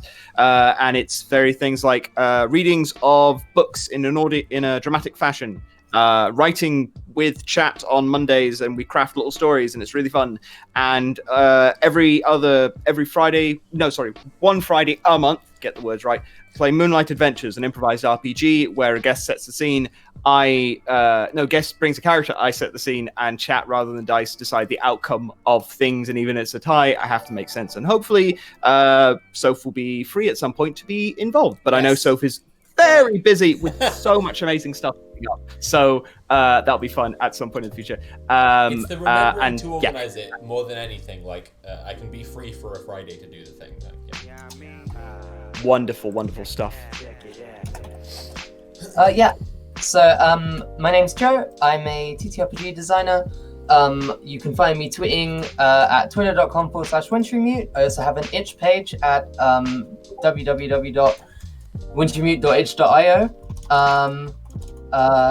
And I also have a Kickstarter up at the moment, which is running until the 15th of February. It's called Last Orders. It's a compilation of System Mutual Resources fancy RPGs, all of them based on like craft beers and ales and that kind of thing. So cool. Yeah. I've linked it in chat. We're like halfway there. Over halfway now, but Jess and I will have to make sure to talk about it on Rolling with Rainbows. Yes. Okay. yeah, thank you both for coming on. It's been a pleasure, and Thank you for having hope me. to have you both soon, maybe even next week. Yeah, All right, for sure. bye for now. Yeah, lovely. No. Bye. See ya. Everybody, if you enjoyed this stream, please sub and or cheer, or if you've already done those things, just, share the stream next time it's around. Just support us that way. That's completely fine too. On every other Monday, including this next Monday, as in 4 days, we are doing the politics stream, which is where I research a handful of topics for a couple of weeks and then chat through them with Jess. This coming week, they're State Monopoly on Violence, Ableism, Self-Care and Pronouns, An Activist's Guide, and US unincorporated territories, which are just US colonies. Let's all be there. It's going to be a really interesting discussion. And then on Wednesdays, I go through the game I'm currently playing, which is currently Observer. But after that, I don't know what it will be actually. Something else. We'll see. I might play that 2064 game.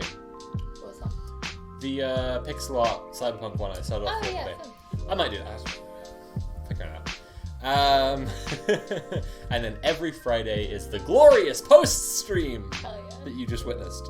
Okay, why don't you have the last word of the night and just quickly tell everyone what they should go and do right after this. Right now. Unless you want to go to bed. Right in now. which case you can do it tomorrow. No, they have to do it right now. I have a YouTube channel with my friends, including my sibling Rach, with Rach and Jen, called Next Slide Please, where we